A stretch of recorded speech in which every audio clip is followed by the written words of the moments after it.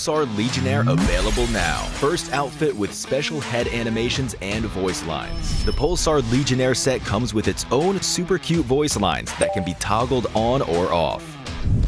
What happened? Bye, friend. Hello, Earth. I'm here. It also features the upgradable Hyperion ship DSR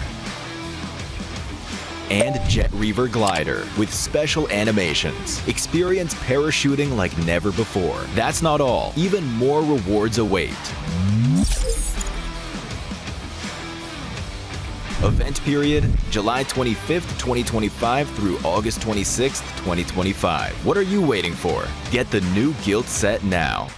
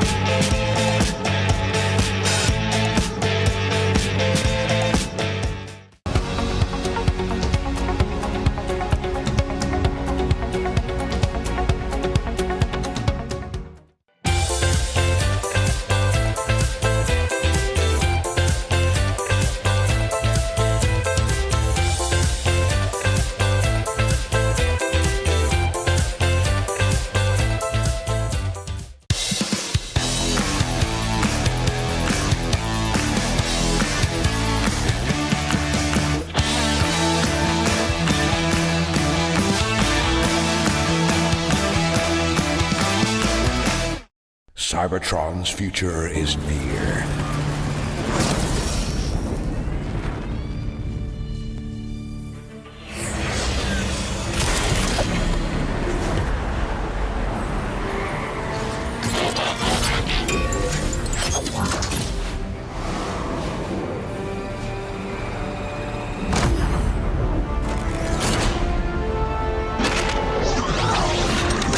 Autobots, roll out!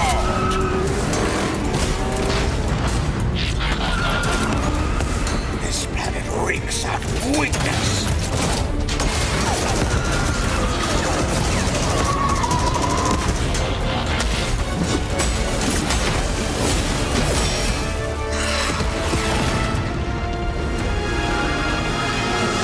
Your courage reignites my spark.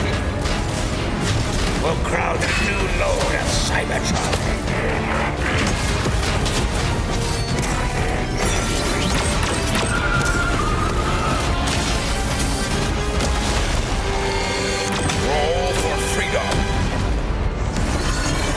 Victory for all sentient beings.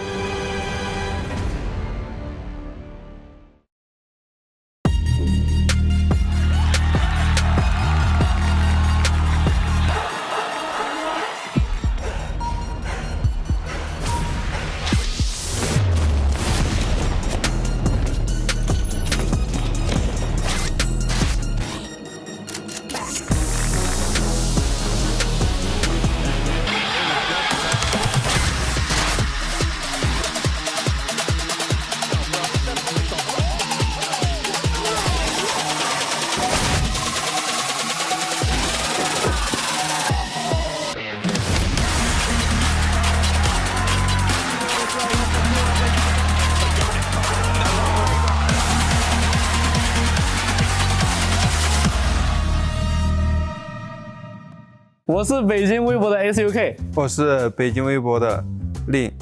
OK， 现在我和令将玩一个你画我猜的游戏。那么现在就是我先画，然后他来猜。OK， 那就开始吧。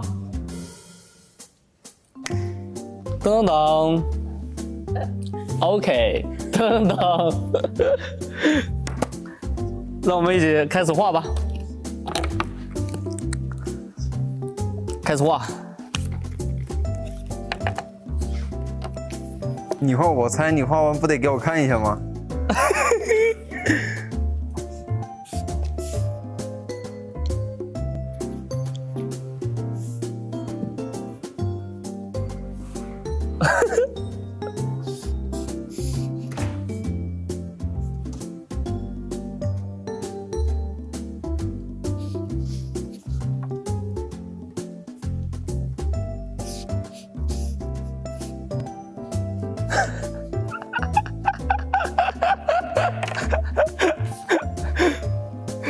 来猜吧。枪什么枪M4。啊，他猜中了啊！他猜中了 ，good。OK， 第一轮你已经猜中了，来，让我们开始第二轮吧。噔噔噔，哈哈，噔噔。OK，easy。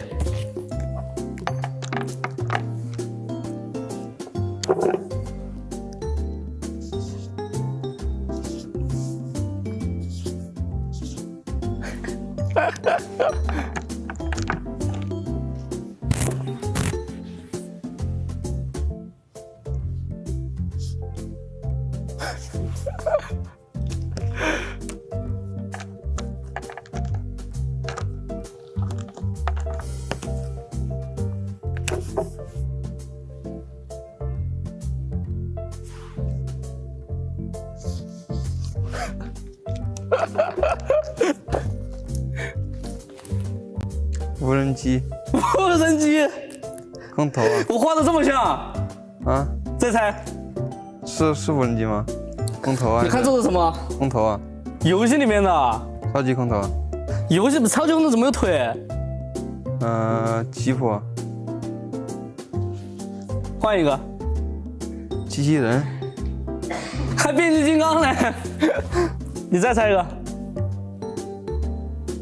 提示一下4个轮子啊，4个轮子，变形金刚吗？嘟，蹦蹦啊！他猜中了，good。蹦蹦一点都不像啊！你可以画长一点都行，你画4个一模一样的。咱们美好的游戏就结束了，然后感谢大家的观看，谢谢大家来观看我们的节目，拜拜，拜拜。Welcome back to PMWC at EWC 25. I'm joined by none other than Falak from 4 Thrives, the man that's currently in first place after finishing all your 12 matches in group stages. How are you feeling? I'm feeling great because we finished at first place, but I think we could have done better today and yesterday as well. So let's see, hopefully we will improve it and improve it for finals. After all these 12 matches that you guys have finished, I'm glad that even though you're in first place, I'm really happy to hear that you're still looking to improve certain things, especially going to the grand finals. Now that you're in first place, picture yourself in grand finals. What is something that you guys are more than likely going to be changing or looking to improve on? We will try to read all the teams who will qualify for finals and make strategies according to it, and let's see how it goes. And with this amazing performance in group stages, how is the team feeling in regards to any possible surprises that you guys felt in the past 12 matches? No, not really. Nothing surprised us. How confident are you feeling that you're going to win the championship now? That you're going to become the PMWC champions? Yeah, we are very confident right now because we are at #1 and we are very confident about the finals for winning this championship. Well, you never know what's going to be happening here in the finals, inshallah. Hopefully you guys will end up getting that first place. Thanks so much. Best of luck, brother.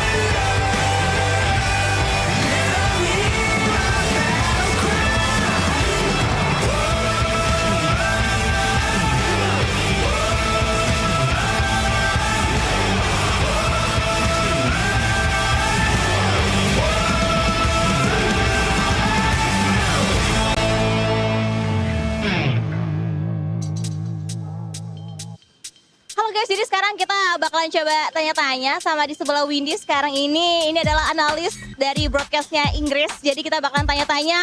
And Seven, how are you, Seven? I'm doing great. How are you doing? I'm also feel great, and I also prepare some question to talk with you right now. So, Alter Ego, what do you think about their performance today? An amazing performance. I mean, the strategies that they were doing too, the rotations, they were leapfrogging people. On top of that, Rosemary put up one of the best performances we have seen. Over 5,000 damage. That's just insane. Wow, and 78 points in just 6 games. That's insane, Seven. It is insane. I mean, they already overpassed what Alpha 7 was able to do in day 1. They also overpassed what Fourth Tribes was able to do in day 1. So going into day 3, the final day of group stages, I think if they continue on that performance, they could end up being in that first place. Wow. And who do you think is the key player of Alter Ego? Rosemary. It has to be Rosemary. When you put up those numbers, there's just no question about it. Okay, so which team that have impressed you the most in this PMWC? Besides Alter Ego? Besides Alter Ego, because today definitely was a pop-off performance, it would have to be none other than Four Tribes. A lot of people expected them to do well. I had them as a dark horse. I was expecting them to do well. I was not expecting them to do that well. The way they've been able to perform, there is some things here and there that they need to work on, but so far they're looking like a championship team. Oh, great. And what do you think is the key strategies to win this PMWC? Consistency. Comes down to that consistency and being able to adjust to what the lobby is giving you. That's what it always comes down, especially at the global events, especially at PMWC at EWC 25. Yes, and tell me, what is your favorite moment in this PMWC? That one, it hasn't happened yet. We're waiting for it. For me, Alter Ego back-to-back chicken dinner. For you? I'm waiting. Oh, okay, so... It's gonna happen in the grand finals. Oke, jadi kita tunggu aja nanti di grand final seperti apa ya. So, thank you so much, Seven. Thank you. Bye, guys. Terima kasih. Terima kasih. Sampai jumpa. Ever wonder what it feels like for the players to step out onto the stage of the Qiddiya Esports Arena? Come along with us. That's right, Barney. As the pressure is mounting and heart rates are rising, we're entering the final stage of our group stages here. Only time will tell which one of our teams will be duking it out in the survival stage and which ones will be getting a spot, a direct qualification to the grand finals. Today is going to be Group Green going up against Group Red in a finals showdown. But you know what? I feel like it's going to be absolutely incredible today. I can't wait to see what's going to happen. Can anyone catch Four Thrives Esports at the top of the standings? Let's find out.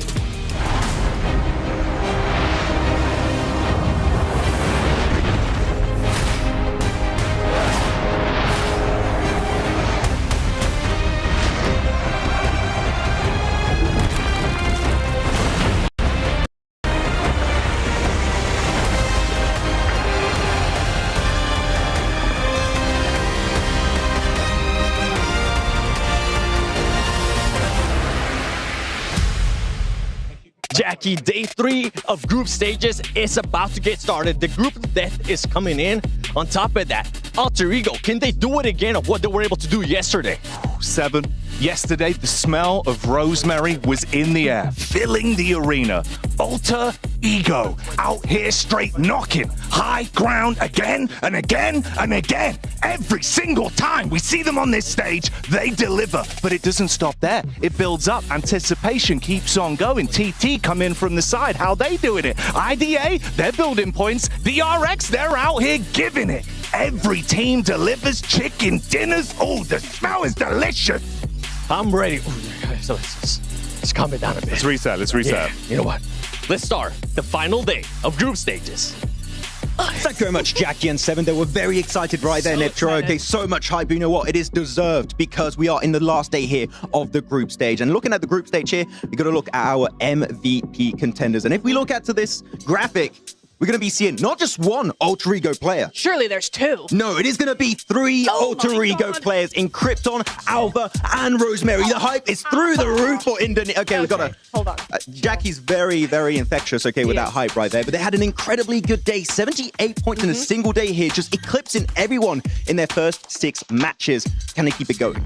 I think they can. The way they were looking at day number 1, coming into day number 2 for them, day number 3 overall, I'm super excited to see what they've got going. Yeah, but of course, because they pretty much secure their spot going into the grand finals, that means that they're going to have a big target on their back in those finals. So, of course, we'll see how that's going to be working out for them. One of those teams that will be putting a big target on their back, I think, is Alpha Gaming, actually. They didn't look all that good in day number 1, but we know they have it in them. As long as they stick together, I think they could do some really cool stuff today. Yeah, and I'm personally going to be hoping for the other Alpha team, Alpha 7, to maybe here get a great third day for themselves in the group stage. Because, of course, they currently the cutoff team, they're in 8th position. And let's keep in mind, in the format, the top 8 teams at this stage will be going directly into the grand finals and avoiding that very annoying survival stage. But with that said, how about we go take a quick look and update on the club championship? Welcome to your Club Championship update live from the Amazon Esports Arena. I'm Taylor Reflections Noble, joined by the wonderful Veracity. So, what's going on? Well, Taylor, we had an incredible grand finals that took place just yesterday. AGAL had a 1-3 deficit, made an incredible comeback over none other than TT Global, walking away victorious 4-3. Amazing stuff from them, and marking their very first victory here at the Esports World Cup 2025, along with being the 10th unique club to walk away victorious with a championship to their name, you know? Which is huge, and so is second place, which is what TT Global was able to achieve during their last competition, earning a valuable 750 points towards their club championship trophy race. They're also competing this week in PUBG Mobile's competition, which happens to be their only game title that they're competing in as it currently stands. They need a top 8 finish during PMWC to capitalize on the points they've already earned. Points mean prizes here, Taylor, and the leaderboard for our club championship. Team Vitality are still reigning the charts with 2,400 points to their names. Closely behind, though, we've got AGAL, followed by Genji Esports and Falcons, the reigning champions, still sitting in at 4th place. Well, you know what? They are going to also be competing at PMWC, and the Falcons are looking very strong. Look, the championship weekend isn't over yet. In fact, today we crown yet another new champion over at the STC Arena. So stay tuned. Back to you at the studio. That's right, the final day of PMWC at EWC 25 group stages. Don't calm down a little bit. We've got some surprises yesterday. I'm wondering if we're going to be getting some surprises again today. My name is the 7WG. I couldn't be able to do this by myself, so let me just join along with Niptura and Maxman. And Maxman, I'm going to go with you first because you're looking fresh, my boy. Thank you. How are you feeling today? Thank you. I'm feeling ecstatic today, Seven. Of course, we're going to be finally sending a few of our teams in the survival stage. Not going to be super happy about that, but also we're going to be sending 8 teams right into the finals. We already have a few teams that are pretty much secure to make it to that stage, but at the bottom of the top 8, it is going to be quite risky, and we're going to see a lot of movement throughout these 6 matches. It is going to be very risky. Nep, how are you feeling? Yes. Okay, with that one, you know what? Let's take a look at the top plays from yesterday because we did have some insane plays. I wouldn't be surprised if we end up seeing a little bit of Rosemary there because Alter Ego over and over and over again, it felt like, Neptura. It sure did. I think we got completely blindsided by them, to be honest. I think nobody expected that from them day out. We know they're a good team. Max keeps going on about Rosemary all the time, Yeah. Well deserved. Like every minute of every day, honestly, there's a Rosemary reference. If you think I'm bad with Team Spirit, it's this guy with Rosemary. But at least they're actually here. Today, hey, yo. Okay, new record. What's that, like 1 minute 30 seconds? Yeah. It's the first time I've originated. Anyway, moving on. No. I think nobody really expected this from them, as I said, and today they really showed why they're your favorite, why Rosemary's your favorite, and yeah, it was a really, really good play. I want to see what they got today. I mean, when you say nobody expected them, we talked to the Indonesian talent. They didn't even expect them, Max. But actually, I talked to them and I said, like, you guys were not supporting Alter Ego or your home region going into this, and now they get 2 wins. Like, what are you guys on about? They're like, we did it on purpose. Get out of here. We're playing 4D chess. We don't predict them. We don't want to curse them. And I was like, okay. And then I said, can I pick them? And they're like, yeah. I'm like, so you got conflicting points you're making if you allow me to predict your home team of Alter Ego. So Indo talent, you got to rethink your strat because I don't think it's going to be good for the long term. Okay, you know what? If that's the strategy after PMWC is done, when we end up going to fall stage and everything, North America, get ready because I'm not going to be picking you for anything. I'm just going to be super pessimistic. I'm not going to tell reflections as well. Somehow we'll end up with the North American team, maybe at PMGC. But let's take a look here at the Crunchyroll reactions. Regnum Karya, one of the teams that is not going to be playing today, and one of the teams that I feel like maybe they did enough, Max, to be able to make it to the grand finals. Time will tell, though. Yeah, time will tell. I mean, so far they've had themselves some really good games, some nice circles going on top of them. I do want to see, I know this is a very basic thing to say, I want to see a little bit more. You want to see the vibes? You want to see a little bit more vibes coming out from this team. But there's definitely a lot of potential for them to make it go out, of course, going into this last day. But it sets very good expectations of what we could see from this team moving forward. But it's about that consistency overall that we keep hammering down is very important. If they can bring that home, then maybe a trophy could be going their way. Would be hyped to see. Good vibes. Ooh, another trophy? Going for the Grand Slam of global events? Hell yeah. Oh, I'm hoping that's going to be the case. But you know what? Let's take a look at the overall so we can see what is going to be looking like today before we even play any matches. For Thrives Esports, they're done with all their 12 matches, 111 points. Honestly, one of the biggest surprise so far out of group stage. Nobody was expecting them to be up there in Neptura. And then you can see the rest of the teams that are going to be playing today. Yeah, I'm just looking at this, and actually the top 4 are all teams with, I mean, technically the top 6, Alter Ego shouldn't be there. They just had an amazing day yesterday. Top 9, really? Top 9. Yep. Except for Alter Ego and Alpha 7. No, what I'm saying is they all have 12 matches already done. What my point being is that to come down, Alter Ego, 78 to 111, we're not going to really see anything from these teams, or rather the top 4 are not going to get dethroned really until kind of midway through today, if at all. So, I mean, I'm just talking about like before the show, I was like, are 4 Thrives going to get taken down a few places? I was like, obviously that's going to happen, right? There's a lot of teams closer to them. But looking at that, actually, it's going to be a lot harder than I thought it would. I don't know if it's going to be obviously Alter Ego overtaking 4 Thrives. Like, of course, they close, was that like a 30-plus point lead they have to try and break, which it is doable, technically. But the teams that below the bottom, the top 8 are going to be very hungry because we said it. Some teams said, oh, we want to make it through survival. I don't believe that. I think that's absolute copium. I think they want to dodge the survival stage. They want to get their spot into the finals. They want the lion's share of that $3 million prize pool here. So you want to try and be on this page at the end of today's 6 matches. And actually, I kind of want to talk about Alpha 7 here. In 8th position, they are playing today. A lot of the teams above them are not playing, so that means they're going to overtake a lot of these positions. But do keep in mind, as we go onto the second page very soon, all the teams trying to catch up. You got, of course, IDA, Thunder Talk, WBG, Alpha Gaming, Horror. All of these teams are trying to chase down Alpha 7 here. So Alpha 7, sure, might look nice and comfortable now, but I think as we go on into today, they might be slowly slipping away if they don't bring their S-tier plus gameplay. I mean, we already have some teams that are going to be going to our survival stage. Influence Rage, you can see there, they've already played their 12 matches, same as Fireflex Esports. And then it's going to come down to seeing what some of these Chinese teams are going to be doing. Thunder Talk Global, Weibo Gaming, a team that we were expecting a lot of, especially at the start of the tournament. We really haven't gotten a chance to see much out of them. One team that I'm currently looking at, though, Neptura, is going to be none other than RA Esports, the hometown heroes. Yeah, I think it's going to be really interesting to see what they do today because we have seen them before. This squad is a really good squad. They're a solid team, but they were very, very quiet. We did not see hardly anything from them in their first day. So I think everybody, and me in particular, are really looking for more from them. And we say that all the time, right? You were saying, oh, it's a blanket statement. It is a blanket statement, but it's a true blanket statement. We want to see them play how we expect to see them play, and we expect to see them play like R8, a team we've seen before. We just didn't see that in yesterday's matches or the day before. Unfortunately, we haven't seen them play similar to how they were playing back in PMSL Mina. We were covering it right here, 7. And Skaton was stepping up, Ida was playing really well, and especially Marth, the player, the new addition to the team that actually is a very strong support for the entirety of the squad.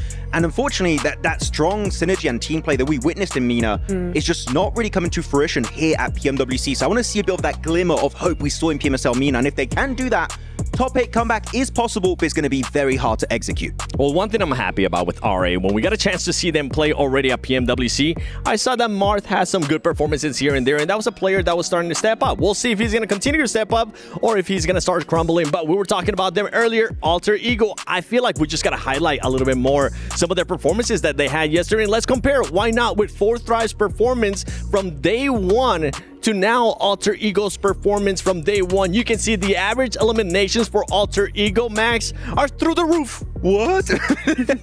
wait, it was 9? Okay, so for context, Usually, we always say in these tournaments, a good average point per game is 10. Yes. Including placement points. Yes. They're almost there just with eliminations alone over the course of a day. Wow. I do not think they're going to replicate this because that's just kind of a flash in the pan. That's a day that is very, very hard to replicate. But if they do, that would be crazy, 7. That would be crazy. And keep in mind, though, Alter Ego yesterday being able to get 2 chicken dinners, 4 drives on their day 1. They were only able to achieve just 1 chicken dinner. It is a bit of a hit mark there. I feel like if Alter Ego does continue to perform like this, they're going to be maybe heavy favorites to win it all when we go to grand finals. I would love to see that because I think we've seen them do very well in the past, fall down a little bit, and to have them come back so strongly in such a massive way, I think would actually be really, really fun to see from them. Yeah, I think the main reason, especially, I mean, it was the whole squad. It wasn't just one player. But one player that I do want to end up highlighting here is none other than Rosemary because of the stats you're seeing right there. Over 5,000 damage, being able to be done in just one day. And honestly, Max, you and I were going back and forth talking about this. I feel like that is the most we have seen from a player at a global event in a very long time. If not, that might be a record. I'm pretty sure some of the meme pages might be able to look it up. Yeah, they'll have to check it out because 5,000 damage over the course of 6 matches, that is absolutely bonkers coming out from Rosemary. And sure, we're talking about Rosemary, hyping him up. The guy is the MVP, current MVP of SCA for PMSL. But we have to look also at his teammates. Yes. Incredible performance. I think he got an 8 elimination game at one point throughout the day on one of their chicken dinners. And Alva, the quintessential setup player for his team, looking for the off angles, trying to set up transition points for his team, trying to claim control of these circles every single time. Those 2 chicken dinners without Alva, chances are, is going to be slipping right through their fingers. So if they can maintain that today, I will be very excited to see if Alva can do similar things to yesterday. I do want to say as well, though, it's going to be interesting to see if any one individual player has a not even as good a day, but maybe even a rough day. If one of, I think in that dynamic that they have, if any one of those players has an off day, we could see a very different Alter Ego because the way we've been talking about them, Alva, Krypton, everybody there, they're so important to each other that if one just has a little bit of a slip up a few games in a row, we could see a very different Alter Ego. And if I'm not mistaken, if Rosemary becomes MVP of the tournament, I know we're not in finals yet, we're still very early. The last time from memory that we've had an SCA MVP was Tony K here, but when it was PMWI. After that, we had Top. We had, of course, the side of Doc being MVP. We had all these different players. We had Nolbu. We didn't have an SCA players in over 2 years almost. The Twins back in the day, too, from Bigatron. Yeah, it's been a while. I think it would be nice to see an SCA player, especially the likes of Rosemary. And I mean, I got a chance to talk to him for a little bit, just to kind of put my input there. And he was saying, I know that I have performed really bad in previous global events. I'm looking to change it. And currently, he's doing just that. He is. I mean, he's been definitely popping off. It's not just a solo performance, right? He is set up by his team. A strong team is needed if you want one solo player to do well, unless your name is Doc. Then maybe it'll work out on your own. Well, let's take a look here at the Jamil Motorsport player arrivals. I'm seeing Namshin Red Force. I know you're heavy on this team, Neptura. How do you think they're going to be performing today? Because they are currently down on the leaderboard. Better, I hope, because I think we've seen a lot from this team before. That we saw them in PMGC 2022, plus or minus a couple of players, right?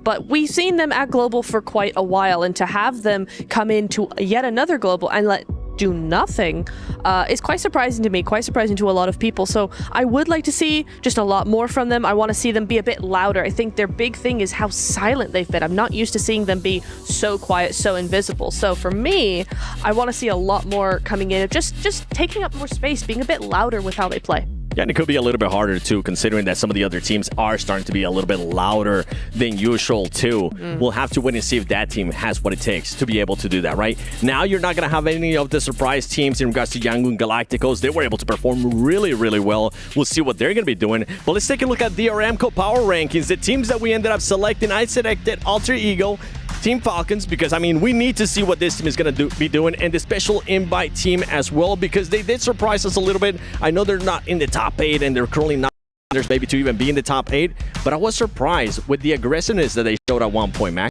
Definitely potential, though. Do you, because you have them in your power rankings, do you think they're making it in top 8? I don't think they're going to be making it in the top 8.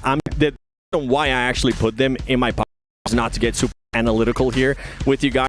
I just want to see if they're going to be adjusting certain things that they did in day one, which was, yeah, they were aggressive, but at times that aggressiveness, it didn't really make sense. They were just willing to take fights outside of the circle. Yeah, that's going to be super important to consider going into day 3 when teams are going to take this a lot more seriously. This is the only chance now for both groups that they have to actually make that top 8. So those little sort of mistakes, or not even mistakes, just kind of not being very cautious with how they play, not thinking through some of the fights that they're taking, that is definitely going to be a detriment to them in today especially. Yeah, it feels like sometimes they go with emotions of just like, this is the natural progression of the game.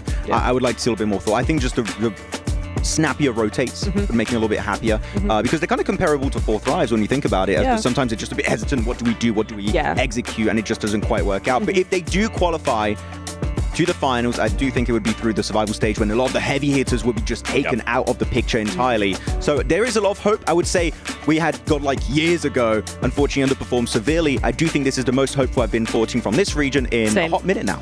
Now, I know you also wanted to talk a little bit more about Alpha 7 Max. You're taking pretty much my role, okay? I can't talk about them right now. So with this team, you mentioned they are currently at that cutoff point. They're more than likely going to be passing some of these teams unless we see something crazy from Alpha 7. I don't think it's going to happen. We have seen a 19 elimination chicken dinner out of this team in Miramar. Do we expect them to have a performance like that again or a bit of a slowdown? I think they are going to be slowing down a little bit just to avoid any confrontations they're not ready for. Like I'm talking possibly hot drops, maybe also teams trying to interact with their rotation path on Erangel and Miramar more specifically because Miramar is one of their best maps, so teams might want to try and ruin their chances over there. But the teams below them, like you got Thundertalk, you got WBG, APG, Aura, like all those teams, I think if you want to try and get rid of the main competition in this lobby while also securing a spot into the finals, I think that would be the team to try and chase down. So they might have a bit of a target on their back here, and the team that a lot of teams want to eliminate as early on as possible. Yes. Yeah, I think as well, something to consider is A7 do play edge and spread out, and we saw the same from AXTMG, we saw the same from Hora, we saw the same from Intense Game, I think, as well. So there's a lot of teams now playing the same way as them. They got to be careful with that. They definitely do when it comes down to not being able to start slow. That was the big question mark for a lot of people in regards to this team. They weren't able to start slow. One thing that I want to ask you guys quickly, and I want a quick answer on it too. Weibo Gaming, are they going to be starting off slow? No. Yes. Oh, interesting. 50-50. I like this, and we will end up seeing what's going to happen, and I'm pretty sure maybe we'll get a chance to come back. We'll see what's going to happen, though, because, ladies and gentlemen, we are about to start the final day of group stages. So let's send it over to this stage.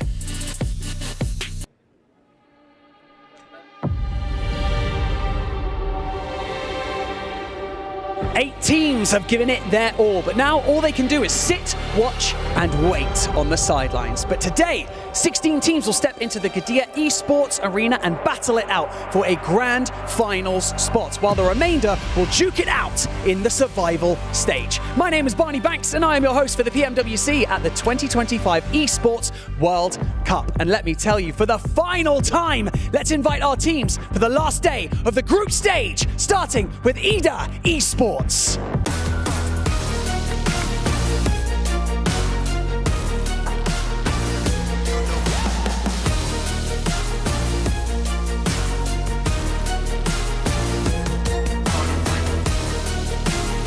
Thundertalk Global.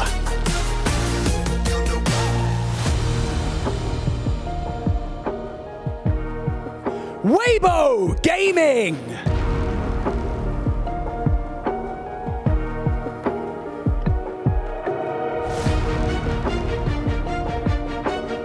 AXTMG.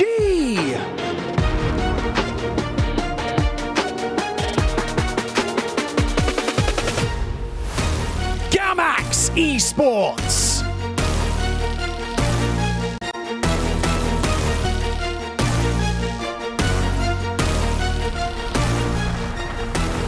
Alter Ego Eres.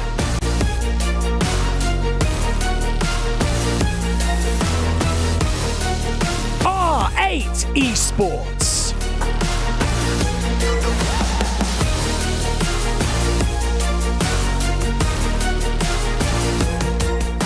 Alpha Gaming.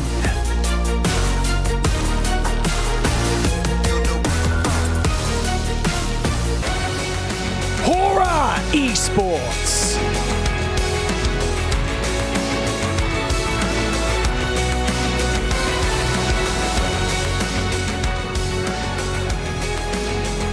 Intense game.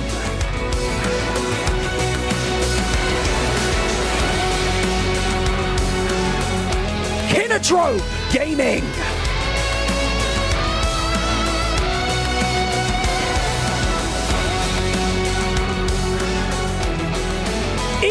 Arena.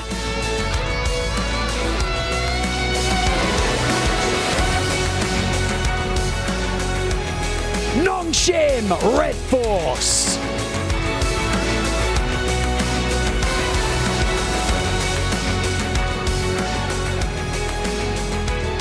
Power Esports.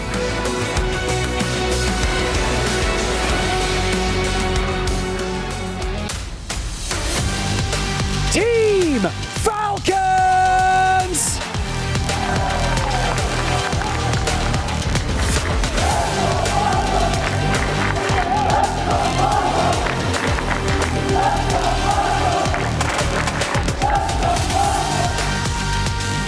They finished in second place after day one. Your reigning PMWC champions, Alpha 7 Esports!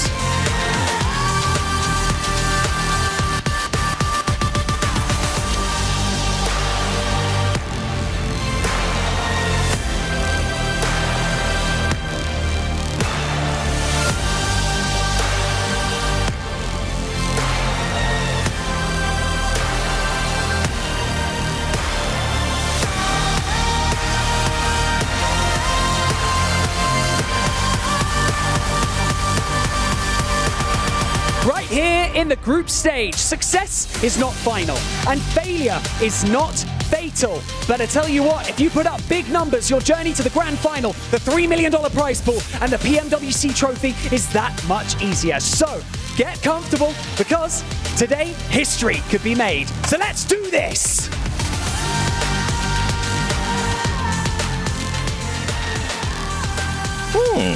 Okay.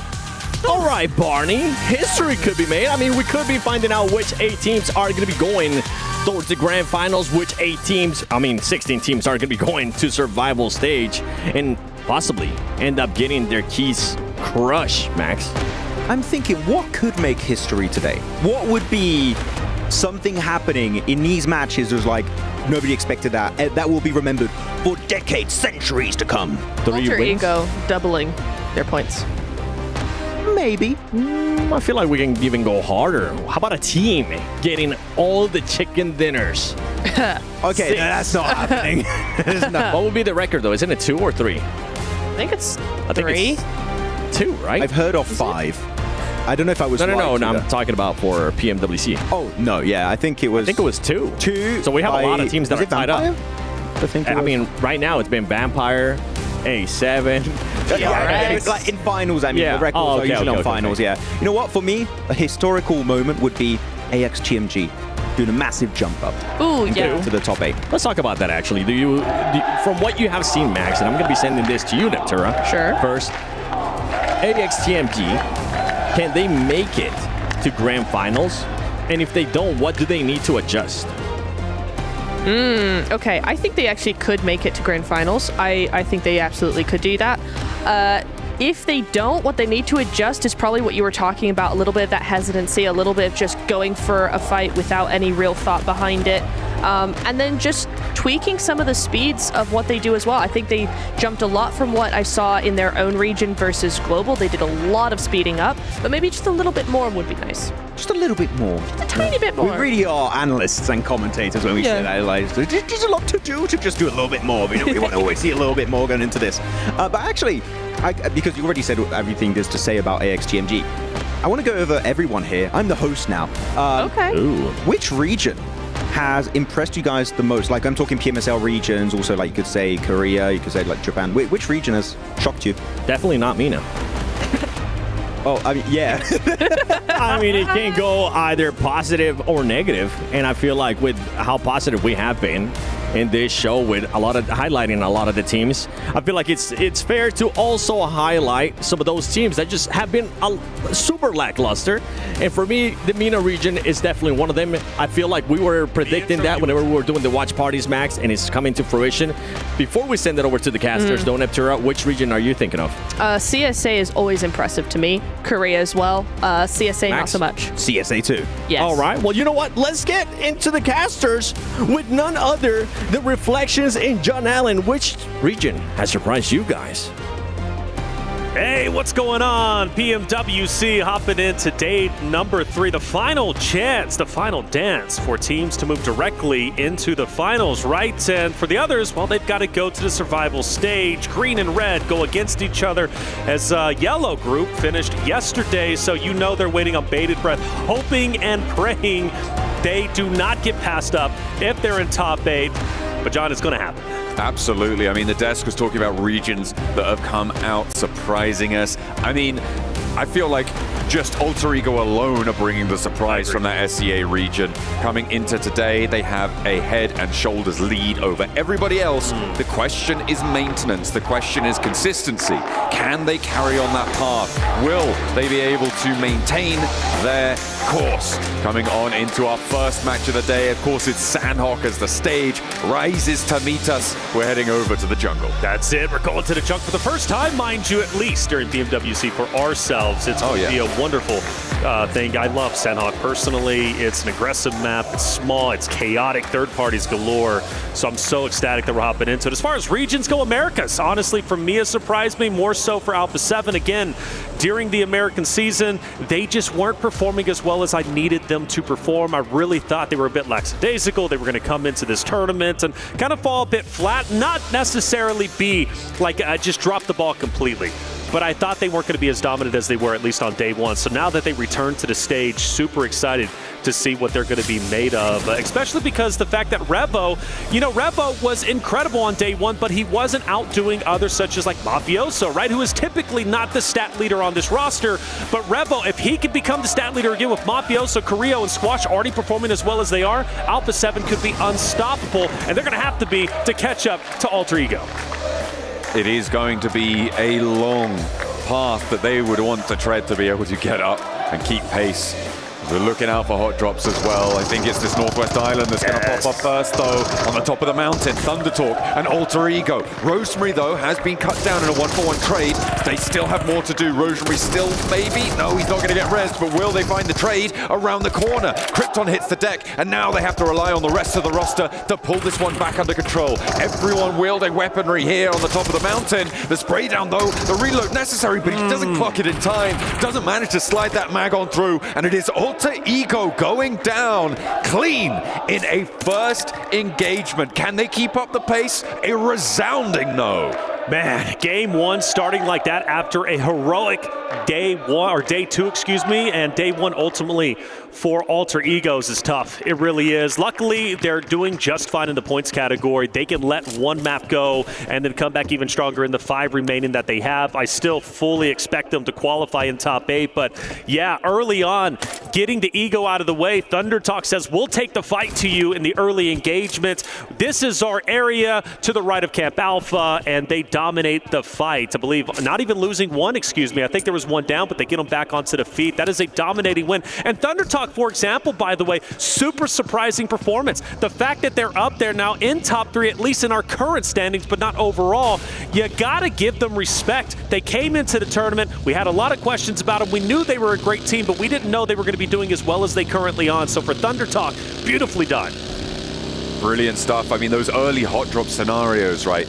They are a little bit more chaotic. There is a little bit more of a window of opportunity to play the variance, right? To have the outside chance, low armor, that sort of thing can really come into play quite impactfully in those early engagements, especially when you're all dropping on that high ground mountain on the Northwest Island. And yeah, it's just not going to go Alter Ego's way this time around.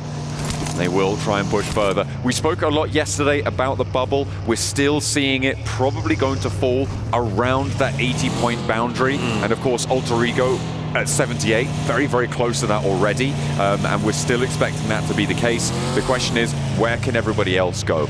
Out of this set of 16 teams, we're expecting between 4 and 5 of them able to make it in through towards the top 8 of the bracket. It seemed like a fairly solid lock that 4 Thrives are going to make it on 111 points, a massive lead at the top, and then you've got a lot in the mid-80s, a couple in the mid-80s there. So if we get 5 teams out of this set of 16 into the top 8, that would be what we're expecting. So if we took the top 5 teams right now, that would be down to Weibo Gaming.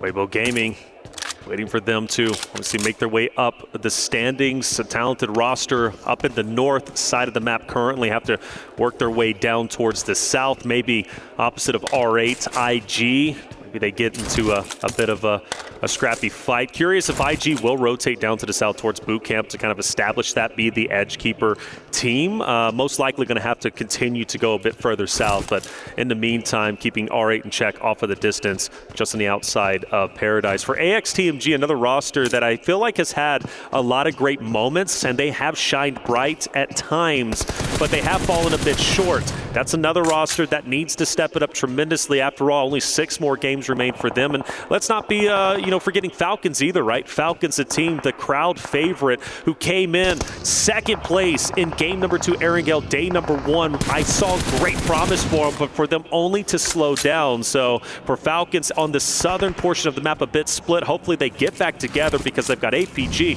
Gamex around them. They're going to have to fight, probably not now, but at least soon enough. I like APG's split as well in the center. There's 2-2 controlling the compound down the hill as well as that high ground scout tower. It is really powerful, but it looks like the Falcons are going to try and challenge on that south point, so potentially a bit of an upset for the APG position. I wouldn't be too surprised to see a regroup as they try and keep that one together. Nongshim rolling on in as well, trying to make their way through, and it's just going, it's going pretty well. Power had taken a lot of casualties earlier around that ruins location. Not going to be too much to do. APG do in fact regroup here as the Falcons try and get to the top of the hill. A beautiful nade though. Looks like it may be able to even the odds. Ralph has to do something though. Like you said, even the odds. You got a flying card. This is a perfect opportunity to send some shots flying to top. From up top, keeping Ralph's head down low. It's a perfect, but Top's got a nade, and he's willing to throw it, and Ralph is missed. Top now full send, DPS in hand, and Ralph will fall. And beautiful shots on Redox just below. An unfortunate set of circumstances for Falcons, but make no mistake about it, APG also taking some hits. Where are those shots even coming from? I think that might be from, is that from Redox down the hill? Is he still going? I think he has to be. I think he might be. Could be Nongshim coming in on this west side. You've also got Gamax out on this east edge. But for now, they are still all alive. It is only Redox for the Falcons. That is really nasty going for them. I mean, he's a powerful player. The guy's got some style, but against 4, against Alpha Gaming, I'm not so sure. Yeah, it's going to be tough without question. Alpha Gaming getting some much needed points. Luckily, they get all their teammates back up into play. They had a player down on the tower just up ahead, but now they're going in to finish off the Falcons, to finish off Redox, but it's not going to be that easy. Redox putting out some tremendous damage, and he's looking to take on the full force. Meanwhile, Zyle is also down. Nade's thrown at his feet, but it's got a couple of seconds. He times it properly to push forward with the DPS, but misses the critical shots. APG take the Falcons down. It was a nice read at the start of that one from Redox to be able to hold his nerve around the corner. He heard the pin pulled, he saw the nade come through, he knew that's not going to be a problem for me. I'm going to be pushing through anyway after my nade. He already had that advantage on the tempo. It's just unfortunate that he didn't connect with that nade too well. He didn't connect with his shotgun shells. It could have been a different story. It was a lone player on the inside, but it does mean, again, APG, Alpha Gaming, stay alive. Our next circle shift is going to go a little bit down to the south, but it does keep that northern shoreline up and into the game. However, it's very treacherous to play there. You've essentially got the hilltop over Painan and many other places that you're going to feel super comfortable. Maybe cave. Fajita from Gamex, I need him to roster. You notice Alpha 7 might be splitting the difference in between them. That's going to isolated, maybe Arthur, but I do notice that they start to take some vehicles and rotate down. Alpha 7, opposite of them, that's going to be scary because let's face it, for Gamex, they did not have a great day 2. They only, out of 6 games, they managed to secure 5 points. If Alpha 7 sees Gamex, they're going to see a weaker team. They're going to want to push that and get some much needed, and in their mind, easy points. Now, granted, Gamex a phenomenal team, but Alpha 7, again, they're sharks and they want to eat it from the horse. So unfortunate, man. What did he do to you?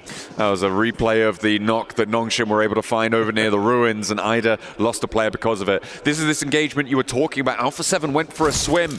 I know it's hot here in Riyadh, but it is still quite risky to go for these swims, as Alpha 7 do manage to make landfall, and more than that, they're landing lead down towards Gamax. Find a second knock as well. An answer with a DBS at range, but there is nobody else to try and pick up the pieces here. They are not close enough by. They were not regrouped, and Gamax are going to fumble.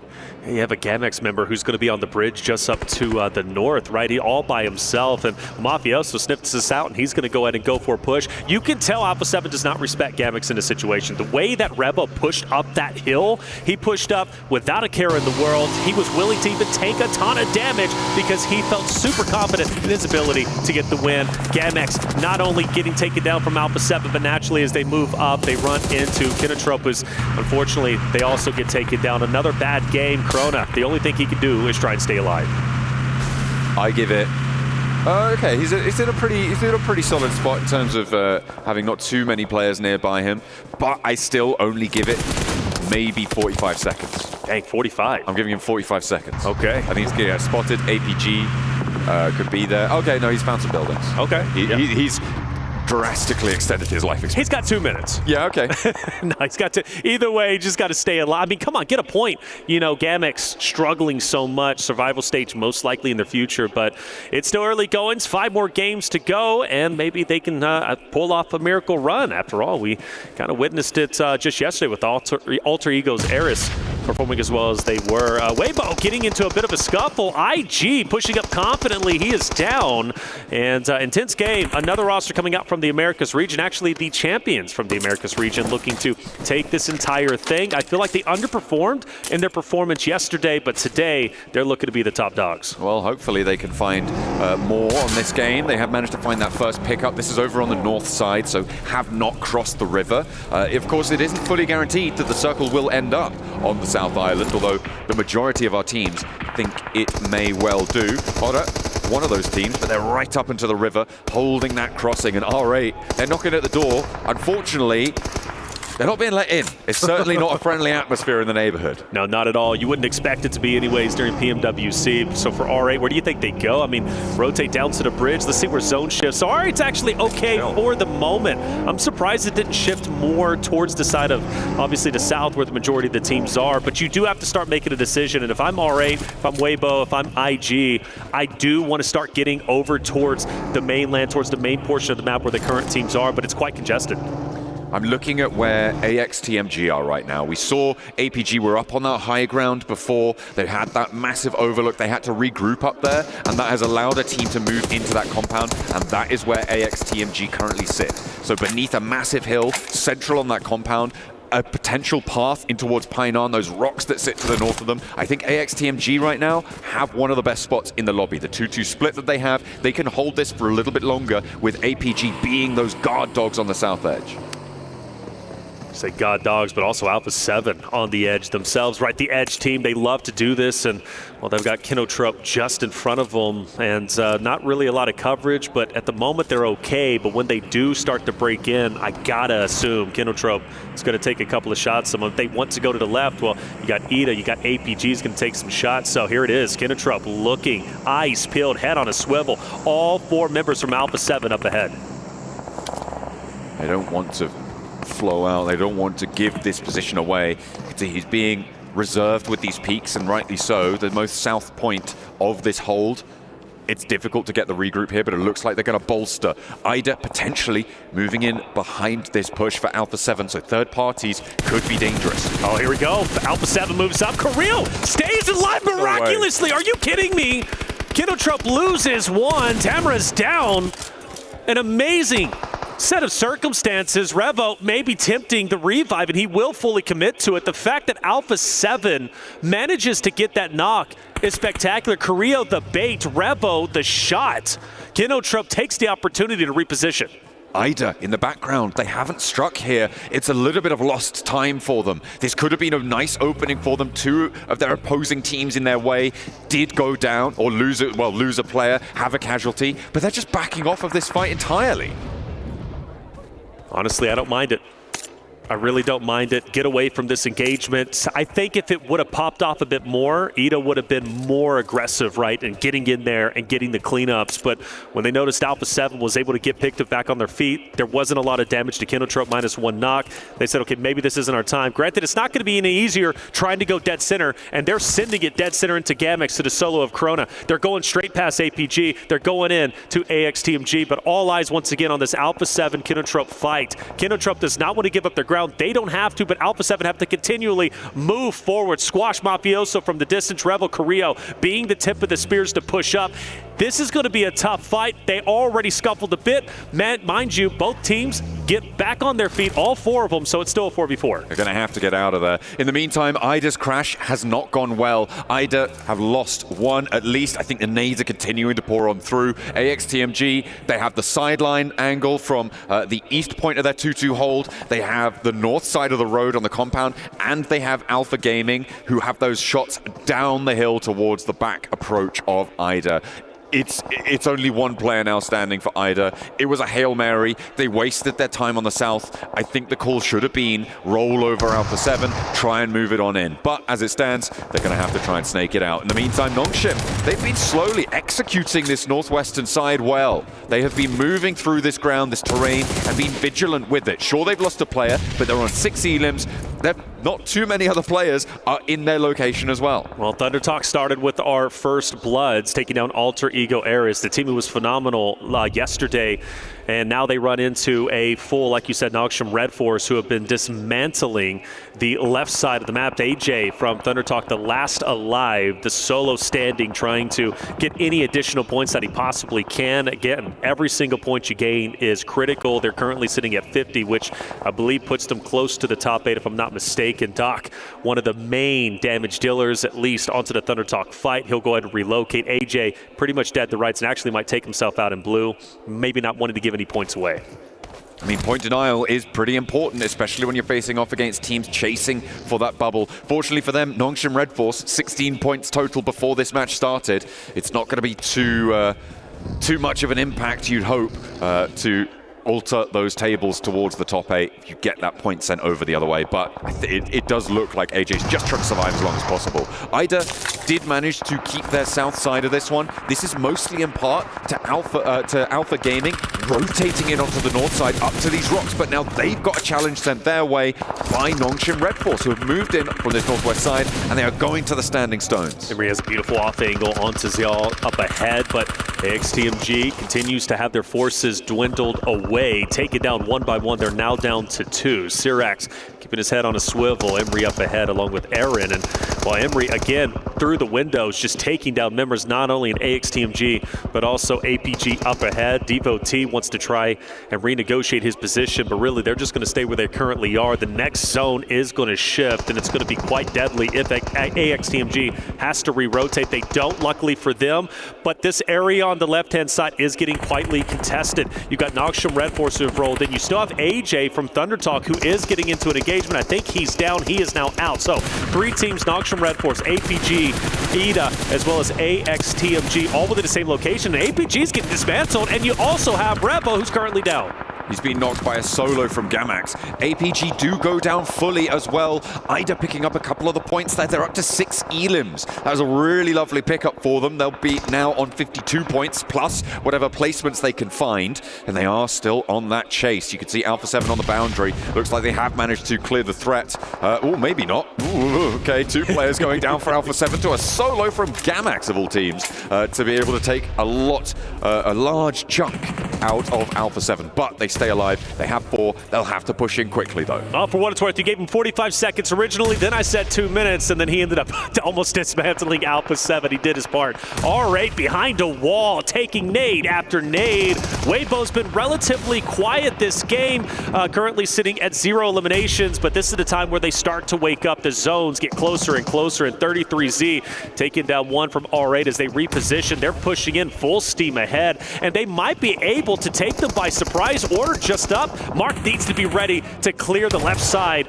of this choke point. Some pre-shots. He pushes up. Pre-nade's going to be out. Actually smokes. This is going to be chaotic. Oh, a full blind there for Marth, and he can't hold the door frame anymore. Weibo going low as well, though, and into a 1 versus 1. Ida versus 33Z around the corner, and Maxman was right. They start off slow. Weibo go down in 10th. Weibo out. Maxman looking at his crystal ball, predicting the future. E-Arena, a roster that's very far down in the point standing. Another roster that's at 0, been opposite of intense game for quite some time, hugging the hardcover POI, now maybe forced to go out into the open. That's going to put IG as well as EA into a direct competition. Not going to be easy for them, but E-Arena, they're going to have to move. Intense game also have to go forward. Hora has taken some respite inside of the current zone, but I'm looking at AXTMG still at Ida. They look to be the strongest, at least currently, but you also can't forget about Noxium Red Force. Honestly, I think a lot of teams get a piece of the zone where they feel relatively comfortable, but yeah, the IG E-Arena fight, that's going to be a deadly one. Alpha 7 down to 1 player in the midst of all that scrapping in Painan. Over on the northeastern side, I didn't quite catch it, but they've lost 3 players down on that south edge. Nasty stuff coming on through. I imagine that would be in Kinotrope on that eastern flank. But Painan needs to conclude now. Intense game, E-Arena. They have to try and scramble their way out over the walls and up to the hills. The Nongshan Red Force position on that northwest side looks pretty tasty right now, but they have to extricate themselves from one another to have a shot. Well, I thought it was going to be IG and E-Arena fighting, but it's Noxium Red Force who's gatekeeping them, taking out 1 by 1 of IG, who might not even be able to get their teammate back into play. I think they do it just in the nick of time, but Red Force is going to keep their heads down. Petrino knows, look, we've got to take this E-Arena roster out, but it's not going to be easy, as Mormont firing some wonderful shots, drops 1. They start to push up, but again, once they get out of this hard cover, Red Force is going to be ready for them. They are currently 2 players on the overlook there from the high ground. They've left Binny down to control the compound situation. Ora also lighting up the sidelines. Mormont under pressure, but he is able to weather the storm. The nade pin pulled, but has to put it back in, get that first aid going. They can't afford to lose that forward position. Turney K moves on in as well. No fear behind the tree. These locations are getting lit up now as Sleepy goes down in the back line for Ora. E-Arena weather the storm. Doc C, though, moving over the top of the hill as TZ moves in 2. Sky, great shots, but forced to hit the ground. E-Arena keeping the pressure up. The car's on fire. Back away. You don't want to take any additional damage or, man, even go down. Joker also on the move. You can't even go too far up this hill. If you do, you're going to be isolated by Kinotrope, but watch out. Kinotrope is going to be coming up behind Hora. Hora needs to be ready for this. They can't be focused too hard on the third party. They move in, and Sleepy's down, and Kinotrope might be able to get a team wipe.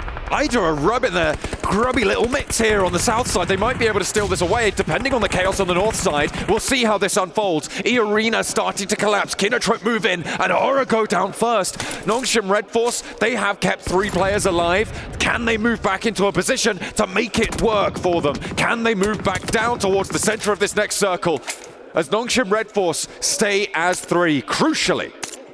Arena, they're in tough goings. You've got Kinotrope right behind them. You've got Noxium Red Force in front of them. The zone shifts even further, and I believe Red Force needs to take advantage of this. They need to rotate as quickly as they can, because I believe with the elevation of the mountain, they can rotate around, and they can take some respite where Benny is currently at. Kinotrope, they're most likely down and out, and in fact, they're going to be fully eliminated, but you still got eyes on AXTMG. Ida, who's going to be in the hardcover locations just down below, and Ida only has 2. Of course, AXTMG only has one, but they can output quite a bit of damage. But back on board with Red Force, Arena, can they get the full finishes? Yes, they can. And now the attention is turned. For Nongshim Red Force, they have to push back down towards this next circle, but they don't have cover. Ida have it for a little bit longer. They're lighting up these sidelines. There's a vehicle up there as well. Doxy goes forwards. He needs to make something happen here, or they will go down. On the inside, they will be pushed out, but they can survive for just that little bit longer. Nongshim Red Force, they're on the lip of that hill at the top there. Okay, but he doesn't know, right? He doesn't know AXTMG is going to be just off to the left. Placement points for Ida so big in this moment. They want to stay alive as long as humanly possible. But Aaron's going to drop down. Doc gets active. But meanwhile, the trap is still set. AXTMG goes forward. Doc, you got to be ready for this. He snips it out. He clears the corner. Just a sliver of hell for AXTMG. And he holds on tight. Can't get the finish, but finally does it. That's an additional point. But at the end of the day, Nongshim Red Force take game number 1. A massive performance from Nongshim Red Force. They were quietly executing the northwestern side of that circle from the ruins area. They took that fight, they made it work, they took control, and nobody was able to challenge them there. Alpha Gaming thought they had a chance. Nongshim Red Force said, no way. We are here to play, and that is a brilliant entrance to today. I know that Neptura was saying they needed something on this day, and they have delivered here. They started on 16 points. That's going to put them up with a 13-elim game up to 29. So way to start the day. Nongshim Red Force looking powerful. Other teams, though, looking a bit weak off of game 1. Falcons, Alter Ego Eris forced to step it up in the next remaining games. But either way, for Ida, you got to give them their flowers. Second place gives them some much-needed placement points. Also in the running to break into our top 8 and move directly into the finals. The question is, can they do it? Well, we're going to have to find out. It was a great game number 1. Sanhok never disappoints, and it especially did not disappoint for Team Red Force. Absolutely not. They had a hell of a rotate back down south, but we are going to be rotating over to a break for the time being. We're going to put Sanhok to bed. We'll be coming at you hot and fast with Erangel, rather, after the break.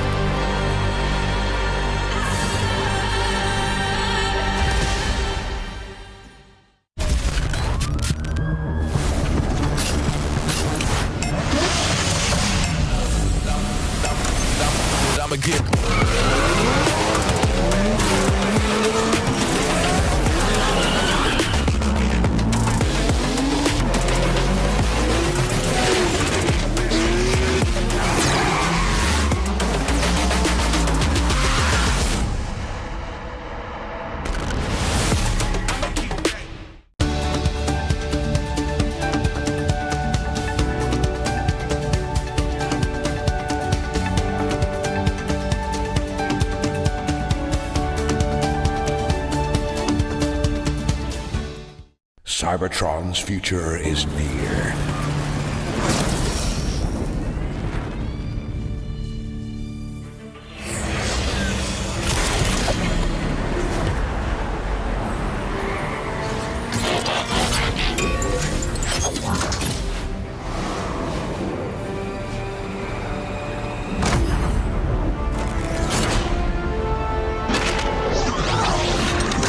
Autobots, roll out!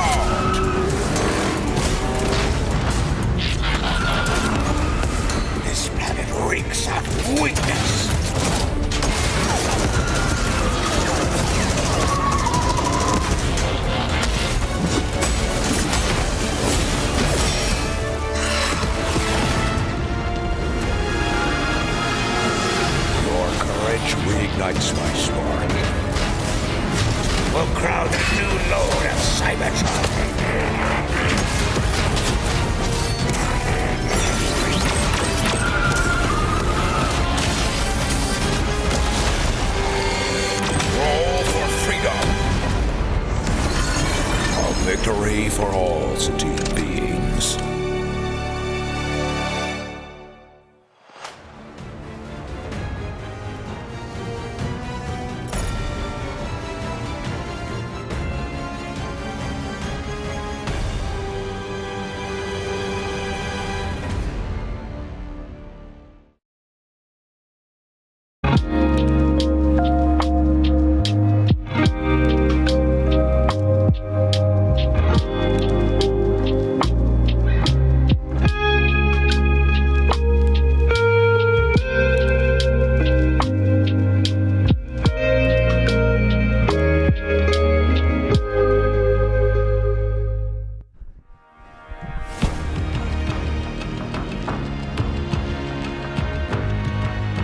Yes, that's the relaxation we're talking about.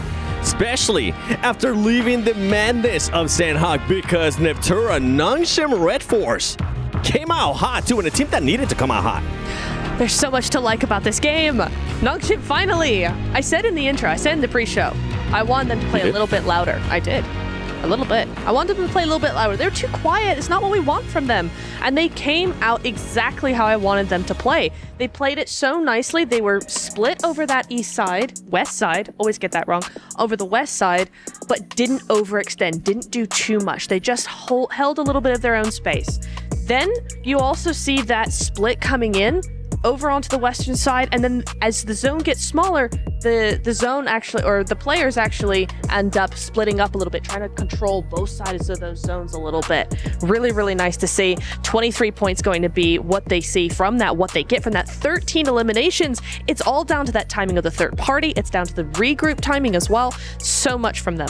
You want it loud? I mean, you got loud. 13 eliminations out of that team. Another team actually surprising us here, Max. Not only just Esports, Kinotrope Gaming being able to put up a good performance here as well with 11 points, and then AXTMG following up the good performances there too when it comes down to Sanhok. And remember, that is one team that kind of has an advantage, I feel like, over everybody else when it does come to Sanhok, because they played a lot more in the region. Yeah, that's true. They do play a lot more going into BMPS, so they had a lot more experience going into it, into PMWC. Can I go deep on AXTMG, because I got a complaint. You know what? Oh, let's go. Yes. AXTMG, you had such an amazing compound.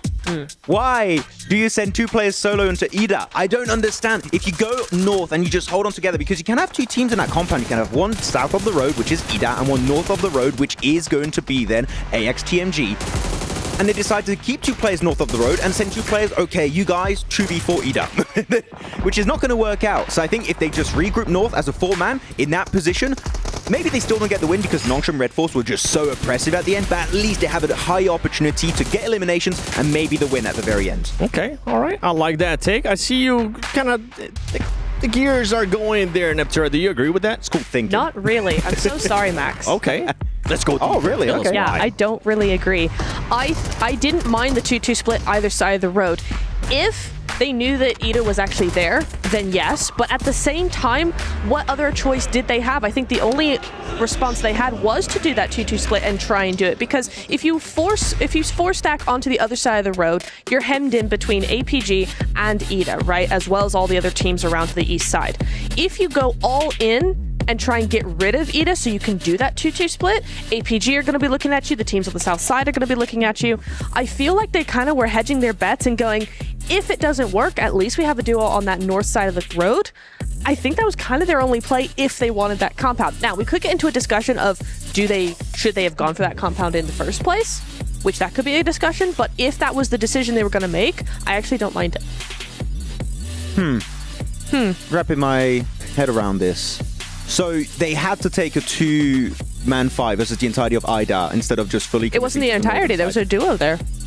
Yeah, but like it was the remnants of... Yeah. I mean, because I think if you do go for the full stack, if you do try and go 4v2, you're going to get picked apart. Because at that point, the compound... The reason why I'm saying this in the first place is because the compound is on the edge of the circle. Yeah. Next circle, unless you get a really bad circle shift, it is going to be tending to move away from that compound. So naturally, that's going to be forcing Ida towards the compound of AXTMG, and meaning they're going to have a great opportunity to kind of third-party that push and just stop them from entering the circle this time around. So I get your point. Yeah.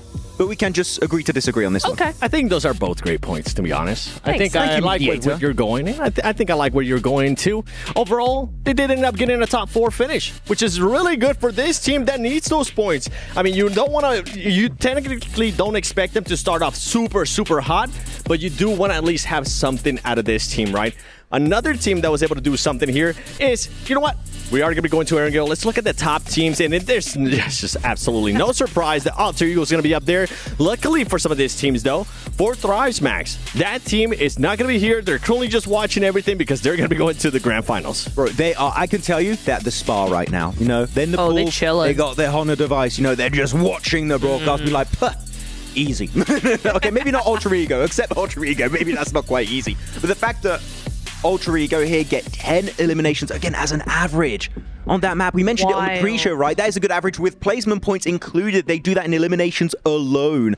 Alter Ego, if they, again, can replicate that first place, definitely on the cards for them. I will say, though, APG not far behind with over 7 elimination average, what, 7.3, something like that. And if you talk about 4 Thrives having a really, really good elimination average with the 6 point something they had there, APG still not doing too bad. And I think it's even more impressive considering that we've seen far less from APG than we have from Alter Ego or 4 Thrives. How about we talk about APG on this game? There was one thing from APG there that we were kind of hesitant about. For a split second, we saw Doc starting to scout, but it was a little bit different. It was a regroup. It was like it's actual scouting to facilitate a transition. It's not like actively scouting and then 1v4ing. That's completely different, okay? No, he actually goes for the rock where eventually Nongshim Red Force take control of it with Binny, and they do get himself a really good angle and then just pick up everyone else. I think even Doc went to pick up Toppy was his personal Uber to bring him back in that position. I do think they should have gone high north on the rock position to try and win it off, but I think overall, Doc is trying to play with the team a little bit more, which you can always appreciate. I mean, it comes down to that team just being able to make sure they end up regrouping. And for everybody currently watching at home, don't forget that from July 25th to the 27th and August 1st from the 3rd, log into Summon Airdrops and collect 2025 airdrop vouchers to enter prize draws for official merchandise, smartphones, BD partner rewards, permanent in-game items, and more. Every participant is guaranteed to win. Additionally, from July 25th to the 31st, vote for your favorite airdrop partner for a chance to receive special gifts from them. Don't miss this year's airdrop carnival and unbox your surprise. And what I want to unbox now is going to be this next match because I'm excited to see who's going to be the top dog here in the first Erangel of the final day of group stages. So let's send it over to none other than John Allen, the man with the great voice and Reflections. Soldier Reflections. Wait, what did he call me? I don't know. Soldier Reflections? Soldier Reflections? Yeah, so you get the good voice, I get Soldier Reflections. So that's okay. We take those dubs. Hey, man, look, you can keep that all to yourself. I'm busy casting PUBG Mobile. There you go.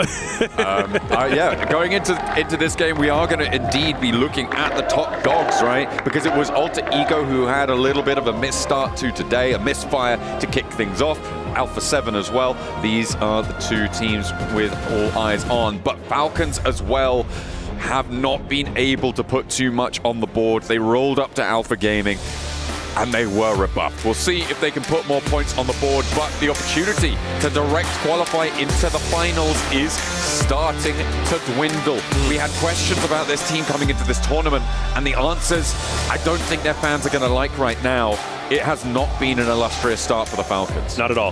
Not at all. And I'm actually very worried now at this point because when they played in their Group 1 on day 1, they started off with a big second place, plenty of eliminations, a tremendous game to say, okay, Falcons are here to play. They weren't the greatest on Erangels. They just weren't. And now they move into Erangel. They're already really far down. We're talking 22 points. Falcons have to pull off a hat trick over the next 5 games. They cannot afford to have another bad game. They just can't. They now have to pop off each and every game, and that starts here, game number 2 on Erangel. So for Falcons, the home team, they've got to get to work. They need those points. They need them fast. Getting 60 points on 5 matches, I don't think it's going to be doable to push up towards that 80-point boundary that we're expecting.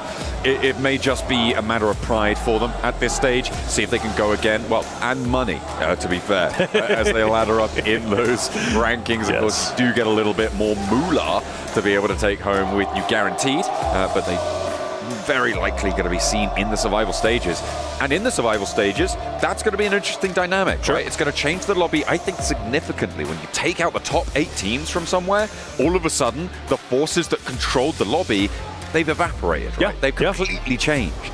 It's a great conversation. It truly is. Some teams might be, look at that zone. We'll talk about that in just a quick second. But, man, you know, some teams get very nervous when they see the likes of Alpha 7. Maybe they see Alter Ego Ares doing as well as they are, right? Thunder Talk. And they start to deviate and change their play style. When they're gone, like you mentioned, things start to change a bit. And, well, survival stage is going to be a lot of fun, but very stressful for those teams who are still struggling even at this stage. We look at the zone on the way to the right-hand side. APG, Thunder Talk, we know where they like to go. They like to go towards military.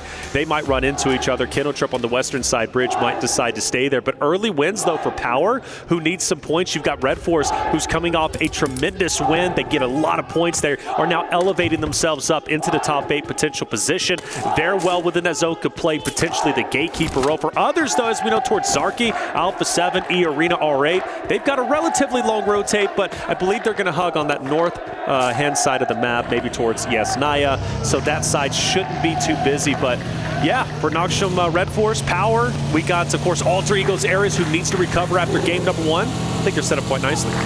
Yeah, they had a little tight drop over towards Milta very early out of the plane path. A couple of teams out there as well, Power and Gamax. And to be fair, if you're going to choose 2 teams to be right next to you when you drop, it is Power and Gamax, who are in 23rd and 24th on the table, respectively. Yeah, and they managed to get all the way up to Lipovka fairly unscathed. We saw Kinotrope as well taking up Ferry Pier away from 4 Thrives, obviously, who normally drop there. We've seen them drop there for the past 2 days. Of course, not playing today. That spot was open, and Kinotrope have been able to take up that mantle, which does mean that there's potentially different dynamics if Alpha Gaming opts to go for that West Bridge rotate instead of going directly into the zone, right? Going past Thunder Talk, which is also an option. You say that, it's not going to be an easy one, though, is it? Thunder Talk's been putting up a wonderful fight, and I think for them, they want to prioritize this rotate onto mainland as quickly as possible. There's just no way military is going to be obviously within that next zone, so they want to try and get a move on and potentially get some distance between them and APG. For the other rosters towards Zarky, nobody's moving just yet. Relatively slow goings. R8 did disengage. They're now moving up towards the north-hand side, which could give them a pretty big advantage, in my opinion, if they can set it up properly and have the wherewithal to know, okay, we might have a couple teams rotate in towards Yasnaya. We could play gatekeeper. That could be some much-needed points going their way. I mean, after all, same kind of conversation with Noksham Red Force, R8, AXTMG. They're a little bit on that bubble, right? They've got a lot of ground to cover, and they're running out of time. Thunder Talk being cautious on this bridge crossing, rightly so. There's nobody currently challenging them, but because of the number of parachutes that they saw heading to that northern side, they would have seen at least 3 or 4 teams heading out over towards the mainland from that Novo drop. They are being nice and cautious to get across this one. They're serpentining across the bridge, they're leaving backstops. It's nice and disciplined from Thunder Talk, and they are going to be able to carry their journey on in towards the south side of this circle, moving now to the south edge of Milta. Weibo, pretty easy rotate for them. They're going to be just fine. Team that is at 42, still very much possible. Revo, a bit of a misjump, but that's okay. He's styling on us anyways. Again, up there towards intense game. E Arena. Thunder Talk goes over to the right-hand side, maybe closer and closer towards Gamix. But one thing about this zone, right? I mean, it's so much water, right? There's only going to be so much land that's going to be usable. It's obviously playability-wise. So, yeah, I think it's going to be quite a bit tight. I do worry maybe potentially about Falcons. I think they're just fine at the moment. But if they do decide to hang around school area, you've got Ida, who's already going to be there, most likely very early on. They're probably going to stay there for the time being. You still got IG coming onto your backside. You have, of course, E Arena. So Falcons going to be just fine. For Kinotrip, though, I am quite excited based off of where they're currently positioned, but Power is getting dangerously close. Yeah, a lot of contest for that central location. Alter Ego moving up, potentially out of Lipovka towards Prison Hills. It looks like Rosemary may be wanting to stretch out a little bit further. Currently Power hold to the south of it. Kinotrope, they're up onto the tower right now, and just trying to keep an eye out towards Nongshim, who are taking some shots over towards Power as well. He's still relatively quiet. Tense game. They're on the move. Going through Pochinki, straight into the area off to the left of Falcons. APG still on military. They will decide to finally get a move on. They're not going to go on that western bridge. They're going to take the eastern side, which honestly is good for them. They have to assume if we do take the western bridge, teams are most likely going to be rotating late through blue. That would then include Weibo, who's going to be on to just behind them.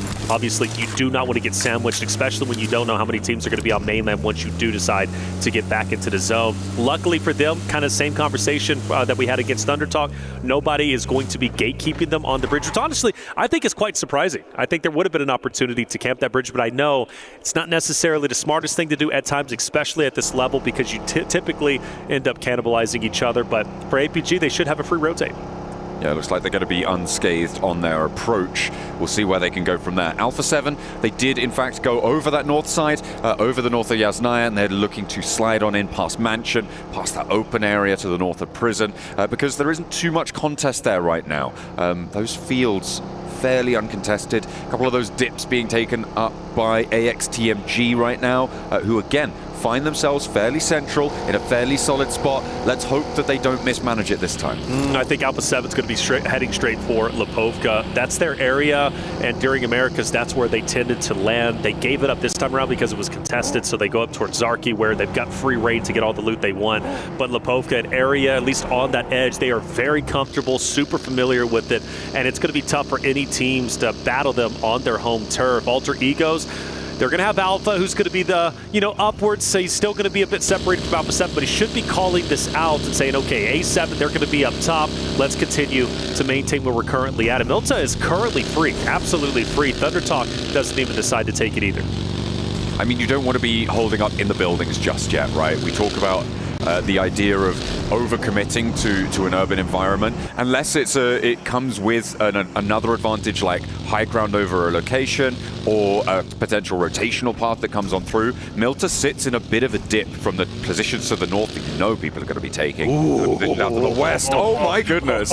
Maybe you're going to go in there now though. Yes. Because it is only when it commits on the side of an urban environment that you want to send in. Look at everybody. That is one hell of a shift. Let's go. Mad Max on the road. Look at everybody just shifting down. So many names, so many teams. Everybody's like, oh, wait a minute. We were not prepared for this. And well, Alter Egos will take over the right-hand side, and now the gunshots start to fly. Power, by the way, does have a hovercraft, and well, Rico says, I want to try and take it out if I can. Gamix struggling so much. They're only at 6 points. They've already lost a player, but where they are currently at, maybe, just maybe, they can get a couple of shots and take down some stragglers from other rosters rotating in. I'm looking at Weibo Gaming right now. They've taken an interesting approach to this one. They've sent all the way out on that western bridge to Sosnovka Military Island. They're currently rotating on the north side of the military base. They're going to be coming through on that bridge, so potentially a little bit of a wild card in play here. They could go for an aquatic approach to the mainland too.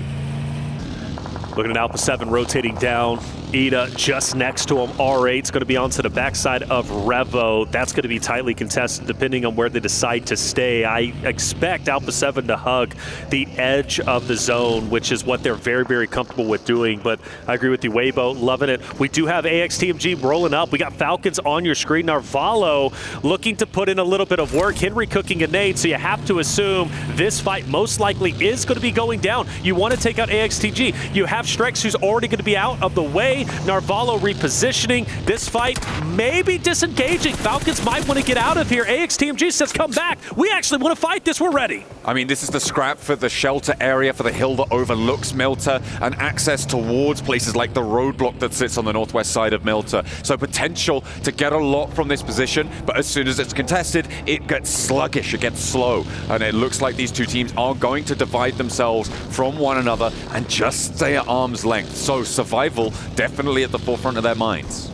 Something to think about in the future. Weibo, we did compliment that they were on the military side. If they do have to go up towards mainland, look at that bridge now.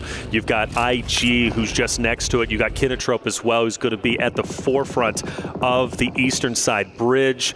That's not going to be easy, and I don't think they're going to have a hovercraft, if I'm not mistaken. Team starting to settle down a bit. The Mad Max rotation, as you said it and you called it, starting to cool off just a little. Falcons still 4-man unit, despite them running into AXTMG just a little bit earlier. You have ThunderTalk, who's a bit split, but they're at the moment at least currently fine. Gamix has refused to move from their central position, and Suck is going across the bridge. He's the tip of the spear now for Weibo, and I hope he's not biting off more than he can chew, because Kinotrop is right there. He's got that east side, right? There's a couple of those rocks that you can stay on. They're going for that scouting position, a shift out to the west, and they're going to be happy that they've now got that foothold. You're going to see the rest of Weibo now looking to regroup, spread out along that coastline. It's difficult because there are going to be players in Milta, and those angles start to get covered off on the position on the east side of the exit from the bridge from Weibo. They're going to have to try and find something. There are some options as well to the western side. Obviously, you've got the gas station just as you come out. Yep. It's pretty difficult to get in towards that, though, uncontested, especially with how ram-packed this circle is right now above them. Well, good news for them. IG does decide to rotate in towards the northern side, Kinotrop as well. But when you do hug the edge of this this water side, you know you're going to be taking some shots, not only across the way, but as soon as you peek your head at the top, it's most likely going to get popped off. I mean, Kinotrop, great example. They've been looking to gatekeep. Unintentionally, they didn't know about it, but they knew there was going to be a team most likely coming across that bridge, and once they see it, it's Kinotrop who's just absolutely ready for it. IDA, however, is set up still quite nicely, and I think for them, especially R8, AXTMG, going to rotate straight into them. I think this might be a big game from IDA if the zones continue to bless them. I'm feeling for Alpha 7 right now as well. Over on that northern side, they're having to push out into the blue. We'll see where they try and wrap around. It could be a long sweep out to the west and push in behind Intense Game. We'll have to see, because they've just actually disappeared north from our map feed. And of course, you guys can check out the map feed over on the YouTube channel. Make sure you're checking that one out to make sure you're up to date, seeing where everyone's going at all times. Alpha Gaming losing Doc, though. That's in a fairly pivotal position. That's over in Milta, as ThunderTalk are going to look to push across. Yeah, ThunderTalk getting active. Good to see that from them. They've obviously been a very talented roster towards the top echelon when it comes to this group. Anyways, at 50 points, a very realistic option and chance for them to break into top 8. Squashes down to the zone. Mafioso takes down Ralph from Falcons as they do get active. We talked about them having to rotate far up north. Taking down Falcons here would be big for them. Obviously, Alpha 7 still wants to be the champions once again. Taking down the home team this early on, stopping them and stopping their chances essentially after game 2 for top 8 would be massive. This is so nasty for Falcons. They managed to get that first knock. They do a lot of damage, but now Redox is isolated. Novalo's isolated. Koa's out in the middle of nowhere comparatively. He's over the road, back where we saw them before, up towards that hillside. And they're taking these slow 1v1s. Alpha 7 committing 2 to a single engagement is what has turned the tides here. Sure, they've lost Squash, but they are now descending, and they've got 2 players in. Novalo, surely there's no chance as Mafioso descends. It's Carrillo who draws first blood, Revo who puts him down, and Redox turns his tail and runs. Yeah, he's gone, he's out. He's going to go ahead and join his teammate just off to the left-hand side and try and lock down this house. If Falcons now pushes into where Redox as well as his teammate is currently at, it's not going to be an easy rotate for them, I am sure of it. We have another zone shift. Weibo once again has to relocate and go to the north, but this time it's going to be the most difficult rotation they have had yet, because Kinotrop already had them on the radar. APG was also looking directly at them. And now I'm glad to see R8 on the screen, because they were just like Alpha 7 earlier, rotated way north through shelter, came back down, and now they look to challenge Alpha 7. But it's not a real challenge. You can't break into that hardcover POI unless you crash in, and that's almost a death sentence. So I think for them, yeah, they're going to go ahead and rotate and find a better option. The good thing for R8 is they don't necessarily need to crash. Alpha 7 need to leave. Not necessarily immediately, but they can send on in. Oh, but they want to crash anyway. They're sending on through. Looks like Prestige. Oh, he's got himself an AWM there. We'll be able to hunt some heads, I hope, in the coming moments. But they're coming up against Nongshim Red Force, who of course won that Sanhok. They're coming off fresh from a chicken dinner.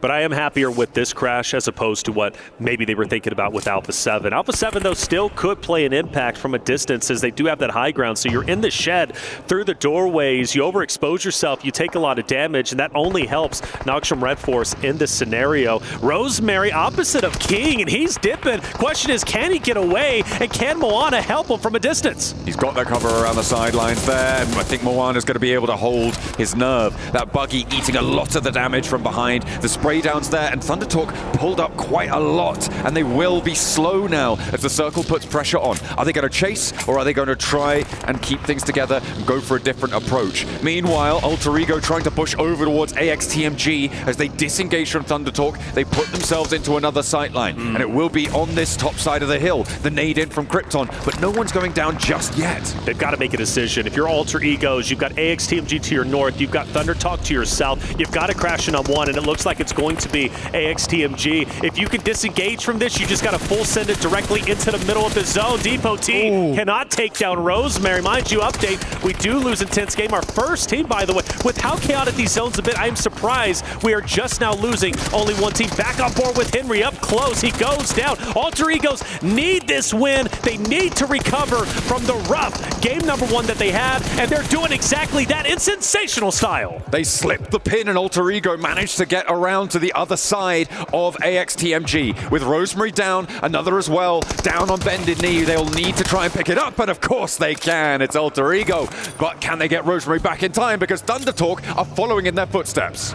ThunderTalk, like you said, right behind them. They were going to pincer in Alter Egos when they were opposite of AXTMG. But now Alter Egos can put their full focus on the Jing as well as the entirety of ThunderTalk. Taking them down would then control. They would monopolize the entire northern side of the current zone, which would be massive for them. But this isn't going to be an easy fight. Nades are already coming out. ThunderTalk is taking the first shots. Krypton takes a bit of damage. You got vehicles to disengage, but ThunderTalk really can't go anywhere. They are forced to fight.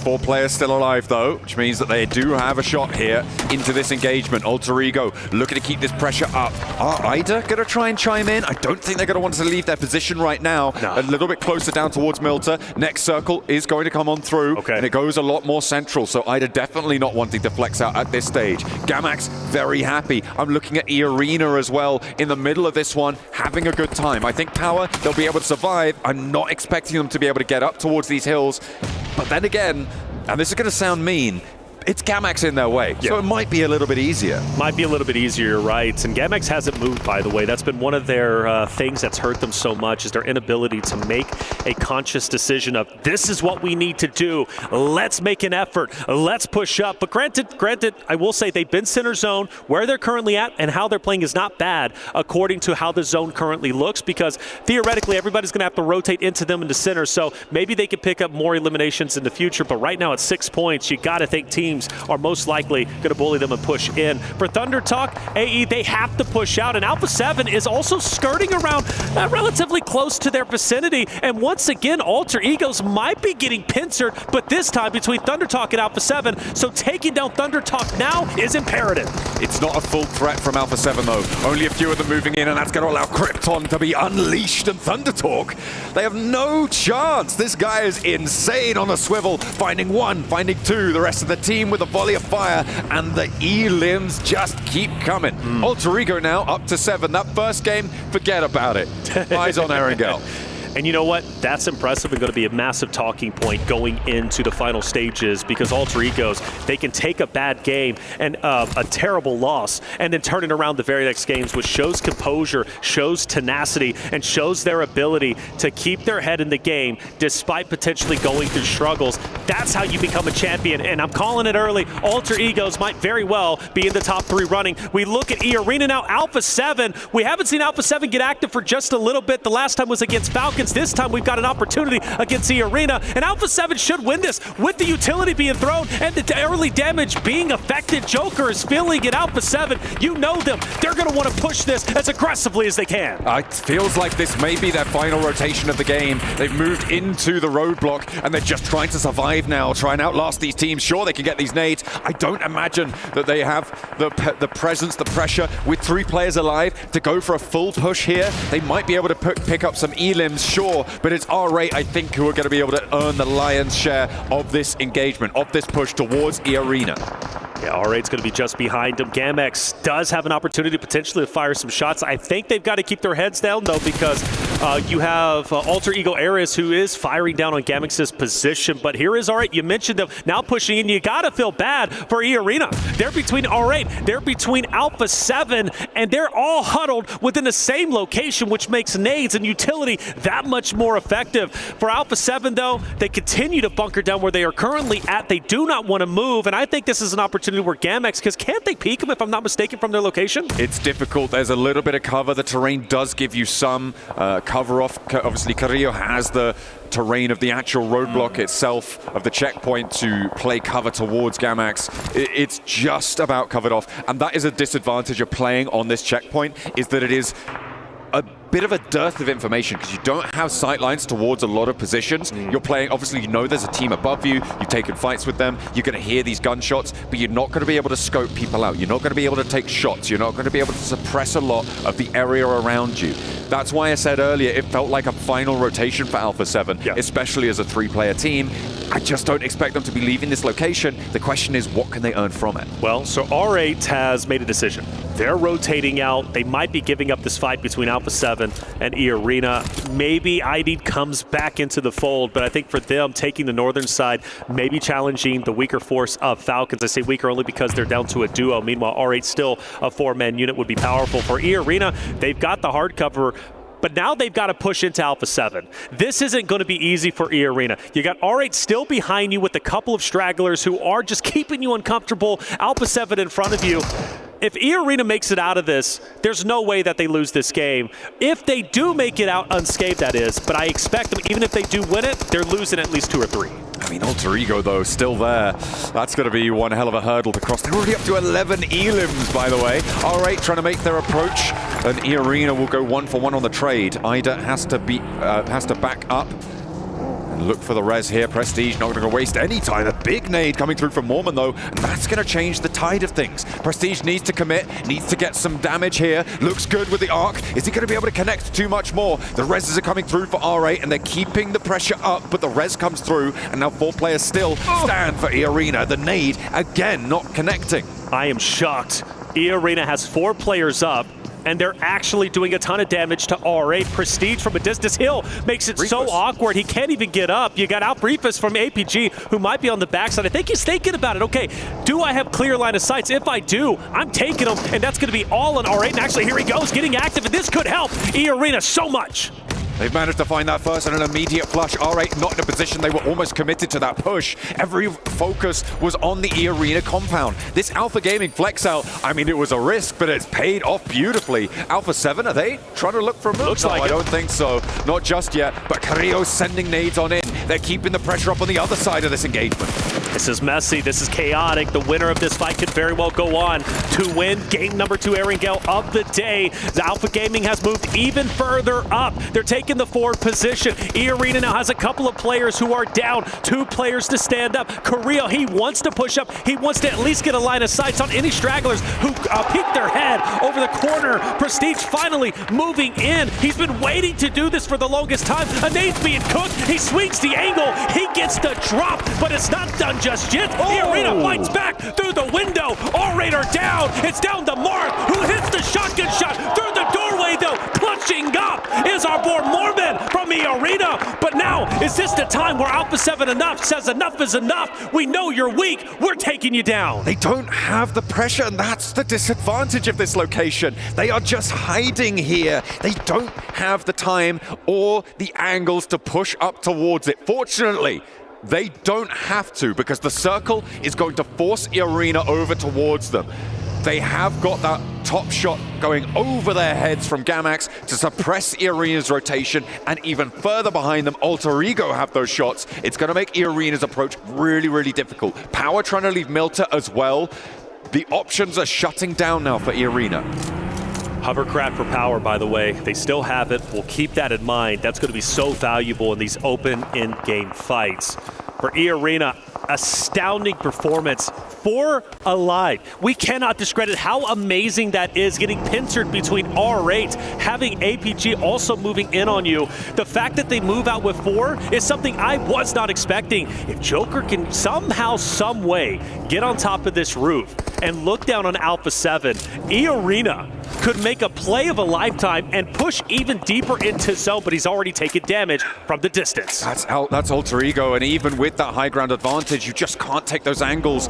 The shape of the terrain just doesn't allow it. They try and go for this crash. Alpha 7 have such a strong hold, and Carrillo's holding face against 2, finds them, and immediately shuts them down. Mormon in the smoke, and Carrillo retreats a little bit closer towards his teammates, but he's hopping out. He's getting bold. The weapon swap's there, and the team of E-Arena are falling. Joker with a nade, but Carrillo is farming them as they approach. Oh, but the nade connects on the Carrillo. The farming ends, and Joker becomes the farmer himself, but only for just a little bit. Carrillo should get back onto his feet. And now we are down to our top 4 teams. And finally, Gamex starts to get active. They're getting pushed, and it's Alter Ego. From the northeast side, Power have managed to move up behind Alter Ego, so it could be dangerous. The ground floor now taken. Moana, Krypton, followed by Rosemary into the ground floor now, pushing Gamex up on high. Molotovs to burn it, to slow things down before they can get this res, though. These nades are going to start to come on through. Healing now being done, and Alter Ego have pressure from the high ground that they have just deserted. Rosemary bottom left. He's been the highest damage dealer so far. Krypton as well, to be a great courtesy to Rosemary's performance. Gamex getting pieced apart, but Arthur wants to stop the bleeding. He wants to put Alter Egos into the grave, but will it be possible? I don't know. You got Rosemary, the top dog, with Krypton down below, and he's hugging a corner. He's hugging it tight, but the question is, does Gamex give up their high ground? They're on the second floor. I don't think they do, but Arthur is burning, but only for a little bit. He has that first aid. Nades being poured over towards Alpha 7, huddled behind the checkpoint.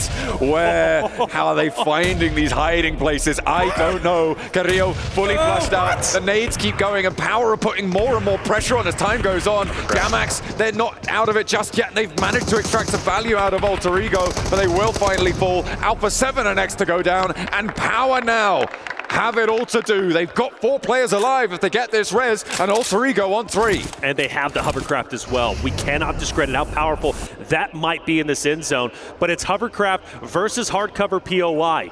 Alter Ego's areas, 15 eliminations. 15, absolute insanity. We've been singing their praises. We've been talking about how amazing Rosemary is and how great this roster might be in the finals. Could they be consistent from yesterday to today? Well, game 1 gave us a bit of a fright. Maybe they're starting to slow down, but game 2, they shut us right up with 15 elims, now top 2 going for gold. And Krypton is ahead of them, the tip of the spear. He is the top fragger right now. He's been doing a lot of work coming in on today, and he has still got a little bit more gas left in the tank. Over to Easy. Krypton and Moana. Moana goes down, and Krypton falls next. A nice hold there along the sight lines for Power, and it's all up to the man himself. It's Rosemary with a chance to prove that he can take a 1v4. Sure, it might be against Power, but it would be legendary. Unfortunately, it's not to be, and Power managed to leave Milta in the chaos, move in behind Alter Ego, and they take a chicken dinner. 9 eliminations, mind you. A big difference from the Power that we've been seeing in the previous days. Power takes the first win of the day for themselves. Of course, game number 2, but you cannot discredit how amazing Alter Ego's areas are to snap back from game number 1 into game 2. But Power, a roster that I expect a lot from. They've been on the minds of the Des, they've been on the minds of the talent. Finally, they performed the way we were expecting. There he is, the man himself. Oh, Haji, looking hell happy. We love it. We love it. And we are, of course, going to see how that's going to affect the standings. But I think another big story on this is, of course, Alter Ego. 15 elims, second place. That's going to give them 21 points. They kicked off the game on 78, which is going to put them up at 100. Is that? No, not quite. Not quite. Just about on the cusp of breaking into the triple digits. Yeah, well, you know, the thing is, pretty much top 8 already guaranteed, right? Coming out from the team of Alter Egos. They want to catch 4 Thrives. They want to be in first place, and the opportunity is there because we're still talking. You said it, right? Going into Sanhok, there's a lot of money on the line that we haven't talked about as much. What, $80,000? So you want to definitely secure that, give you a little bit of a confidence boost heading in to the finals. Game number 2 has concluded. We've still got plenty more to go. We're going to take a quick break. When we come back, game 3 coming your way.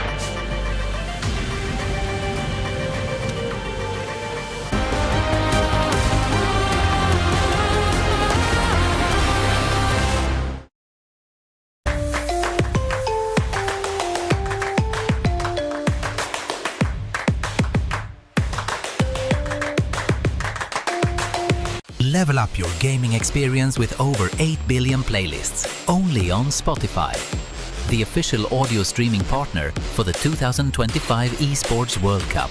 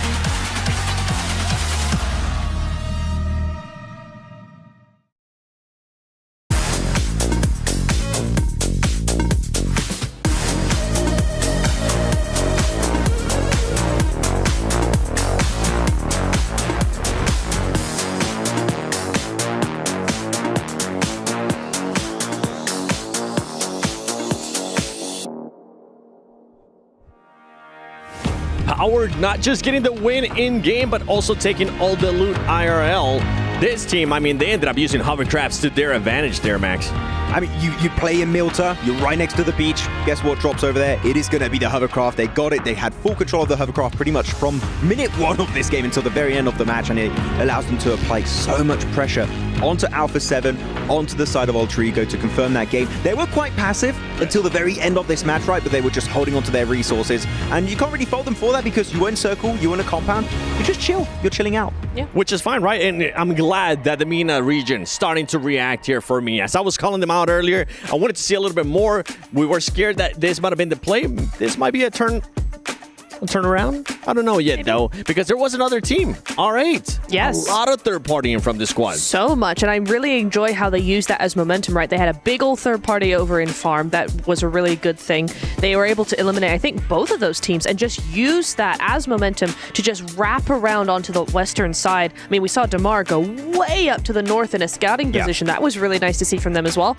And I thought, hey, they could actually win this game off of the back of that one third party, just using that to just go full send and try and control as much as possible. But we did see that they kind of slowed down a little bit towards EA. Yeah, I mean, they did try to go for another third party there onto E Arena and Alpha 7. The thing is, the fight didn't fully begin. And the issue with that is that then they were forced to wait on the edge because they were nade range. They were getting pushed on back. And off the back of that, they just keep getting forced against the side of the blue.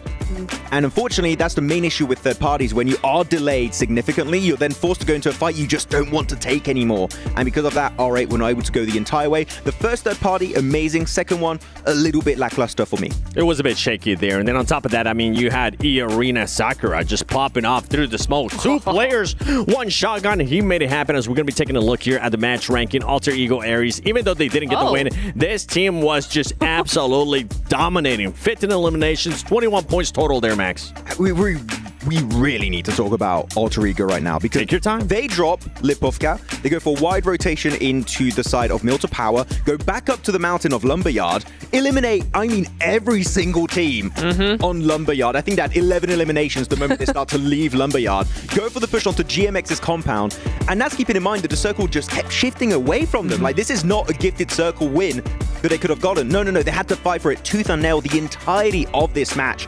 So Alter Ego, man, they are bringing the heat just like yesterday. And one thing I really enjoy about Alter Ego Neptura was how quickly that decision-making with the fights ended up happening. It allowed them just to get so much control of the circle, especially towards the north, even though the circles kept going away from them.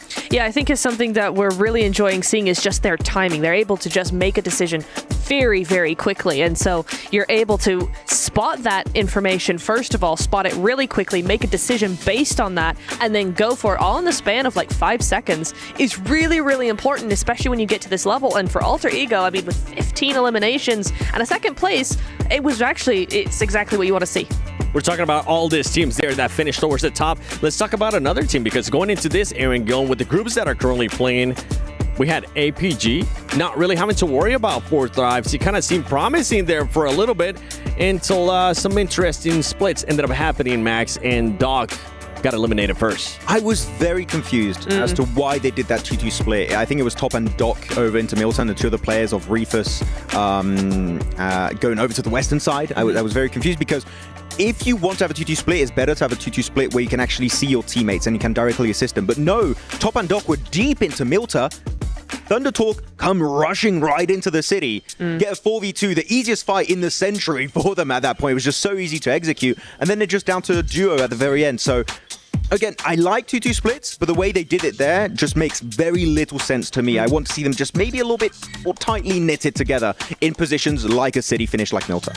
No, I have to agree. It is interesting that you see that you've got Top and Doc there. That's the duo that seems to be coming up again and again, right? That's the new fragging duo. So you could see how they might put a little bit too much confidence into the fragging power of that duo to send them into a weird angle, a weird split. But yeah, you're right. Once you get run over by, 4 players, it's not going to happen, especially with the momentum of moving in, crashing a building. There is momentum in that. And so that's where you're going to see them fall down. Well, we're talking about all these teams now. I want to see what the overalls currently be looking like, because Alter Ego, did you do enough now to be in second place? And they did. What a performance by this team. And I mean, they still have 4 more games to go. Look, it's looking scary there for 4 thrives. They might end up catching up now with Alter Ego at 99 points and 69 eliminations. Nice. How many points are they going to have at the end of today if they maintain this kind of momentum? 130. 130? Yeah. I was thinking that would, the fact that they would do a massive gap like that, and Fourth Riser still had an amazing group stage, is a very big statement at the very start here at PMWC. So let's take a look at what Alter Ego's doing, right? Currently, they're in second place, and then the next team that's following them that still has matches to go is going to be Alpha 7, and they're all the way down in 7th place. There is a 30-point gap right there. If you're Alter Ego, and this is going to be a question for both of you, and I'm going to go with you first, Max. Once you end up passing Fourth Drives, do you maybe want to hinder the performances of some of the other teams that might be struggling, or that you might make it a little bit harder for them to get to grand finals and force them to go to survival stage? I don't think you even have to overtake Fourth Rives. I think you start doing it now. Reason why Fourth Rives not here, right? They're not playing. What's available? Western Bridge. Where do Alpha Gaming like to rotate? Western Bridge. Would they expect it? Hell no. I would love to see them take Fairy Pier for themselves and just gatekeep the hell out of Alpha Gaming just to say, no, you're not making it to finals. Go to the disgusting survival stage over there. You don't belong there just yet. Alter Ego, making it harder for APG. I like that. Nep? I typically disagree with anything target. Yeah, you say. No. I typically disagree with things like, trying to target other teams once you've reached a certain threshold. However, I really like your idea of actually trying to gatekeep APG because they just would not expect it. And I think that would be super effective. Okay. All right. I want to see some other team. Pretty much just get spoiled there by the way that Alter Ego's playing, because this team right now, it feels like they're doing just everything absolutely perfect. Going to this second Erangel, though, I want to see if they can continue on this momentum. So let's send it over to the casters. Soldier Reflections and John Allen. Doing the test for putting in the heavy work as much as you guys have been. Map number 3, halfway point for today. Time, again, is running out. We were kind of calculating how many points the teams need to be at. I think 63 was the number that you were calculating. I don't do math, you do, but hey, 63, I think, right, is where the teams need to be by the end of Game 3. That would put you at a 7-point average over the games that you've played so far. That would be more than 80 points over the course of the 12 matches that you get to play, which is where we're expecting that bubble to be. Obviously, Alter Ego Ares blasting that metric out of water. They're on 99 on 8. An incredible performance coming through. That's over a 12-point average, which is insane. Generally, we talk about these first place teams hovering around a 10-point average. So to be up and over 12, over 8 matches is pretty crazy. So Hora Esports at 46, they're just below that threshold. I think this is their game. I'm feeling it. You go back to day 1, and Hora started off game number 3 with a second place finish, 16 total points with 10 eliminations. So for me, I think this is their opportunity to shine and blast past through that point threshold at 63. So Hora, all eyes on them. For me, who you looking out for? I think that Max might have been on the money. Weibo with a slow start. They're going to be pushing in, getting a little bit more momentum now. It's time to engage the thrusters. It's not too late. Let's see if the PEL can do it. And Alpha Gaming, they're rubbish. Everybody hates it. Yo, hold on, chill out. He said that, not me. Alpha Gaming still in the running alongside that of Hora Weibo. You know who hates them the most? Who's Maxman? Is that right? Yeah, he really hates Alpha Gaming. You know, I'm glad Maxman is a strong individual because he gets a lot of flack on the desk by you. Well, he makes predictions and therefore can be criticized for them. Absolutely. Well, I think he's just an easy target in general. All right. Hey, no, the guy's lovely. Yeah, the guy's lovely. Love Max, man. Hey, here it is. We going into our next game. Wow, hold up. It's that time. Hey, it is that time, and Hora's ready to get rocking. All right, opposite of my set. This is Hora's game, but they've got to win this initial fight. Jiggle around the corner. Using a valuable nade, and then incredibly valuable because that was in fact the only weapon that he has. He's pulling the knife, but immediately shut down by the shotgun. It looks like the weaponry's on side for R8, but the trades are still there. It is just ordnance here. No, a double barrel there coming through as well. So seems to be all flak on the action. Actually, 2 players from R8 go down. The Sky finds a second. Okay, he's got a pistol as well, and he's on the chase. Prestige with a rifle. That might change the tune. A great equalizer. Everybody's got shotguns, knives, nades, and Prestige He's got the AUG, and he's mowing him down. Sleepy, though, still makes an attempt and hits the shots needed. Wait a second. Just when you think it swings into the favor of R8, Hora turns it around, and Hora stands 10 toes down, living it out. 2 players down, yes, but they're going to get back up. This is Hora's game, and I predicted it. Oh my goodness me, he's going to be insufferable. It's good news that we're handing over to Jackie and Blank after this match. I don't think I could stand it too much longer. But, you love me, stop. well, it's all right. We'll get over it, I'm sure. But yeah, Aura, fantastic early game result for them. A hot drop, though. Yeah. The fact that they're going for that this deep into things, that's an interesting dynamic, right? I think that's more on R8's shoulders than Hora's shoulders. But there's a lot of teams on this northwest side. The plane path was from Zaki down to the west side of Sosnovka, which seems to have put a lot more focus on that northwestern side. If you include the team that just went down R8, that's 1, 2, 3, 4, 5, 6 teams that dropped from Zaki to George in that area. I think there's a better way to get points. I think there's better ways. However, for R8, they realize, look, we're a little bit further down the leaderboard than we want to be. We've only got 3 more games remaining. Let's try a hot drop. Let's just go for it and go for gold. If we do lose it, we're going to be in the same position we were already in, which is going to the survival stage. So I do respect the gusto, but I do also think, again, there are other ways that R8 could have gone about game number 3 than they just currently did. But they chose how their path was going to, or how they were going to travel down their path, and it is what it is. On the bike we go for Alter Ego's Rosemary. Again, on your screen, they're coming off the back of a second place finish, map 2 with 15 eliminations. But I have to say Rosemary is a much better shooter than he is a bike rider. Yeah, needs to get a grip of those handlebars, mate. It's not.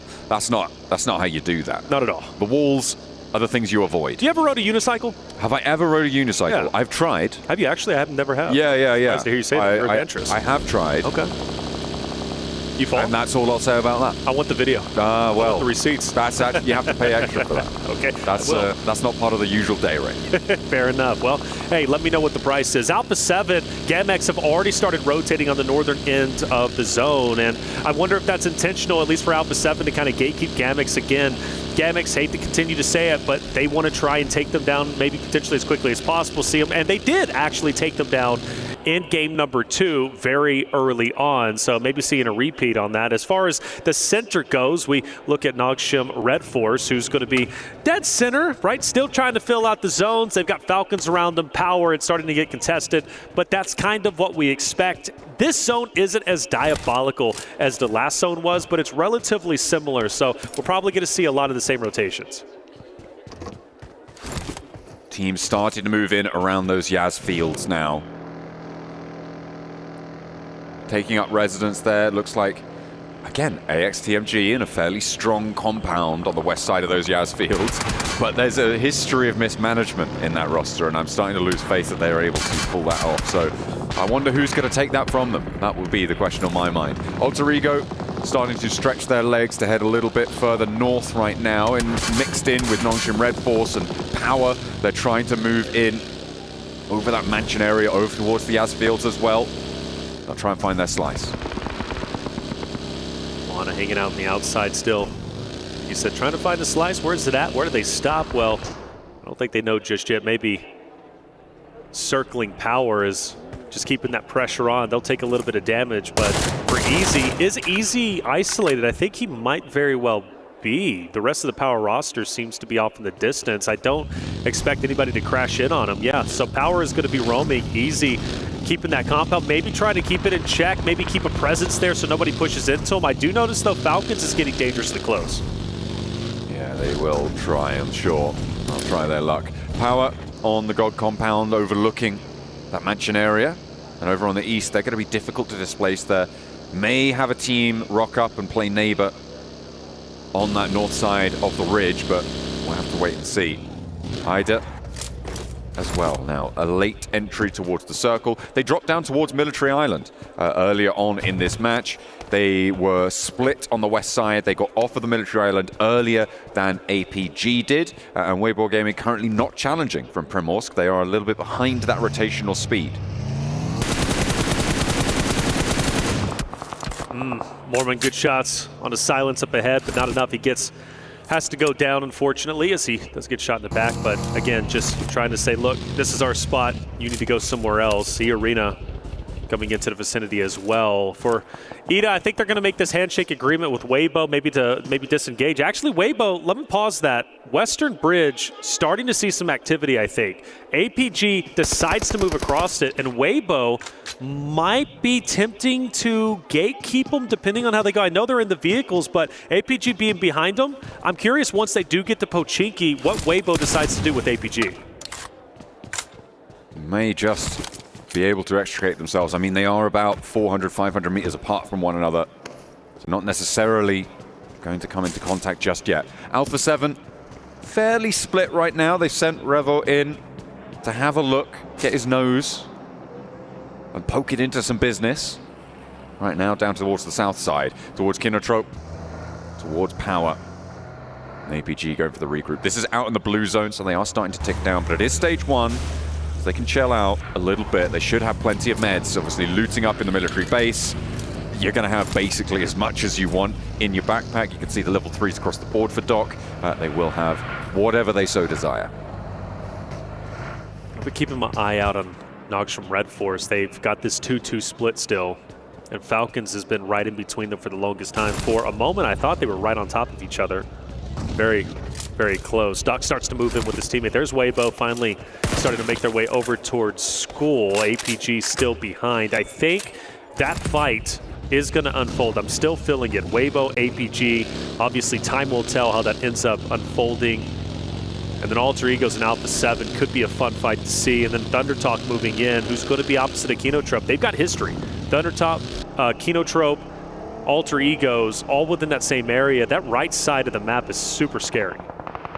There's a lot of open ground. This is a Yaz field circle here. It's just so open out there. The Falcons have managed to make their way up to the compound to the south of AXTMG. They should be fairly safe. Teams are going to have to divert around them. It's going to be very difficult to crash into these areas now as teams have found their footing in the zone. Down towards that southwest side, Weibo have managed to pull up just behind Ida on that southwest edge. They can chill out, but as you say, it is Alpha Gaming who is still yet to push in from that southwest side. The east edge is where I'm now looking. Thundertalk and Alter Ego, both are still yet to come in on this next circle. That's right. Still hanging out on the edge. A little bit of time to do so. The longer they wait, the more established teams get and hold up in their hardcover POIs. It will develop over time. For now, everything is okay.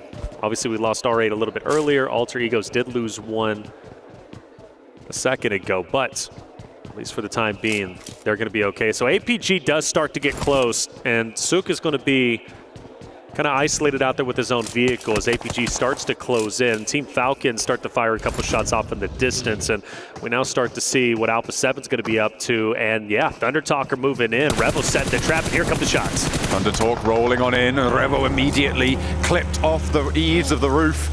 And it is going to be a 1-for-1 trade. King looks a little bit more resable, though, as Revel's going to have to try and drop down towards Carrillo if he wants this res. But the rest of Thundertalk not going to sidle in. Okay, Mafioso goes down as well. Ooh, that is nasty.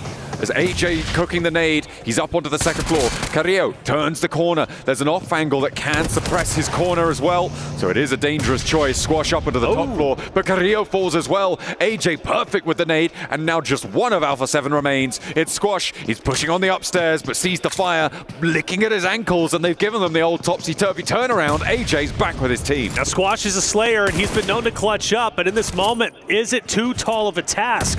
Well, it's up to him to decide. Jumps out, takes a bit of damage. If he can pop this meta, he should be at least a little bit better off than he was before. Thundertalk can get overly aggressive, and if they do, Squash can capitalize off it. Let's not forget King is still relatively weak. Squash down low. Thundertalk hasn't pushed up just yet, and honestly, I'm a fan of that. I'm glad they didn't get over aggressive. I think most teams would have. Thundertalk realized, look, we've got the rest of the Alpha 7 roster down. Why do we want to expose ourselves to 4 individual 1v1v1v1s?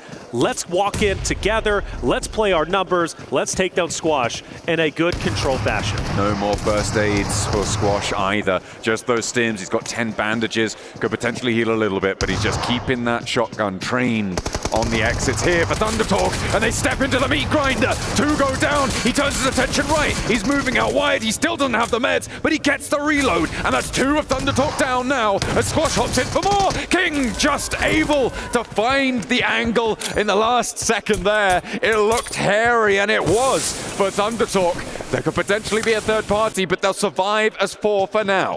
Yep, great work for Thundertalk, but almost a heroic effort from Squash, a man who's been known to clutch up. And speaking of clutching, Rosemary has now entered the fight. Alter Ego's Ares is starting to move up, but they're doing it in a controlled fashion, just waiting for the perfect opportunity to fire those shots at the second window of Shing, who's up ahead for Thundertalk. The rest of his team starting to come through. This isn't going to be an easy fight, but the good news to them, maybe unbeknownst, is, well, Thundertalk is still recovering in a way. Yes, they've got their health, but now they don't have their wealth. They only have 3 men to work with, and it's all because of Arthur as well as Rosemary up ahead.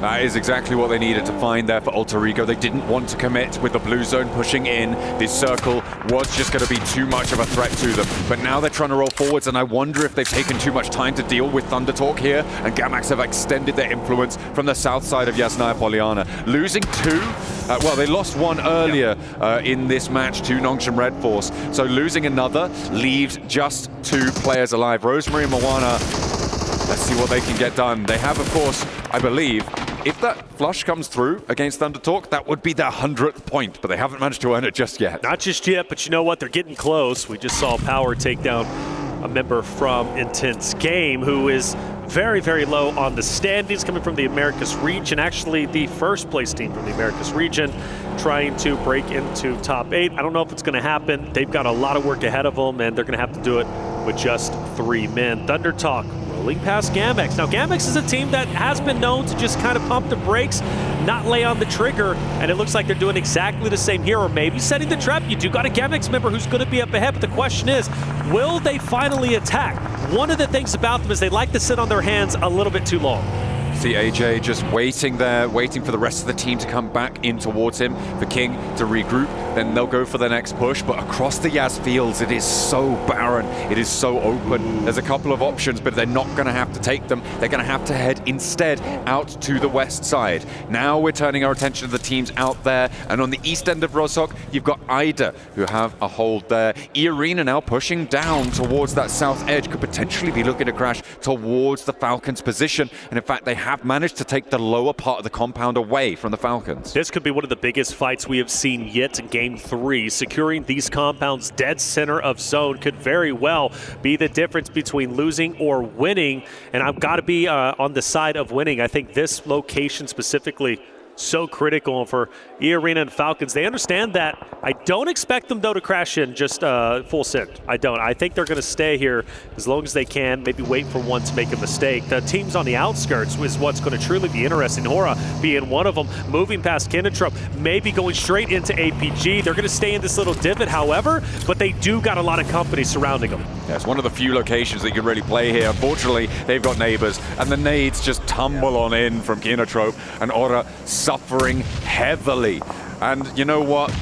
I'm going to bring it back up. You predicted them at the start of this match. You predicted them right at the start of this game. And now look where they are, in a ditch with nades on their head. They're still alive, okay? They're still alive and they're still putting up a fight, but maybe not for long. Kinnetrop stayed in the grass, stayed in the weeds for the longest time and allowed Hora to push straight by them. And then they spring the attack. It's quite literally the perfect scenario. You got to think Kinnetrop was waiting on a team to take that divot, take this piece of real estate so they can turn it into a mini red zone and just throw as many nades as possible. And well, sadly for Hora, this might be it, and it will officially be. They're the second team, or excuse me, the third team that has been eliminated. But now we shift our attention to Thundertalk versus Kinnetrop. Doing a lot of damage to that hovercraft there, and they will actually be able to take it down here for Thundertalk. Getting rid of Kinnetrop's hovercraft may allow them to move forwards. That's what they're going to look for here. They're playing as 3. They lost one on the rotation, but they're up to 6 elims now. And they want to try and chase towards that 63-point boundary, which would look you healthy moving into the next matches. Side note, Alter Egos have taken a long rotate through blue, maybe going behind that of Gamex. We do hop on board with them as Gamex is going to try and gatekeep. Well, they're going to fire some shots. Alter Egos have had a tough tough game. And with Moana dropping in blue and Arthur firing some shots, fortunately, he's going to be finished off, and now it's left up to Rosemary, a solo, fighting against the entirety of the world. There's so many players still left. You have to think Rosemary has not much time left in Game 3. He's going straight towards Nongshim. He's dead. 10 seconds. 9, 8, 7, 6, 5, 4, 3, 2. How did you not connect that? Oh, and he gets a crate too. I would have been dead on if they weren't terrible at spraying that car down. I'm angry at Nongshim Red Force now. Fair enough. Well, hey, they're my enemy. It's okay to be wrong. Okay, it's okay to be wrong. You were what, 3 seconds off? Wrong Shim Ned Force. Red Force. Okay. Well, Rosemary's still up. Bunchmaster himself. Zone shift taking place relatively shortly. We know for a fact the Arena Falcons are going to be just fine where they currently are, dead center of the zone. They're still going to be within the next zone. Absolutely. There they are. They might have to rotate probably maybe next zone, but for now, they're doing just fine. For everybody else, well, you got a couple of teams. Gamax, who has been doing quite well this game. I got to give them credit. Ida, but Power, IG, AXTMG up on the top on the north side. It's going to be quite contested up there, and still you've got Kinotrope, you've got Thundertalk and APG all within that eastern side of the zone, still waiting for this fight to conclude. Thundertalk can't really make a move. Kinotrope has to kind of stay low. And Ida, surely not. Are they rotating into Gamex and maybe even behind Nongshim Red Force? I think that may be the approach. I mean, it's difficult to go past Weibo, potentially looking to push in on across the road. Okay, they may be going to that ditch that Rosemary was trying to play around, I believe. Or was it the other crate? I'm not entirely sure. Either way, yeah, they're just going to try and insert north of Gamax, so they're not wrapping behind them. They are just looking to try and get across the road here. This standoff on the south side of the Asfields continues between Thundertalk and Kinotrope. There's 3 players alive for Thundertalk, all 4 players alive for Kinotrope. It looks like they might be dry on nades, otherwise I imagine we'd be seeing some lime green art. Mint green? Not sure. Mint green. I like mint green. I would say that's relatively close. Kinotrope, keep your head on a swivel, man, because I'm seeing some cars revving up. I'm thinking a push might be happening. They want to get this fight done and dusted and take them out. And the car does full send it in, it seems like, right? Thundertalk, actually, hang on back. I thought I saw a car going straight in, but we don't. So for Thundertalk, still okay. I only see 2. There's the third king off in the background. He wanted a vehicle. Okay. He's just grabbing that back into control, making sure they have a multi-pronged attack if they want to go for this one, because it is a 3v4 crash. Not too much assistance going to be delivered from off angles here. Maybe a chime in from AXTMG if Kinotrope don't keep their heads down, or if Thundertalk get a little bit too bold. The nade's opening up. Imagine the players are going to try and follow this one in. They'll know now that they're playing towards the back. Another bouncer, that's a stun over towards the back lines there. And that's why you can't stand up too much. That comes from across the way. That is AXTMG. Push is finally in. AJ surpasses the hill, gets taken down immediately. Kinotrope knows the push was coming through the smoke. They were ready for it. They capitalize. AJ could still get back up, surprisingly, but Sitting wants to push in. He really does, and he's been hinting at the bogey push. It would be epic if he rolls in and runs over several members of the team that they've been fighting against for the longest time. Of course, that being Thundertalk up ahead.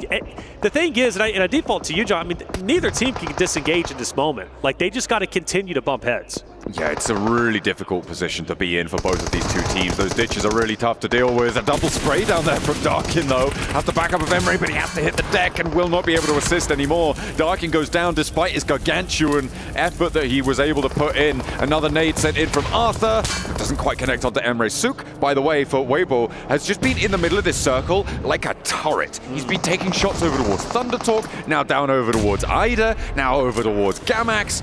And I'm assuming Nongshim Red Force, I'm pretty sure they'll have eaten the lead there. But he's a solo outpost for Weibo, and he has been for quite a while. The guy's nuts. The guy's nuts indeed. I mean, to stay that center and beat a turret, as you said, not an easy task, because you know everybody's going to be focused on you from time to time. Finally, some fireworks going off. AJ's up close on final mark, going down from Kinotrope. Kinotrope looks to be losing this engagement. Only one player left alive. Thundertalk with one themselves. Both teams cannibalize each other, and it comes down to a 1v1 between Thundertalk and, of course, the last remaining members of the other roster they were fighting off against just up ahead, being that of Kinotrope. And that's one of the tough spots about being in that position, right? It's really it's a lose-lose situation. The most you walk out with is elimination points, but making it to late game, once that fight finally concludes, usually doesn't end very well. Crawling on over. Now AXTMG, they flexed out. They're moving on up.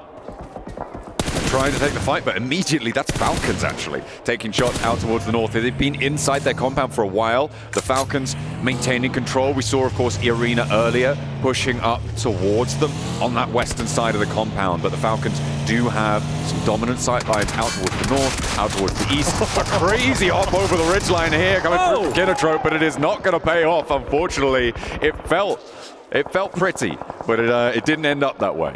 Well, for Thundertalk, they walk away with only one player alive, but give them credit where credit is due, 8 eliminations. They've done fairly well this game in the elimination category, and now for the remaining solo, his job is to stay alive. We focus our attention on Arena, who takes down IG with quick fashion. In this game, only one player up, Padrino, who's going to be on the outskirts, and Falcons still going to be opposite of Arena, who might be in a better position once the zone shifts, depending on how it ends up unfolding. You talked about Zook, who was that of course, turret, center of zone. Weibo starting to move up just a little bit, but it's getting a bit dicey between themselves, the solo of Ida, but also Noxian Red Force. Doxy getting collected there and sending on out wide. For Noxian Red Force, they're going to try and regroup over towards this approach towards Sook, who's finally getting pushed off this hill with Alpha Gaming starting to poke their noses in. Oh, wait, no, take it back. It's just repositioning so he can hold the hill even better as they come on through. Ida do fall in this game as well, which means that now we're down to just 6 teams remaining. An immediate knockback onto Reefus there from Noxian Red Force. All right, APG have to get him back onto his feet if they possibly can. A 4-man unit here would be powerful. Everybody is basically a 4-man unit outside of APG unless the res does come through. Zook still dead center of the zone. Noxian Red Force, great shots onto Weibo up ahead. Now the question is, how much value is Zook going to provide when we see Noxian Red Force decide to push in to the 3 stragglers on the left-hand side for Weibo? Zook should have broadside on this approach. It's going to force XZY, who has been lasering some shots on this hillside, to be into a low ground rotate. Beanie going to try and move on in as well, but Order is starting to cook the nades. So is 33Z, and they are now exchanging ordnance from one another.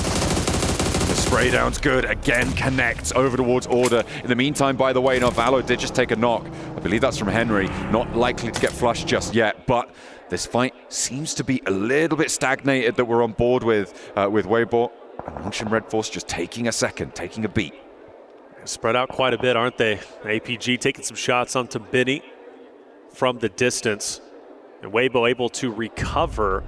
And that's going to be big news for them. I thought the curtain was closing as Noxious Red Force started to push in. E-Arena Falcons still opposite of each other. This fight has yet to unfold completely, but it's about to start. E-Arena has to push up now. Blue Zone is going to encompass where their current location is at. They've got to find a way to break their way through the defensive setup of Falcons in a hardcover POI. In my opinion, I think it's going to be an impossible situation, but we go back to game 2. I thought they were stuck between a rock and a hard place in the hardcover POI they were in, and they broke free. Is this time going to be any different? It doesn't feel like it. There is a position ahead of them that has control over their sightlines, that has a really solid spot. The only thing that could change it is AXTMG. If they roll up towards the Falcons, there could be a third-party situation here that could go pretty much either way. So we'll have to wait and see if that's going to come into effect. But E-Arena, they get the res, and they're looking to try and push up these hillsides. They've managed to actually get fairly far around on the northern flank of this ridgeline, around the Falcons' foothills. Will AXTMG take shots? I don't think they will. They're so focused on APG now because they realize APG's on the outside looking in. They've got to come through, and Henry is firing shots down lane. Zyal is taking a vehicle in. So this fight between E-Arena as well as Falcons, it's just going to be those two teams. Nobody anybody else. The winner going to be in such a powerful spot as we were setting up earlier, and the fireworks are going off. E-Arena's already lost one. Meanwhile, for the Falcons, well, they're still 4 strong, and they've got to maintain it. But does the tides turn? Well, not so much. Falcons with the Wolfpack looking so incredibly strong. E-Arena 2 down at the moment. Falcons still 4 strong, but Mormon says, hey, it's time to turn the tides, turn our luck. I'm staying alive, and through the window, firing some shots, but still not making a connection. But again, Mormon, you go back to game 2. He was the linchpin for the successful recover for E-Arena when they were getting pincered. And on the other end of this fight, they're going to have to leave. The circle shifts down south. It is a time-based situation now as well. Koa holding his nerve for 1. Turns back his attention to Sakura. Will be able to find it. Redox deserts him, goes down to the rounds of E-Arena, and he is not long for the same fate. The Falcons fall, and E-Arena make the crossing, but at the cost of half their roster and a hell of a lot of time. Noxious Red Force now pushing up. You've got AXTMG off to the right. Noxious Red Force have been a team on the outskirts. Now it's time for them to get active. 6 eliminations. They're going all the way. 4 teammates still up. They're the healthiest roster so far, but I do appreciate E-Arena going back to them staying alive, even though they only lose 2 members. Time in and time again, we've seen them get into these tough situations, tough spots where they have to push forward and take over a location, and they've been successful. I've been so impressed with E-Arena's performance. Order, nade over towards Mormon, and Sakura does connect. And the blue zone will be pushing them in. Weibo losing Sook, who was on that turret swivel. And hey, you know what? We came into this one. You said you were looking at horror. That's it. Do you know who I said I was looking at? You didn't say anybody. I said Weibo. Oh, you did? Well, you said it because Maxman said it. No, I said it because he said it at the start of the day, and I believed him. I agree. Just because I agree with something Maxman says, I know it doesn't happen often. No, it actually happens like all the time. It's crazy. He knows what he's talking about. Well, but I feel like they have got a chance here. I think so. Nongshin Red Force, okay. However, they're looking pretty hot as well. Weibo open the bidding, and it looks like E-Arena is going to be suffering pretty heavily here, although they haven't managed to see him. Uh-oh. One still alive. One still alive, one looking to thrive, and finally E-Arena are gone down top 3. AXTMG, Weibo, Noxious Red Force. AXTMG taking heavy losses, and they are going to be out now down to the top 2. It's going to be a 2v4. Noxious Red Force looking to potentially have a tremendous day so far. They won game number 1 on Sanhok. They're looking to take game number 3. They are rocketing towards the top 8. They are rocketing their way up the standings. They're already at 9 eliminations. They've already got a winner chicken dinner. Even if the game ended now and they take 2nd place, their undeniable success today is undisputed. But Weibo have vehicles. Weibo, they don't have the numbers, but they've got the heart. They don't have utility either, though. And you can see the armor's in a pretty shambolic state right now. This roll forwards may actually work. They've left the player behind, suppressed the ridgeline. They're trying to connect with the spray downs, and Order stays alive. That could be crucial here. He can get some healing done. XZ, can he connect? Yes, the spray down with the P90's there. The nade in response, sure. And now Order has to do something. He has to come up big. It's all up to him. A sliver of HP, back up to a decent amount, but it's a 1v3 as Binny moves on in. They've got the center of the circle under control. They're looking for the res as the flushes come on through. It's all but closed down, and Nongshin Red Force want 2 chicken dinners today. Here they go. Order's spring into action. He can potentially clutch this up, but he's going to have to work hard. He falls short. Weibo finishes 2nd, and Noxious Red Force finished the game 3 with a winner chicken dinner. 12 eliminations, making it their 2nd win of the day. A beautiful close down again. They are calm and controlled in these final moments. I think it's safe to say for Nongshin Red Force, they have turned themselves around since day 1. Really didn't go their way. They have earned the lion's share of their points today, and they are in that race now. They are in the conversation for a top 8 position. It is a brilliant story to tell for the roster from South Korea. They have had a great time of it. Weibo as well, getting up into 2nd place there. I think maybe an overcommit over towards the E-Arena Falcon situation. Really gave up the ghost on that. Obviously losing Sook in the middle was a pretty heavy toll to pay. Well, the arena as well, again, handing their flowers, tough spots, back-to-back maps, making it out, thriving in a difficult spot. They finish off in third place with 7 eliminations. They continue to impress me. E-Arena, if they can make it to the finals, my goodness, they would be scary. That's game 3 done, 3 more to go. We send it to a break. When we come back, game 4 coming your way.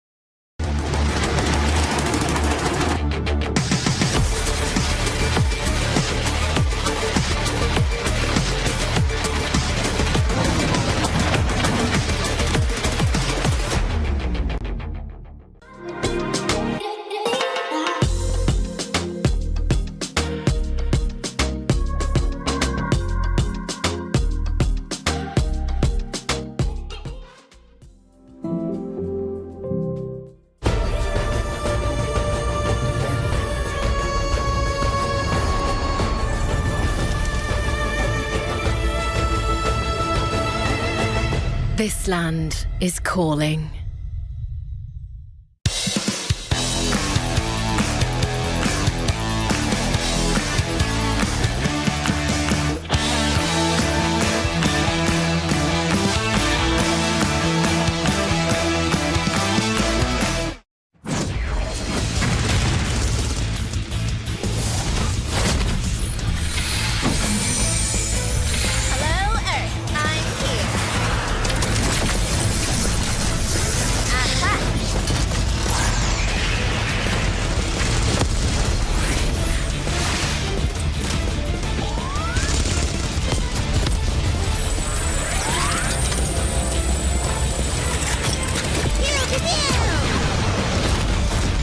Pulsar Legionnaire available now. First outfit with special head animations and voice lines. The Pulsar Legionnaire set comes with its own super cute voice lines that can be toggled on or off. What happened? Bye, friend. Hello, Earth. I'm here.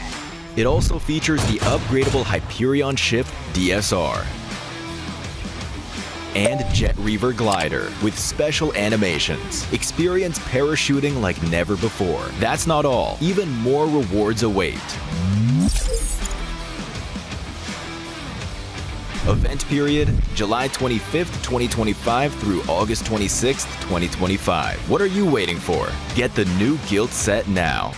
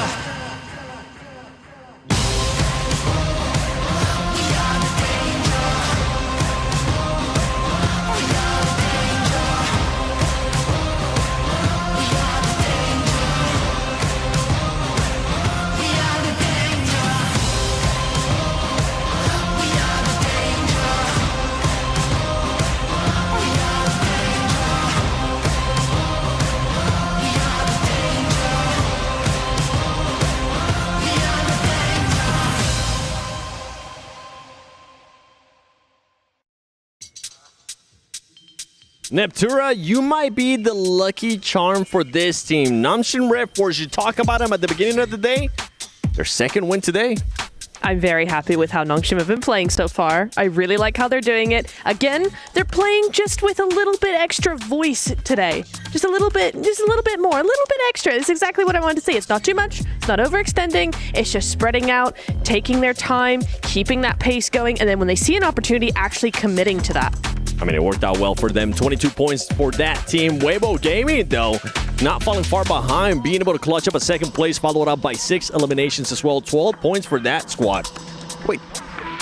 I was clicking the button. Nongshim were in 22nd place at the start of the day, if I'm not mistaken. I wonder how high they're going to be after their 2 chicken dinners already on the first half of today.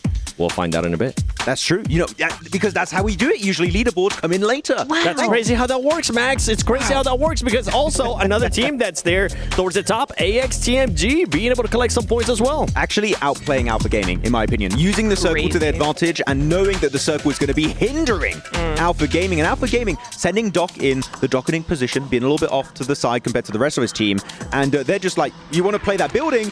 It's going to be in the blue in like 30 seconds. We'll wait. And they did wait, and then Alpha Gaming went out. I never thought I would see this day, okay? Do me a favor, production. Do a solo shot on Max, man. And Max, I want you to repeat what you just said. They did what? AXTMG did what? AXTMG outplayed Alpha Gaming. Ladies and gentlemen, that right there, 1,000 new followers. That's what you like to see. Hey, but let's go back to the fight between Weibo Gaming and Nongshim because I feel like that was a fight that had to happen for the longest time. They delayed it, and I'm talking about Weibo Gaming. It got delayed so long that ultimately ended up hindering the potential of a win.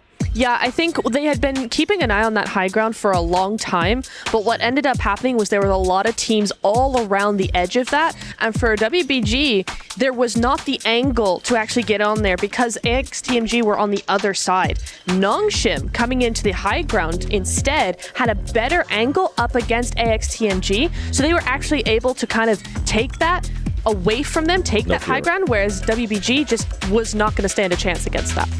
I think we'll have to want to see what happens, okay, with this team. They were doing some weird splits. We'll come back to it, but what I want to see is I want to hear what happened with Horror Esports because that last game, it seemed like they were doing the right rotations, they were doing the right moves, but ultimately they just met their demise. So let's go to an interview with them. Barney, take it away.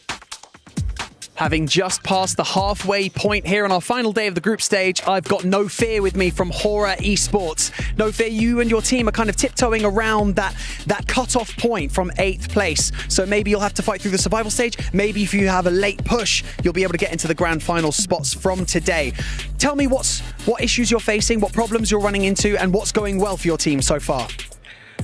We are facing some issues in game like information-based game. We are lacking that, so we are trying to overcome that and following games. And we are a little bit nervous on the game, and we have to play little slowly.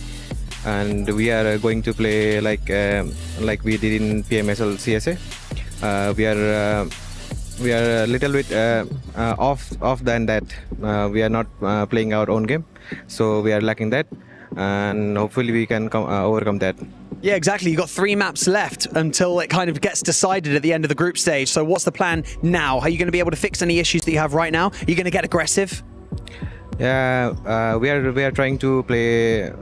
As I said, we are trying to play an information game, and we usually don't push like blindly. So we are trying to play much slower and more aggressive. So hopefully in 3 matches we can get top 8. Okay, top 8 is the goal, of course. Thank you so much, No Fear, for joining me from Horror Esports, and best of luck in the rest of the final day of the group stage. Back to you guys. Well, we got to wait and see if they're going to be able to make it there towards the top 8 because, as I mentioned, they were trying to do some rotations. I mean, Blank even ended up choosing them. As soon as he chose them, it ended up going south for them. But there you go. No Fear, only being able to get just 1 elimination, 275 damage. But let's move on from Horror Esports because I actually want to get a chance to talk a little bit more about Weibo. Weibo, we always talk about the docketing. We saw Suk being very far away from their squad. Max? He was like, I like what Doc is doing. How about we do a bit of that, okay? Now, it was quite interesting because this entire game, Sook was split from the rest of his team. So Sook was in a building over to the western side, not quite in the mountain. And the mountain where the circle ended up going had the 3 other players of WBG. They just stay there the entire time. Then they pull a little Uno reverse card, send Sook over to the high ground position, lead the 3 other players in the compound to the west. And we're like, okay, that's a good scouting position. They're going to hold it until maybe phase 4, 5. Okay, we're chilling.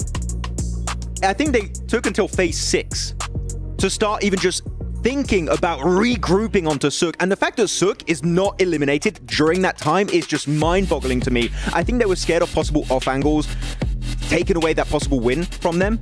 So I do get that they were scared about it, but the delay took so long that I would love to know what was happening internally, because so many things must have been taken into account for this team to not be willing to regroup.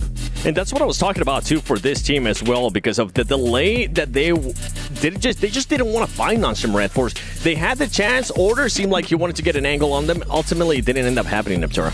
No, it didn't. I think it was a really interesting play to come through from them. It's one of those things that I think has everybody a little bit confused, but at the same time, it's what got them a second place, almost a first place finish. They just wanted to keep that timing or keep to themselves a little bit more. They were not confident in that. And actually, I kind of think it goes into what we've been saying, is that if you want to make a play it with confidence and actually commit to that. And I think if they were unwilling to commit to a push, then actually staying and committing to the stay was the way to go. I think they may have been scared from Nongshim Red Force's southern angle.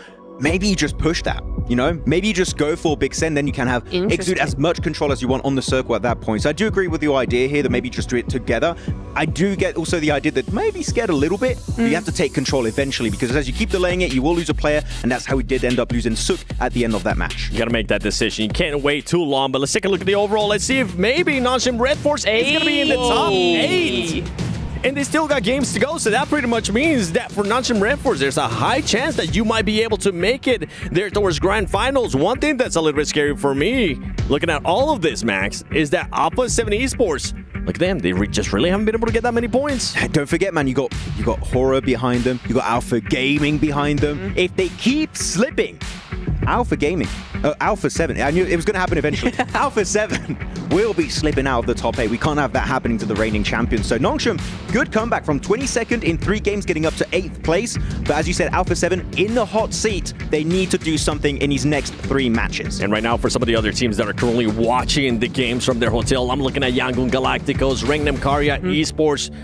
Have they done enough? Because with the ways that Nongshim Red Force is currently playing, and if Alpha 7 does end up picking it up, they could end up just getting kicked out of that top 8, Neptura.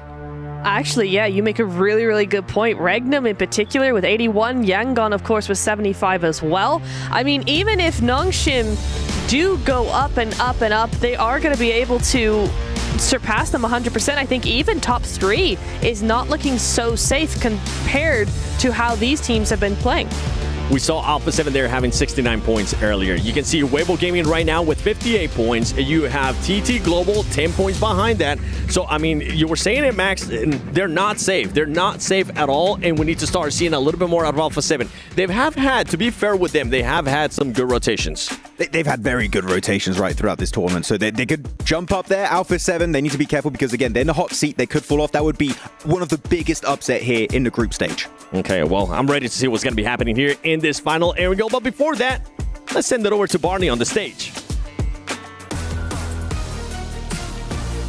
Welcome, everybody, to the Qiddiya Esports Arena, right here, live from Riyadh for the PUBG Mobile World Cup at EWC. I am Veracity, joined alongside the lovely Barney Banks. And Barney, I want to kick things off, first and foremost, for apologizing for my behavior yesterday. It was unacceptable, totally uncalled for, and this gorgeous stage is more than big enough for the 2 of us. It is big enough for the 2 of us. You know what? We can let bygones be bygones. The stage is big enough. It's absolutely fine. I'll kick things off by talking about map number 1 because it was quite pivotal that two teams that were high up the leaderboard got eliminated early on, both Alter Ego and Team Falcons. But ultimately, at the very end, when the final circle pulled in, it was Nongshim Red Force going up against Esports, and Nongshim Red Force took the victory and secured 23 points on the board for Veracity. That's impressive, Barney, but I loved match 2. I'll tell you exactly why. Alter Ego Ares went from not a single elimination in match 1 to... You know what, Veracity? I actually 15 eliminations, forgive Barney. So what I'm going to do is I'm going to take map number 2 and I'll see you later. Have some fun up there. Map number 2, after a dramatic shift south from the circle, it was teams descending onto each other, and ultimately Power Esports took the victory, even though Alter Ego Ares managed to secure 21 points on the board. Match number 3, we had a pretty slow start. Team Falcons secured a vital building. Arena took them out, and Nongshim Red Force faced off against Weibo Gaming. And again, for their second chicken dinner of the day, Nongshim Red Force managed to secure the victory. What a phenomenal day we've had so far. Only 3 games left, and we can't wait to see who makes it into the top 8. See you there. This is not over, Barney Banks. Someone get her down from there. Jasmine, do you need assistance? It's like some kind of Bond villain. It's just that, look, she's like, can someone please help? Oh, mate, what a cool stage, though, bro. It's always so exciting, but especially today, especially now. Last 3 games, group stage, the anticipation, the climax, the teams that have been putting so much into every outing in this lobby. Red, green going at it today. Group yellow is currently out. Those are the teams that we will be chasing over the next 3 matches. We've had 3 bangers just coming off the back of with Reflections and John, and it'll be me and Jackie. Me being blank. That's me, I'm Jackie, hello. To take these final 3 games and see who will be grabbing that 80 grand that's up for grabs at the top spot. But not only that, the top 8 spots that will make it straight through to the finals, and which 16 teams will be joining us over in Survival. You can see already, if you haven't been hearing the reverberations, the audio capacity, the set of lungs we've got on this audience when Falcons have been in the arena, well, you're probably going to be hearing some of that today. Hey, getting the little pre-game rituals in as well. Alter Ego, I don't think they need it. The way they have been performing as individuals and as one collective, the 5 fingers on one hand forming a fist for Indonesia and punching through the competition. 5 fingers? Yeah, 5 fingers. Well, and a thumb. It makes more sense with the 4 fingers as well. 4 players playing. Yeah, fair enough. You got me there. You got me there. You had me. Yeah. You had me. All right, fair enough. Fair enough, Blank. 1-0 Blank. We have Erangel coming at you. We'll have 2 Miramars to finish things off, but this is our last Erangel of the group stage, and we'll be starting over in Severny down towards Old Sozinovka and military base. So the team players for now. We are starting very far up on the map here. Alter Ego currently on top, not far away from overtaking 4 Thrives in that first place position. Alpha 7 also hoping to maintain over towards the top 8 here with 69 points, followed shortly by Nongshim Red Force with the 67. This is a nice stat to look at as well, man. Obviously with Falak not being here, but Rosemary still having opportunity to build on those high caliber plays he's been making. Unbelievable damage, fantastic impact. But this is what I was saying, right? It's not just him. It feels like the team has been setting up each other perfect. The comms are clean, the decision making is brilliant. If they keep going like this, it's going to be devastating. There's been a lot of talk about Rosemary, honestly, and there's a lot around him, but I think that when we really there was a huge amount of success which was pinpointed around Alva as a player in terms of his scouting, dangerous missions that he's been on to set the rest of the team up nicely. He's been a very, very key pickup for that squad to allow Rosemary to succeed in the way that he has. Consider the leaderboard right now pretty tight, honestly, pretty tight, with Weibo currently at 58, TT with 59, Ida at 62. So there is chance for teams to jump up. It's not just Nongshim Red Force fighting for this one. They're in a worrisome position. Ida could overlap them potentially. We already have an engagement starting off here over towards AX, losing a player in Rozok. Not the dream scenario you want going into the later half of the day. A rough drop, oh mate, it's not what you want, Blank. Try and get that sorted out immediately, get the things going, the blood pumping. Saw this yesterday with some of the decision making. Let's have a look though where we're going to kick things off. In-game POV, we join the Alpha 7 boys on the move. And again, like you said, I think they've been coming out, playing with a bit more of that classical flavour. It looks like Alpha 7 on the stage again. Bit more gusto, honestly. I really like that maneuver they made down towards Milter, you know, trying to play off the back of the road stop. Never that easy, honestly.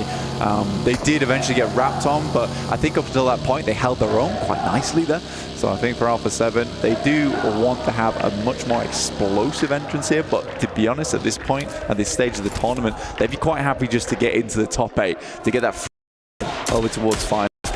This is Alter Ego, actually. Who else other than Rosemary? Got a bit annoyed at us for talking about Alva to remind us who's the king. Oh, it is crazy as well, because it's one of those dynamics, right? Sometimes we have like a 2-2 split of players that compete amongst each other within the same roster. Whereas for them, like you say, they're passing the baton willingly, setting each other up to make sure that relay race for knocks, for damage, for placements is always clean. But yeah, obviously, if he gets an opportunity, Blank's going to take those knocks all damn day. He'll show off. He will show off. I think for another team like that right now, it's somewhat of a different story, is Alpha Gaming, where it's a weird one. Yeah. It does feel like a case sometimes where a player will just send out the rest of the team, you know, bless their hearts, they will just join in, send with. Even that first Sanhok today was Alpha Gaming, shoot down towards the south side to take out Team Falcons, despite having one of the strongest compounds inside that circle early. It was a weird one for me.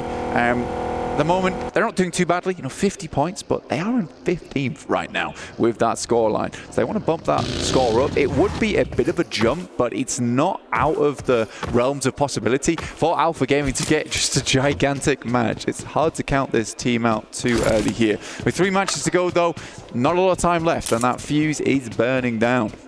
It is. And the base that will be behind it detonating, of course, is that rapturous, screaming energy we have heard again and again for the Falcons fans that have been in the arena. And that's scary. We were saying on day one, sometimes when things aren't going right, you're hearing that echoing constantly. It's more and more pressure that's being layered on you. Yeah. I'm worried if it's going to turn them into a diamond in the last 3 games, or if you will crumble under that pressure. 32 points for Falcons. It's not an ideal number to be on. 21st place as well. It would have to be a mega jump up. I think, if I'm being quite honest, a bit brutal, really. Yeah. I think Cole is the only player on that team at the moment I really see standing up. I mean, I've had a lot of admiration for Ralph, Narvalo, Redox in the past years, but it's funny to me that their newest addition is the one who is showing the most gusto in these games. We'll wait and see for Falcons. There could be a miracle run, but for me at this point, very unlikely. Very, very unlikely. At this point, you kind of want the crowd to just be chill. Let them build. Yeah. Let them build, then follow. Yeah. No, I know what you mean, man. I know what you mean. It can be that double-edged sword, you know. It's kind of brutal. That's the way it's gone. But 2 sides to every coin, I guess. Longshin Red Force calling the right side of the coin each time it's flipped today, it seems. Some very good plays from them. Get themselves into 8th here, which would secure them if we ended things right now. I think Longshin Red Force has had a nice run. Capitalizing off some teams' maybe inadequacies, we could say.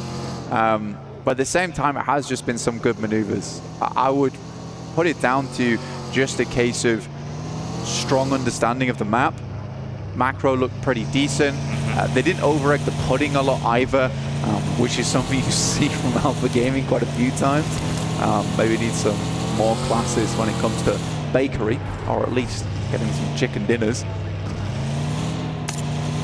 I think for IDA as well, it's interesting. Obviously, it felt like they were more of a periphery team in some of the early matchups we saw towards the group stage.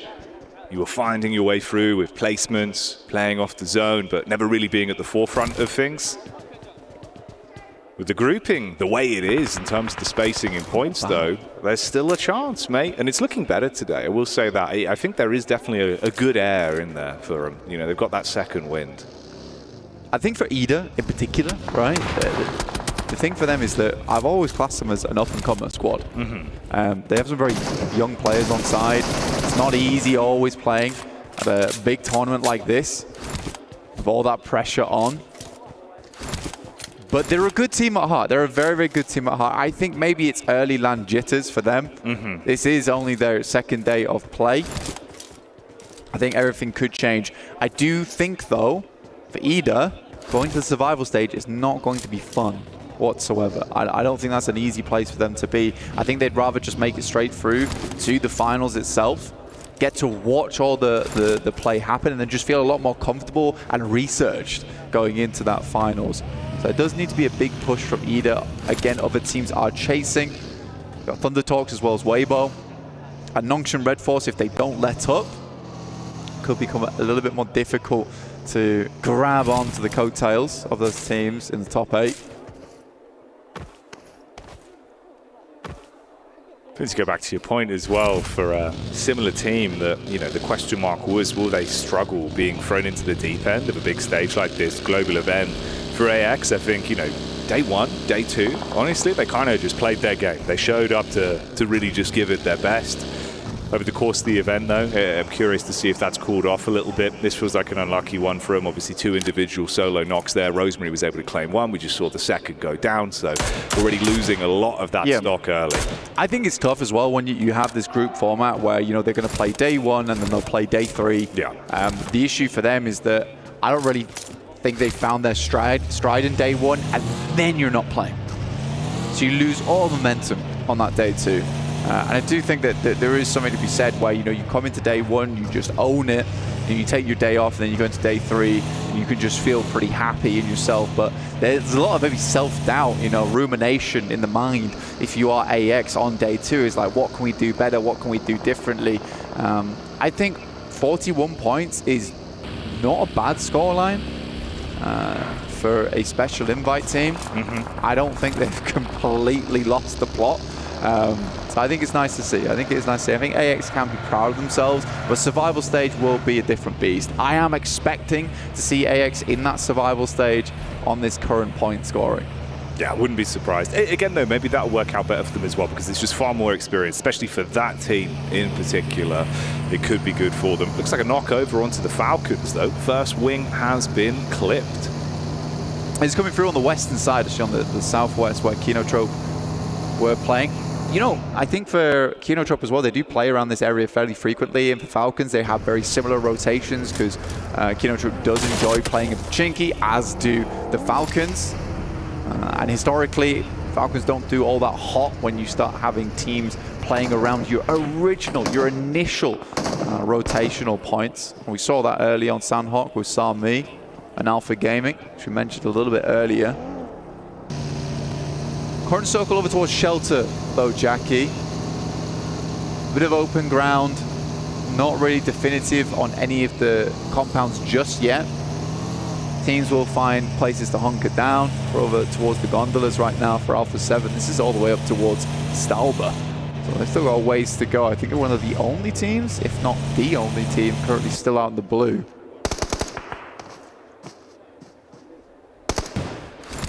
Intense game here. They were coming down the backside of the hill, had a read at least onto Alter Ego. Obviously a bit of a split there. You've got Rosemary further out to the 2-2. It's Krypton that makes a bit of a move here. Rejoin with the rest of the squad, hop back in the vehicle, keep himself covered. See how they play this one. Alter Ego on that western side, yeah. The split between them is pretty big, pretty substantial. See when they want to regroup things up, and you're right, Intense Game are chilling around the peripheries of that area on the western side. You got Rosemary and one other player, can't quite see the name there, having a look down towards that southern side. R8 taking a knock, that's over towards Mansion actually. You can see it on your screens, we bring up the map feed, which is available to you all at home, by the way.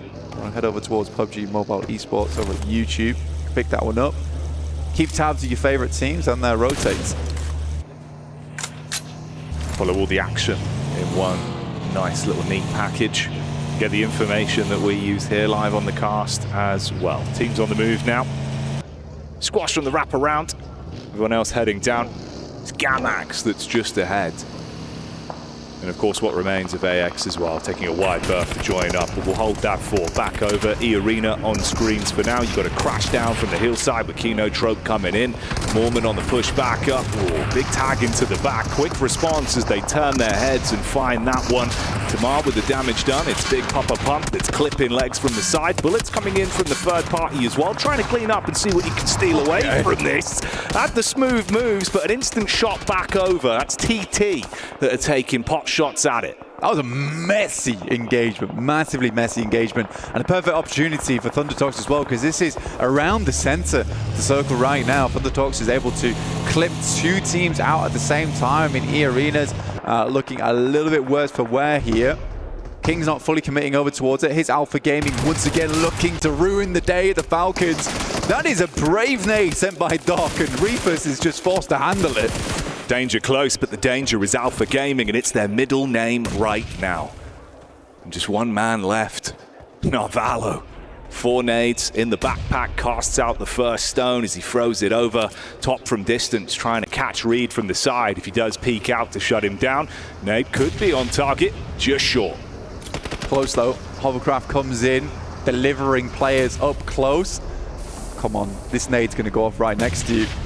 Doesn't do all too much damage to the Hovercraft just yet, starts to smoke. Molotov sent through into the building. They don't have a read on his position just yet. More paranoid about the compound. I think he's down to his last 2 nades now as well. Yeah, that's all the stock he's got left. Cooking this right down towards the end. Last one's going to be prime. Sideline chip damage over. They don't want to run into this and throw away one player. Ooh, but Top will get the shot on the peak. That's what they were setting up for. Good watch from Top there. Holding in the background, has done that quite a few times there for Alpha Game when he's forced to pick up the pieces when the front line heads on in. But for Alpha Game, very, very important match for them, right? They want to climb that leaderboard up to 53 points on this match. Powers finding Ida from R8, and here's Intense Game. Pretty long range on this one. Long, broad, open spaces. Rosemary down as well. Alter Ego probably want to chill this one out. Yeah, I think that was the team name from the backline. So the splash damage knocked him back down into his last legs. They have the smoke to at least reset, block vision, see if they can try and cauterize this one a little bit. Obviously, Intense Game, we're looking to really backdoor into this quite some time ago. Gamax as well, they get thrown into the fight versus Alpha 7. We were setting up previously. Silence fires shots back over. Ooh, this is starting to look messy in the lobby blank. Yeah, not easy. With the circle, actually hard shift down towards the southwest side, towards Farm as well, which is an uncomfortable area to play on the map. Alpha Game find themselves a prime position to play this one from after removing Falcons. But for Alter Ego, they got Nongshan Red Force looking to rotate in from their northern side. If they can get rid of Intense Game, there's still going to be Weibo to deal with shortly afterwards. So we'll see how Alter Ego actually figures this one out. They're going to make a rotate off towards that eastern side, which is wild, by the way. They're going to go straight through Weibo. We'll see how this pans out. Intense Game takes that moment to regroup back down with Adrian on the south side of the map, and Alter Ego gets past. Meanwhile, you've got Squash's POV here as well inside of the compound. The only one that remains from Alpha 7. He was on a slight deviation from the rest of the squad as a solo. Casting nades back over right now onto the trio of R8. Alter Ego are still getting punished here. More players popping up in the Elim feed as the knocks are coming back through, and they are absolutely sandwiched with squads. A lot of teams are struggling to make their way into this one. Fair few of our squads on the eastern side, and we're on board with one of them in R8. They try and rotate down. The remainders of AX move to the fields, just on the north side, pick up a compound to play inside of. This area of the map can hold quite a few teams, but I would say that Alpha Game currently have one of the stronger positions inside this compound. Plenty of sightlines to work with. They're not cut off on the windows. Gamax, obviously. They were the ones to kick off the fight between Alpha 7 and themselves. On the rotation path here, they go straight past Squash and down towards the crosshairs of R8 that are just trying to play towards the edge. They've got a vehicle close by to make their getaway. For Squash, it gets a whole lot more uncomfortable. Long-term rotate for him, and Power Gaming are ahead. They've got the next position to try and guard some of these teams as they make their way in. Origo, after that A-limb from earlier as well, did break the triple digits. Up to 100 total. Still chasing that 111 for Thrive to pick themselves up first place here. They lost Daybot. Weibo just about caught him on his rotate down in towards Farm. Yeah, this rotation's not going to go too well for Gamax. That vehicle is very close to exploding. Surprised Damar doesn't just go for the full send on the spray either. Couple shots back over. Optics of it doesn't look too great for him, so he'll try and tuck down. It's actually easy. That's what we're saying. It's power gaming that we're in a good position to try and guard all these teams as they make their move. Meanwhile, as that one goes a little bit quiet, we can show you back, of course, on the fight that kicked things off between Gamax and Alpha 7. This is what resulted in only Squash being the last remaining player. On his solo mission, he's at least found himself some safety inside of the zone for now. Ah, he's gone. All right. Yeah, for Chudo, some good nades over the top, honestly. I quite like that. Corona with some more over towards E-Arena. Somehow Gamax is able to get a little bit more done. Horror versus Ida now. Aaron steps up to the plate, nade over the top. We'll find Jiggle. This elimination feed is just popping up time and time again. Weibo taking shots over towards Nongshim. Yeah, the Red Force taking damage. More on the push-up. They close the gap between these two teams and make it uncomfortable for Ida. A lot of pins pulled on the nades, trying to get one right between the both of them. Spacing looks good on that. It's a clean tag. Sky gets blown over because of it. Nongshim, Red Force taking so much damage from the side as well. Trying to turn it around. You can see Tizzy there with the DBS. Back over onto Weibo. Yeah, Weibo's suffering, but they are making it work. But intense game, wrapped back up again from where Adrian was playing. He's looking to pick up the pieces that were left behind by Weibo. But Ida's doing a great job to hold this angle. Held out power, held out horror as well. Those nades to keep going through. You wonder how many more they've got left to work with. You can see Dark in here running with the level 1 vest, level 1 helmet. It is not ideal.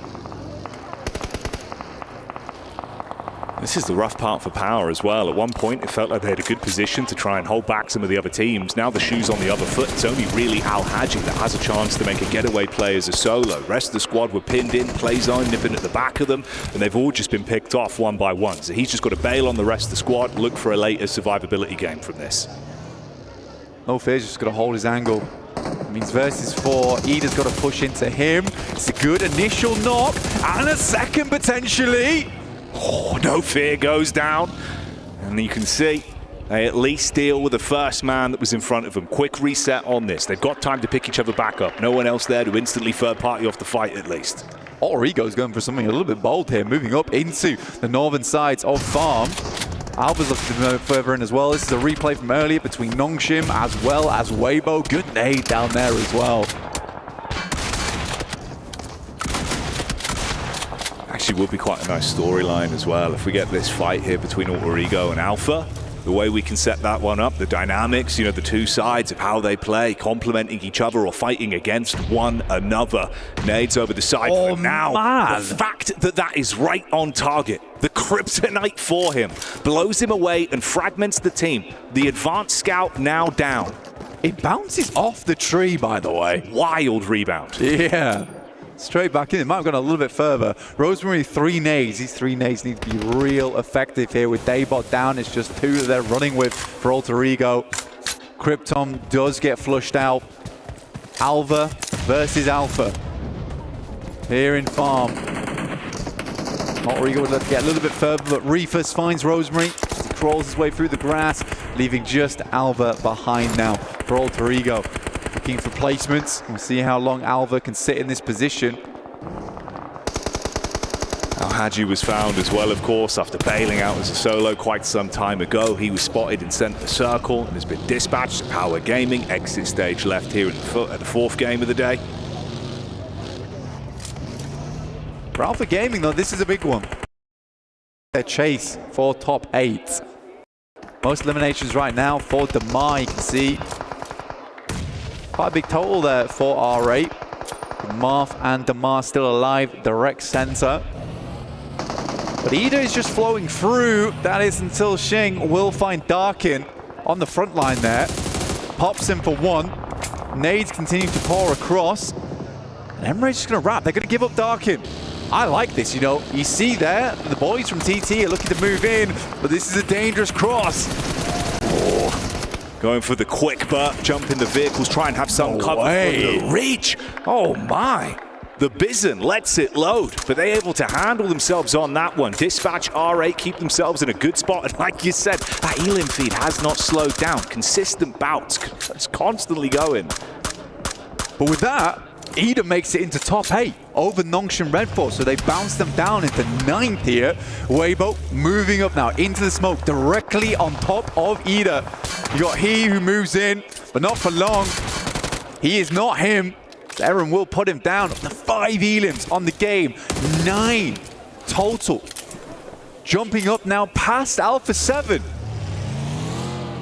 It's a massive game from Ida.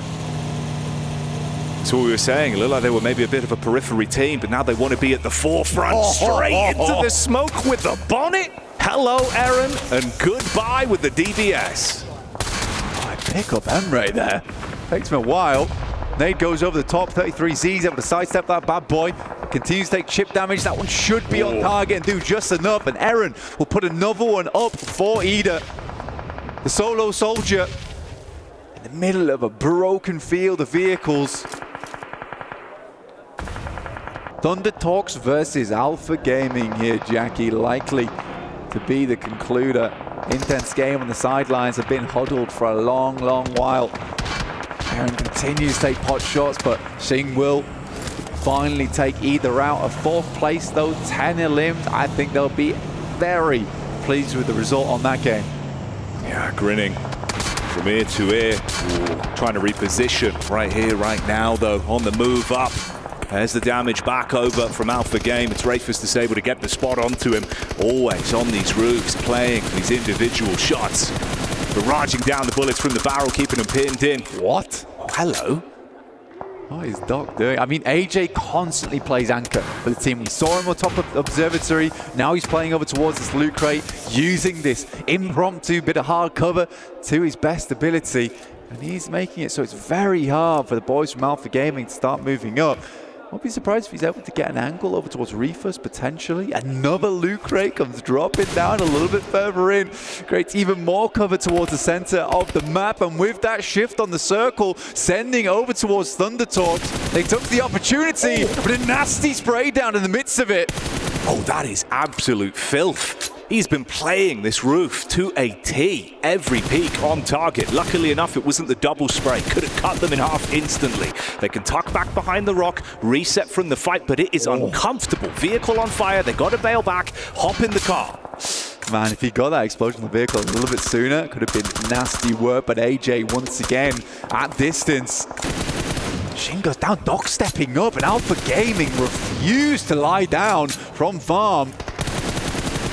They've at least got that backline, the protection, trying to hold them at arm's length. This is AJ. He's making some important plays, but up close and personal, that one's going to sting onto Doc. Was not prepared for the close quarters engagement. The cheeky peeks through the smoke are going to end right here, right now. Intense game, just consistently being hit from the side. They can't peek up against it.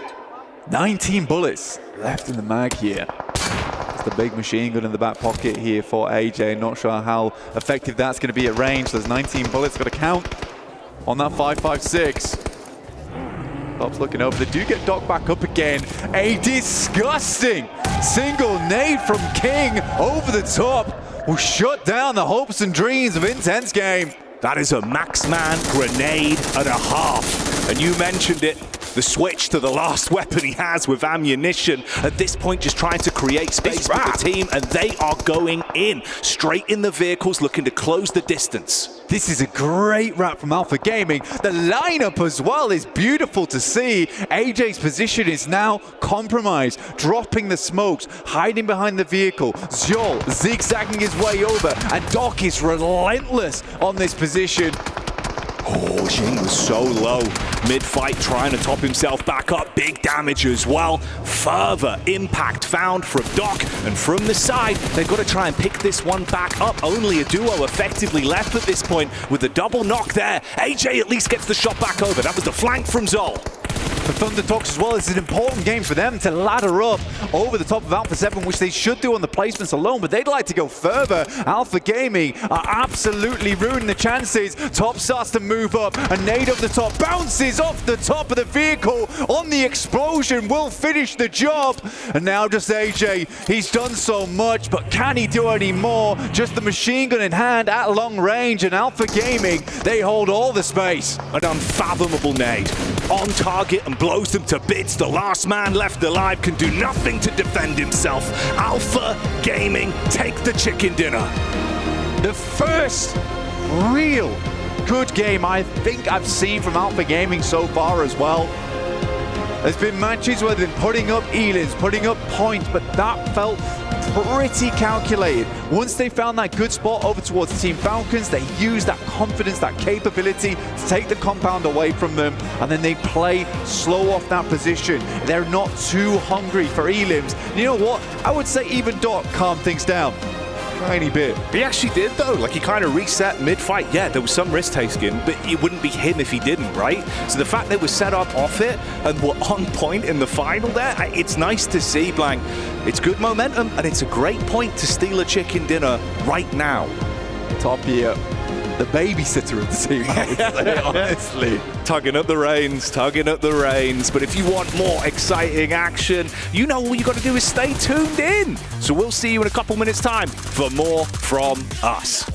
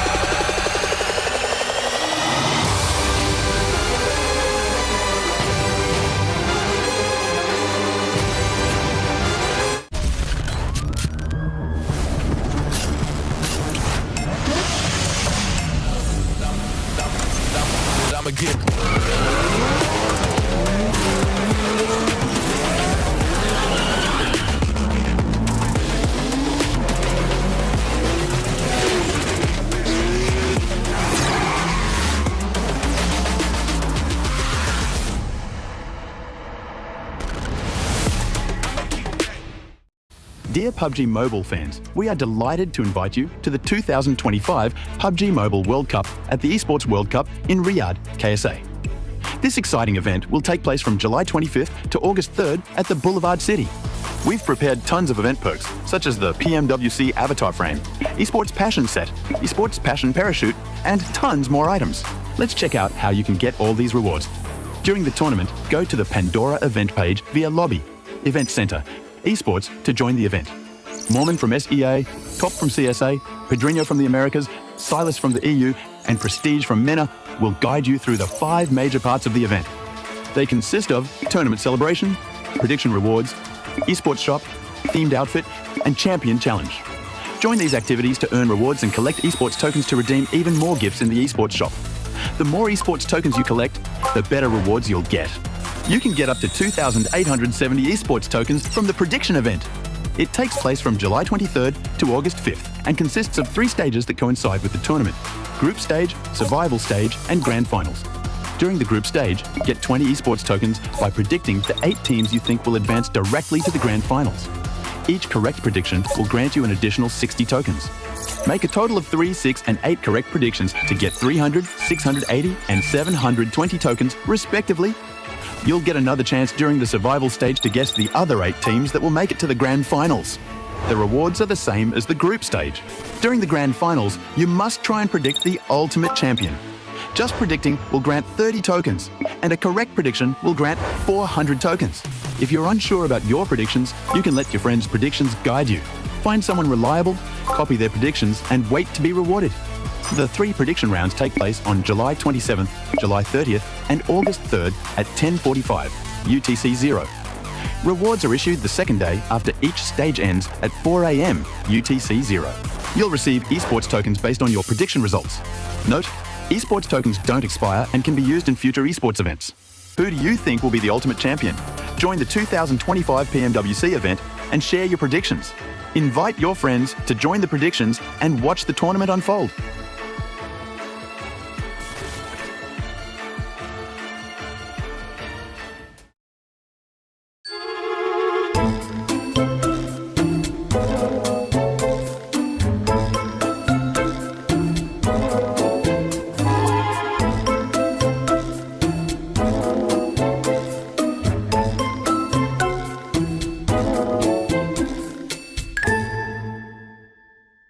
집 뛰어야 돼요. 건우야 너가 오른쪽 집 째줘. 기다려. 확인. 건우야 밑으로 뛰어야 돼 왼쪽으로. 나 폭난다. 밑으로 네 집 뒤에 붙어 있는 거 있나 확인해도 돼. 기다려. 나이스. 집 안에 네 집 안에 하나 있을 거야. 내 집 안에 하나 피 먹고 있대. 근데 라스 하나 나오는 거보다 건우 나 폭 갈게. 아 자신 있게 이거 어차피 우리가 먹었어. 먹어 그냥. 막게. 까비. 야 나오는 거 봐. 나이스. تعال سيارتين بمشون كيزي بمشونا يب بمشون كيزي نايس باقي فوق سطح ببيت لك تروح دور ثاني حجي دور ثاني بس خلنا ناخذ السلاح دور ثاني ايزي نايس حجي نايس يلا يا ايوه نكمل 야 다시 하기 전 라스 하나 천천히 해봐 피 그래 우리 3명이야 라스 하나 라스 하나 어딨어? 야 이거 좀 오른쪽 단차 오른쪽 단차 좀 무리다 이거 야 나오는 사람? 살릴게 살리면서 하자 왼쪽만 잘 봐줘야 돼 왼쪽 뛰어오는 거 보는 중 얘들아 이거 잡으러 갈 때 양쪽으로 앵글 걸리면서 하자 아 뛸게 금방 간다 맞춰 잡아 나이스 좋았다 준호 It is crazy to see what one of the best teams of PMWC can achieve when they actually end up playing as a team, Max, man. I mean, APG finally getting their first win. This is their best game of the tournament so far, and as you said, they're playing as a team. It's amazing, it's beautiful, it's unexpected because Doc is on a team, but actually we're sticking together, so I'm very, very excited. And definitely a well-needed chicken dinner because they were in the middle of the rankings, right? They weren't quite in top 8. I think this game might have been doing just enough for them to actually put them in top 8, but can they remain there until the end of the day? I think with this performance is definitely going to up the pressure to some of the other teams because remember, we're done with Erangel, Neptura. We're going to be going into Miramar, usually Alpha 7, one of those teams that ends up saying, you know what, we end up performing a little bit better there when we go to Miramar. That's a team that needs to perform. It is a team that needs to perform. I think we're going to see as well a lot of teams that are very good. Oh, hang on. We got an end game, Max. This is actually going to be the time they leave farm, and Alpha Gaming have an amazing game plan to just overwhelm all of Thunderstorm because their players knocked, they're wounded, they're not ready for a crash. And actually, Alpha Gaming just don't go for the normal play that a lot of people would go for, which is crashing the rocks. No, they take this massive spread over to the east, not only controlling low ground, but also taking the high ground angle away from AJ, forcing him to kind of play more passive so he can't get shots on the player low ground. And then, as you can see, 1, 2 players low ground eliminated. Only AJ remains. He was also extremely low in terms of ammo for his M4, so long range, he couldn't get involved. That is the only way Alpha Gaming win that match, and it was pulled off flawlessly. And on top of that, Seal just being able to just kind of get that high ground, gave him the big opening. I'm surprised that Thunder Talk even allowed that with this game right now. I mean, Alpha Gaming, 21 points. I can't wait to see what that's going to mean when we go to the overall. But Thunder Talk, I mean, that's another team that's also being able to put up some points up there, Niptura. 16 points for this squad.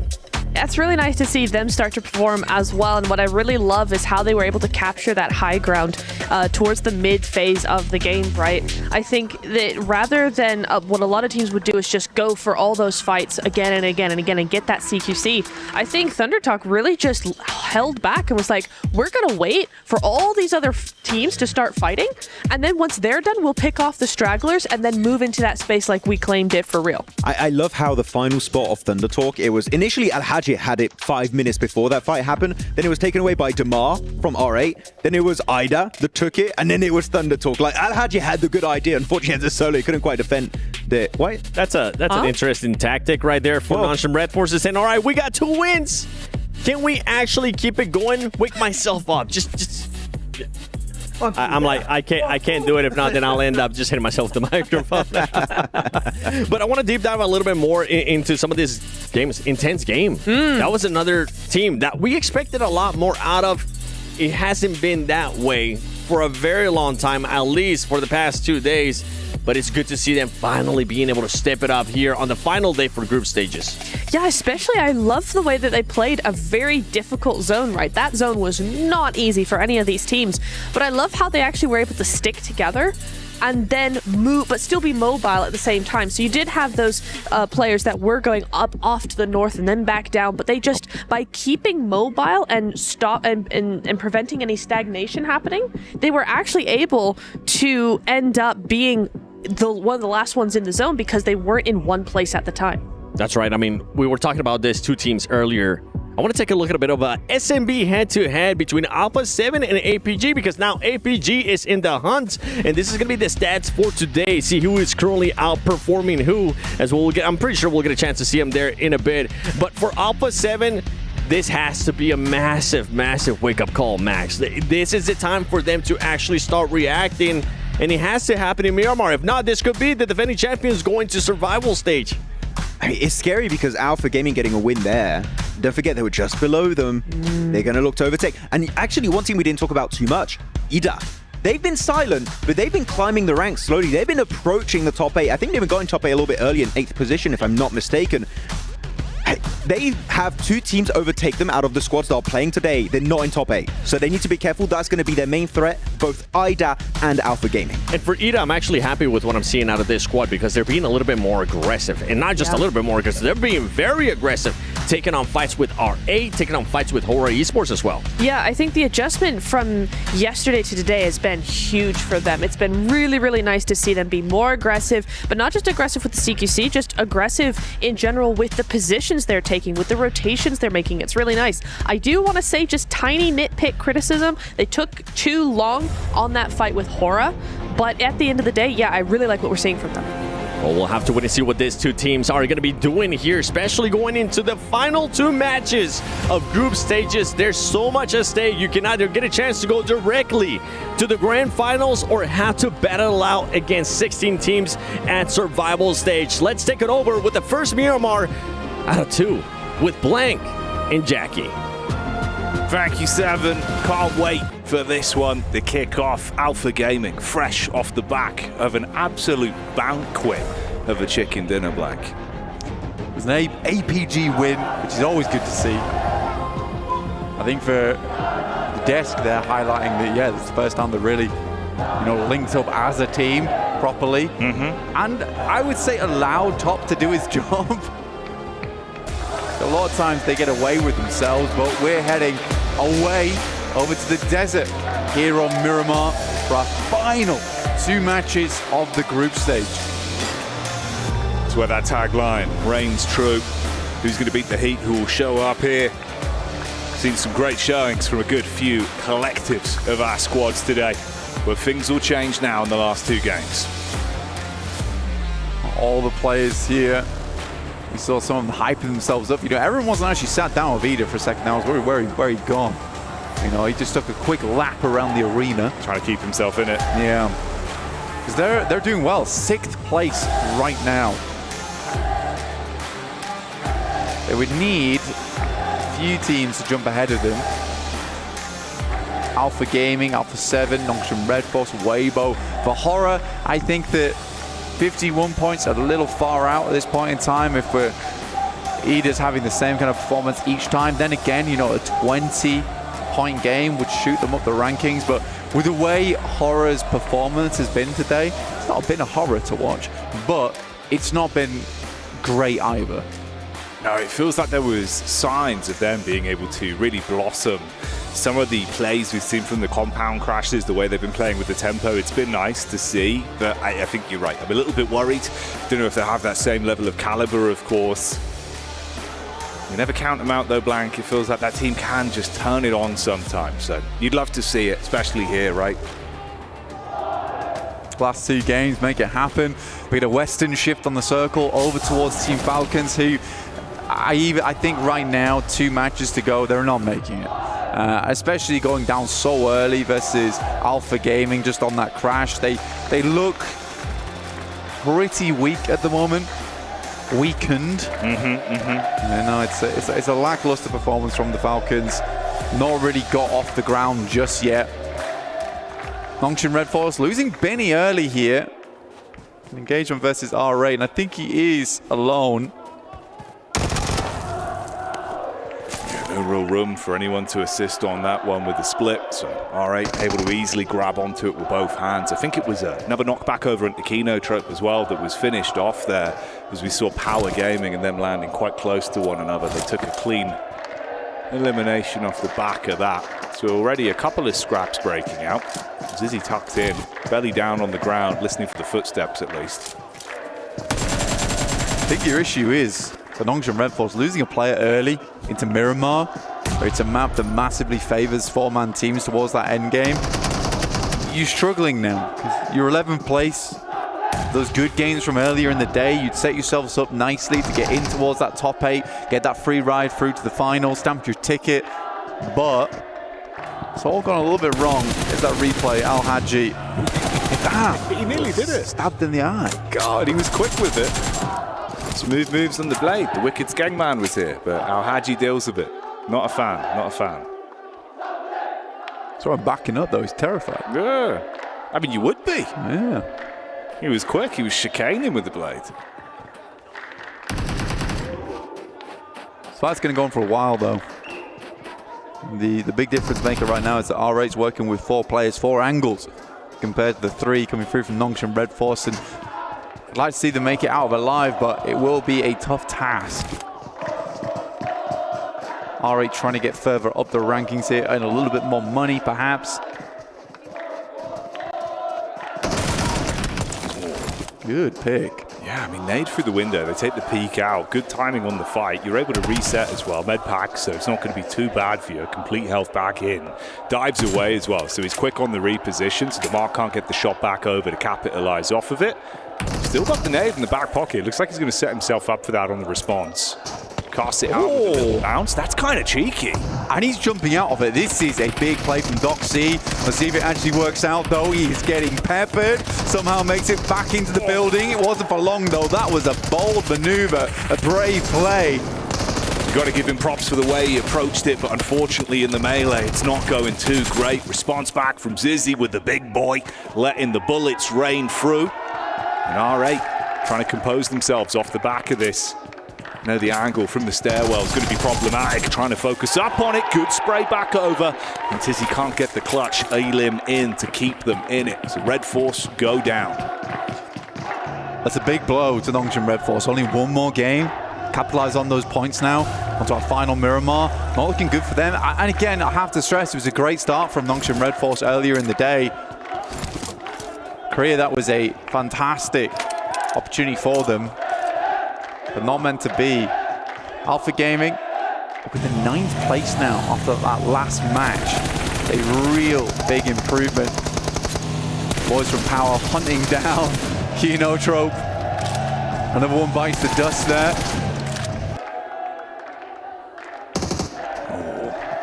Even Weebu as well, finding an opportunity to take some fights over. Doesn't really go the way they were hoping it would, though.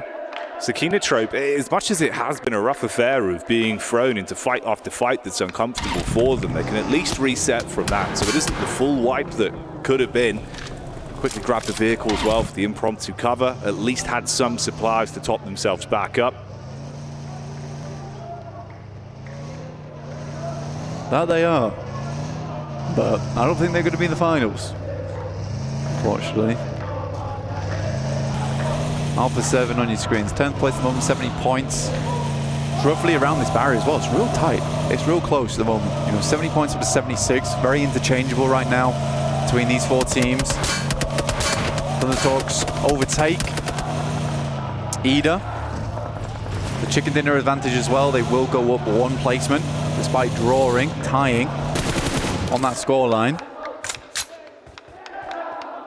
Horror spots the rotate coming through from Alpha 7. This is dead center, right? They're trying to get up towards some high ground to work with. Horror currently has a big old split across Crater Fields and the ridgeline that sits over in that position. Those mountains are very, very nice to work with.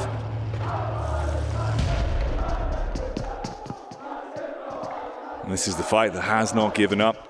Power have just been consistently stalking Kenotrope for so long at this point, chasing them from compound to compound. Looks like AX take a knock as well with intense game, being able to isolate them once again. It's been uncomfortable in the previous 2 matchups. Gamax taking on Falcons and losing Koa against these slow decisions, slow rollouts coming through from Falcons, allowing teams to backfill them time and time again. They got to figure something out. Add some security cameras to the back of the kit, essentially. We did lose 1 player over from the side of Alter Ego as well, from a very quick bout between them and Thundertalks. Both teams then repositioned and called it quits on it. Seems like this might finally be the moment to strike. They bait them round the corner. It's a good crossfire. Able to hold on the doorway. Panic stations now to reset from this. The last man unable to pop off as a solo dolo. Al-Haji will handle it, and they finally close it down. Yeah, Ozi-san attempts to the triple step up the stairs. Not going to happen though. But Power consistently put up performance there. Looks a lot better today. We haven't had that champion moment for them just yet. Towering above everyone else so far, but it's a nice game from here, honestly. Chrono will finish off Koa. Again, I think losing Koa is a big deal for the Falcons. I think he has been the one stepping up time and time again for the team. He's trapped out in Monte Nuevo on that northwest side. Circle centers up though over towards Ida, which is very good for them in terms of their point scoring, staying within that top 8. Currently playing over towards some high ground too on the roadside, so plenty of vision around them to work with.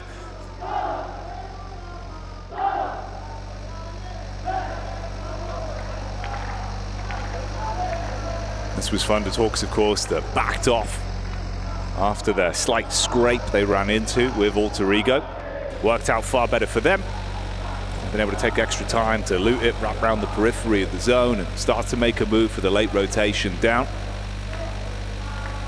There's a good chance for Thundertalks as well. If they want to wrap down towards Graveyard, then just scale up the ridge that sits over towards the eastern side of San Martin. You know, you do break off a lot of LOS in that position. You know, it's not much line of sight available to you there. The issue is getting across that plateau. That is towards Power Grid. Very, very open. So I'm curious to see how Thundertalks play this one out. Looks like they're heading out into the blue here. AX as well. It's back-to-back games where it's been very uncomfortable for them in terms of the isolated fights they've had to work their way through. 3 players alive for now at least. It's Henry up on the hill, firing off a few warning shots at least. Meanwhile, down in the Gulch, you've got Alpha 7 Esports.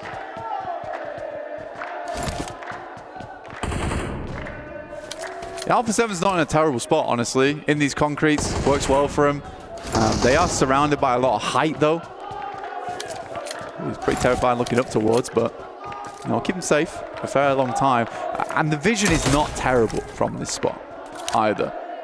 You can see as Mafioso's looking around, likely he'll spot anyone trying to move up towards them too early. Ida, on the other hand, playing this high ground, going to play pretty smart and slow with it. Carrillo wandering around the edge here, and Darkin just continues to just siphon off that info from the team that he knows is undoubtedly underneath him. He wasn't on island though. Jackie. That's the only thing. If he goes down, it will be hard to get the res off towards him, so he needs to be very careful.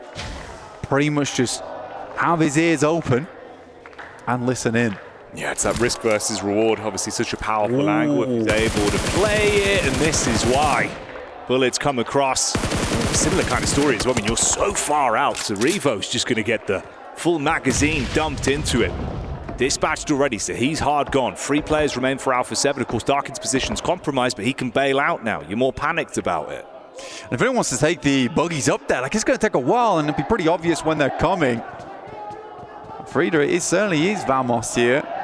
Trying to push forward over towards that top side of the lobby, take over Thunder Talks. They move in from that eastern side. They take a player from R8 as well in the process. So cut back in over towards San Martin. So a little bit of a different rotation they went for there. Frida, great pickup over towards Alpha 7, directly pushing one of their competition further down on that leaderboard. Currently Alpha 7 in 10th place, and we're chasing.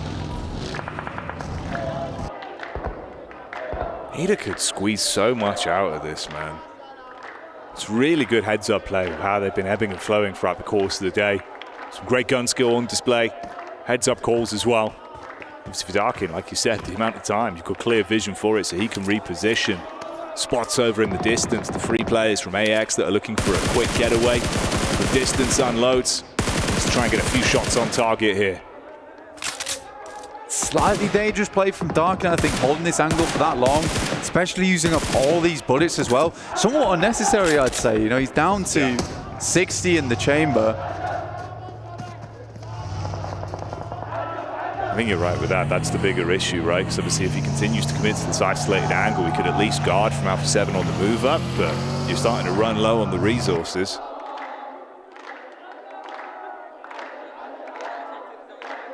Solarigo. One player down. Playing around the warehouses on that eastern side. Not bad area to play around with either. AX just moved over towards him. You saw just then either taking shots. Again, pretty long range. Very unlikely they hit those shots anyway. Nice little bounce at the stairs though. Trying to rebound that one. Instant Molotov. I'll take those. It seemed like he was hoping to try and force them just into the vision of the nade from King as well that was setting up to support, but luckily enough, not close enough towards the stairwell. They're able to tuck in, keep themselves safe. Goes in to clear out the building now, sees the feet. Ooh, rebound off the wall. It's a lot of damage. Ooh, the timing on it as well. As he pushes up, it's the reposition. So Demar just not ready for the instant dive in. Able to get it. That's the last of R8. Obviously, this was a rotate back out for Thunder Talk, specifically to hunt them down as well. So they get what they want. Can't tell if, you know, he'd left that nade and that Molotov on the stairs is like a bait. I try to get your boy to walk down the stairs and pick him up and then take the shots. I don't know how many players at this level are going to fall for that, but I don't know. Try to lay out some candy. It's a fair theory.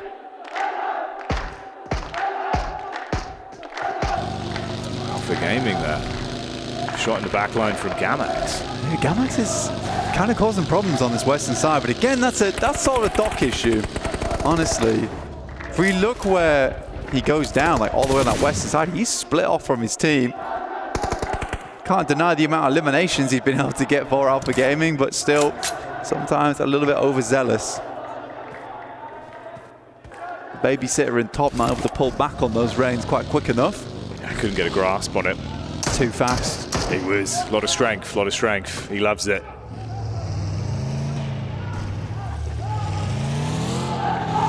You know what? I think it's absolutely justified the sighting goes down there for Thunder Talks. I don't know why he was on that split all the way down towards that south side, especially when you know players are going to be wanting to rotate him through Picardo, through Power Grid.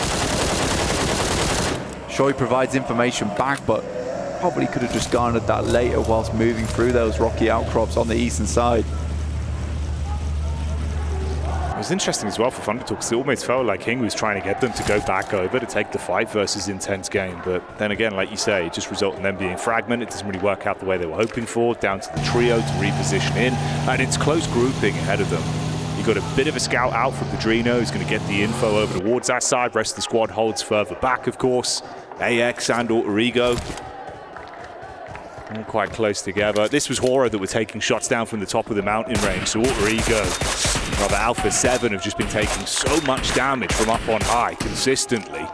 Oh, get the knockback over onto Squash as well. Fragmented into both of the compounds. Got to tuck in and find some cover.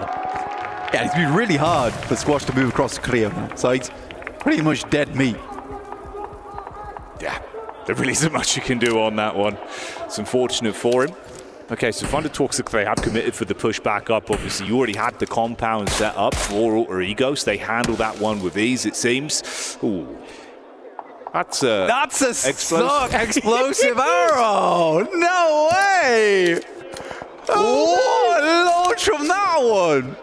Oh, we've heard legend of it. We have. But now we see it. It took me, my brain was like the synapses have connected. Where was this shot from? That's from across the bloody road. That's insanity. Through a tiny gap. Is that Legolas? Oh my God, the archer. Okay.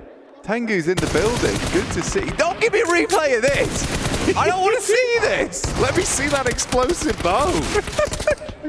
Wow. Man, you felt that one in your chest. I was like, that's not a nade. I didn't see anyone near him. Oh, the pull and release. Woof. He's good with the drawstring. Yeah. Lines it up and knocks him down. And no relief. No. The boys in Alpha 7. That's a rough way to go as well. You've been humbled. You'd be fuming. Damn. Okay. Pinpoint precision. The boys on Weibo bring a new meta to the game. I don't know if it's meta yet. It might be a little bit off meta, but I'm always down for people doing a little bit things funky. He's an innovator. Yeah. Can't doubt that. Straight inventor. Alter Ego on 3. To be honest with you, all things considered, I like that Alter Ego has slowed down their pace in this game. They know they go down to 3 early. They get 3 elims, which is still pretty good, to be honest, over towards Thunder Talks. As they rotate in, we did see that replay. Thank you, production. We do appreciate you. And it was good. It was good.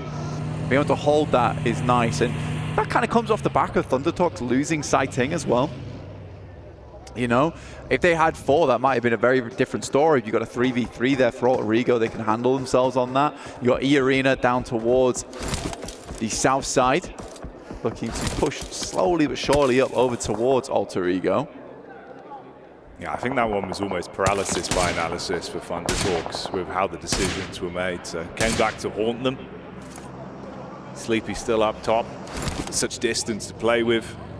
A little bit of ammo left in the pocket as well, so just taking shots when he gets opportunity to keep him pinned. You see the split from Alter Ego as well. The team trust each other so much. Speaking to Rosemary, you can see they all just play for one outcome. They're just looking for that win. They're not bothered about who's playing well. He said it himself, where he was just like, look, it doesn't matter if I'm playing well. I know my whole team can, and they certainly can. Bala's going to try and get out of there. I think he is the last player of the team, and Falcons just drop like a bag of rocks. I don't really know what more to say. I don't know if it's pressure. I don't know what's happened, because technically they're not always the most entertaining team to watch that way. But they are consistent. Consistency is good. When they pop off, it's just very, very cool. But most of the time, you know, it's just slow but steady. All right, they're the turtle to Alter Ego's rabbit right now. But at the moment, the rabbit is very firmly winning this race. Yeah, quite a bit. Quite a bit. Turtle's got lost. Rabbit's focused. He's on. There's an 8 carrot at the end of the race here. Yeah, you definitely want to nibble down on that one, so you won't be stopping, especially with how good they've done today.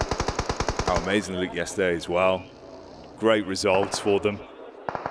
And I think that's, like you say, man, just being able to play with that pace, knowing when to dial it down. Even when they lose a player or 2 players early, it just doesn't really affect them mentally the way you see it start to rattle some teams. Gamax have been the problem maker of multiple times on these backdoors. Obviously looking for revenge for Doc here when he was taken down by them. Exchanging nades from either side, cast them over the top, just trying to keep them pinned. Bullets from the side. Ooh, couple tags there. That's actually Al Haji from the top side with the backup of the rest of the power squad. Yeah, Ragnar's getting involved now too. Let's find APK. Some good nades from APG, by the way, there. Gets them down to around about 20%, so kind of unfortunate they're not able to land them as well as they'd like. And there's another that just lets the first aid kit go through, so they're just off target. Now they're hearing these shots coming through from the side from Power and even Weibo now sending down slightly. Got Order, legendary player from the PEL region, looking to push over towards that south side. Oh, mate, so brutal. So many sideline angles for Power, and in front of you it's Top and Zol that are able to just keep you pinned in position. Quick shot back up. Zol loves those fast engagements where he'll burst you down. Easy over the top again though, trying to keep it uncomfortable for them to actually close the gap and play off one another. It's isolated 1v1s. He's always been nasty with these nades. He's just laying them on top, and Zol knows to back it up. Oh, mate. Can't quite see him. Choreography of PUBG Mobile you need on this one has got to be pinpoint. He's trying to bait him in with the quick shots towards Ragnar up on high so he can switch to the DBS for the close quarters engagement. Off the nade, it seemed like Easy wanted to completely commit to it. They're actually doing a good job of handling themselves. I'm surprised he invests the first aid kit there instead of the bandage. Got plenty from the back pocket.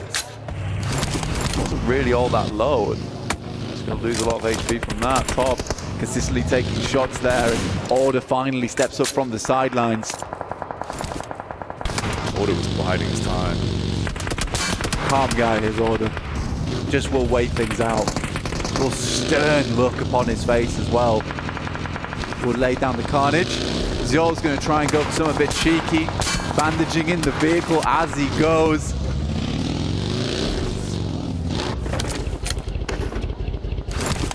Gets himself at least into some safety for now.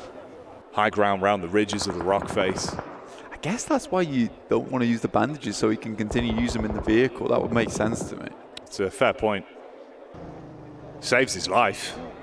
It does. Multitasking. Unfortunately for him, I mean, the rest of the team gone. So looking for the back-to-back momentum carrier towards the end of today. That's not going to be there. We haven't seen Alter Ego for a little bit, but when they show up in style. Goodbye, Ida. That's how they go down. They've been able to play a relatively passive game on this one. I mean, only 2 elims as well, so Rosemary snatching that away pretty good. And you look at the difference there. 5 elims alone on him, 6 for the team overall. It's compounding, Blank. I mean, Alva sets him up on the tee, and like Happy Gilmore, it's Rosemary to take the shot. For Alter Ego, they've done enough to 107 points. They are really not far off that first place spot in this game now.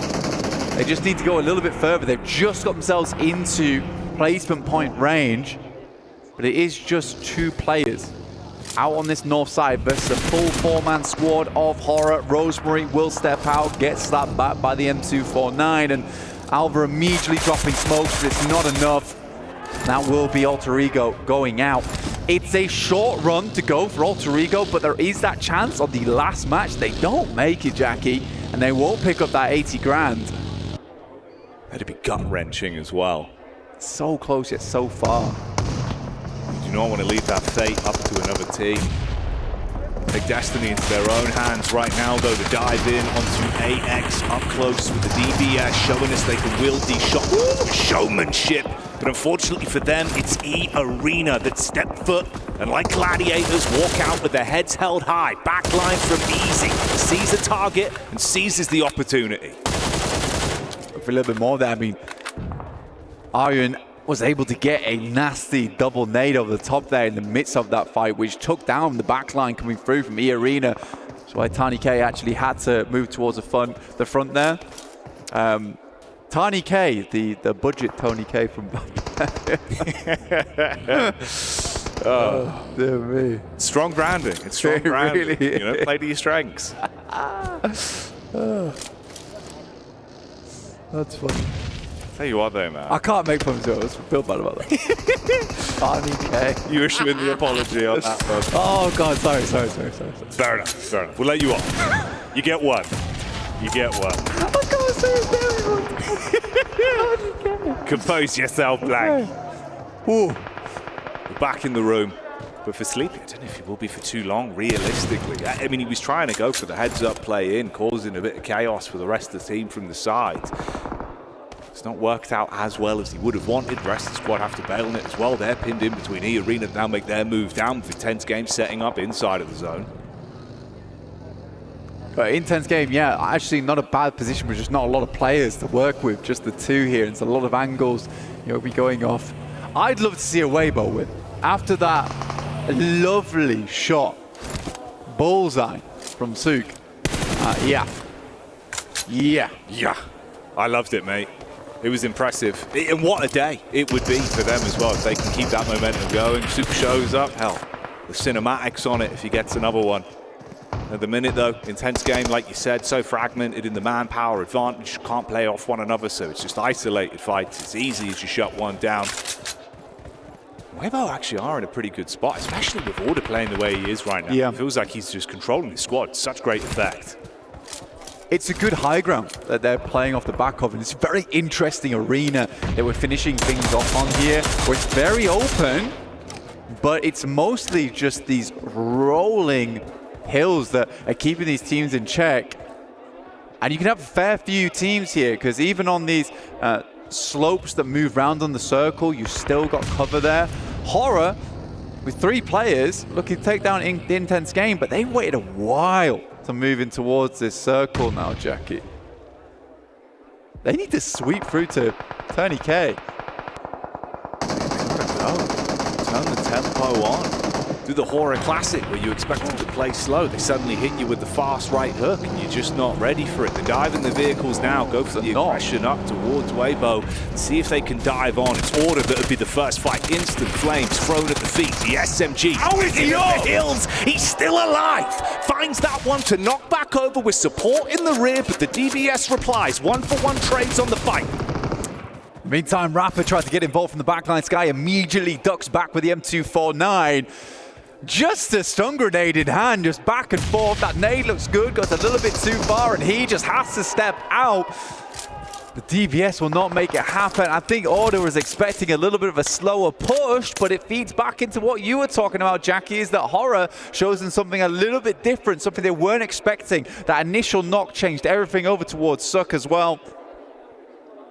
E-Arena, Power, Big Al Haji, and Fahiden looking to make this work.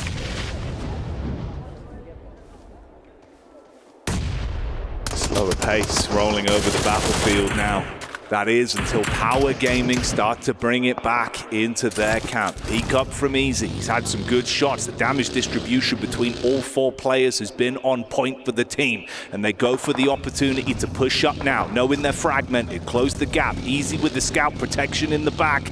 See Arena losing out on so much here. Just trapped in with Mormon. No fear on the side. Power Esports, 77-point game on the hands here, right? Getting, well, not just from this one match, but getting the 22 points, getting, in fact, it'd be a 23 if they were to clear everyone out, which would be a massive result from them. Shoot them up big time on the table, give them the chance at that last game to get into that top 8, but just like that, Power loses tons. How have they given that one away on a platter? The push up into the 1v2, looking to play off one another, just couldn't commit to it. They go down, now left in a position where that big advantage you had, like you say, to clean house, make out like bandits, it gets harder now. And Horror thrive in these kind of positions as well. Sky and No Fear, they've had some great heads-up calls so far. Last circle. Right now, I'd say Power has more control over the circle. We'll see if they can get this done. A win is going to be enormous for them in terms of their point scoring, right? They go down here. Last game becomes hard. Ragnar starts things out nicely.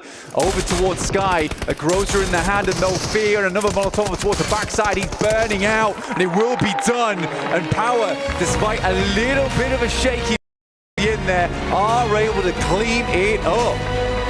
There might have been no fear from their opponents, but Power certainly lived up to their name. Kept it clean at the end, and that's what you'll walking away with a chicken dinner on that one.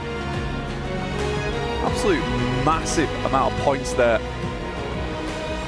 We'll see how far that does send them up the rankings. But Easy calming the team down. You love to see this. Some teams, like we said before, especially now with one last game to go, building up that anticipation. The fact that if you let all of your energy and adrenaline spike too early, it could throw you off. Intense conversation between them. Trying to break down what went wrong and reset it. Sometimes just unpacking the bag and then going in fresh again. Little wink at the camera as well. You love to see it. Easy has always been a pretty good member of the team, honestly. When Al-Haji did fall back a little bit, it was always Easy stepping up. But we're going to take a step back in the meantime, head over to a break, back with the Desk, 7, Max and Netura real soon.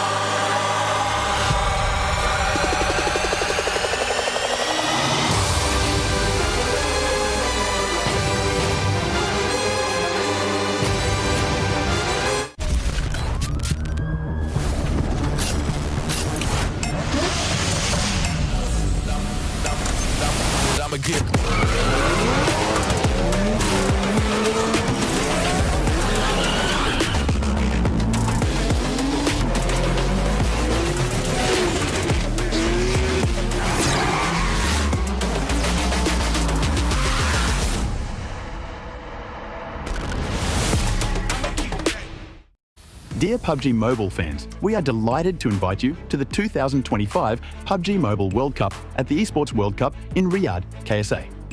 This exciting event will take place from July 25th to August 3rd at the Boulevard City. We've prepared tons of event perks, such as the PMWC Avatar Frame, Esports Passion Set, Esports Passion Parachute, and tons more items. Let's check out how you can get all these rewards. During the tournament, go to the Pandora event page via Lobby, Event Center, Esports to join the event. Mormon from SEA, Top from CSA, Pedrinho from the Americas, Silas from the EU, and Prestige from MENA will guide you through the 5 major parts of the event. They consist of Tournament Celebration, Prediction Rewards, Esports Shop, Themed Outfit, and Champion Challenge. Join these activities to earn rewards and collect esports tokens to redeem even more gifts in the Esports Shop. The more esports tokens you collect, the better rewards you'll get. You can get up to 2,870 esports tokens from the Prediction event. It takes place from July 23rd to August 5th and consists of 3 stages that coincide with the tournament: Group Stage, Survival Stage, and Grand Finals. During the Group Stage, get 20 esports tokens by predicting the 8 teams you think will advance directly to the Grand Finals. Each correct prediction will grant you an additional 60 tokens. Make a total of 3, 6, and 8 correct predictions to get 300, 680, and 720 tokens, respectively. You'll get another chance during the survival stage to guess the other 8 teams that will make it to the Grand Finals. The rewards are the same as the group stage. During the Grand Finals, you must try and predict the ultimate champion. Just predicting will grant 30 tokens, and a correct prediction will grant 400 tokens. If you're unsure about your predictions, you can let your friends' predictions guide you. Find someone reliable, copy their predictions, and wait to be rewarded. The 3 prediction rounds take place on July 27th, July 30th, and August 3rd at 10:45 UTC 0. Rewards are issued the second day after each stage ends at 4 AM UTC 0. You'll receive esports tokens based on your prediction results. Note, esports tokens don't expire and can be used in future esports events. Who do you think will be the ultimate champion? Join the 2025 PMWC event and share your predictions. Invite your friends to join the predictions and watch the tournament unfold.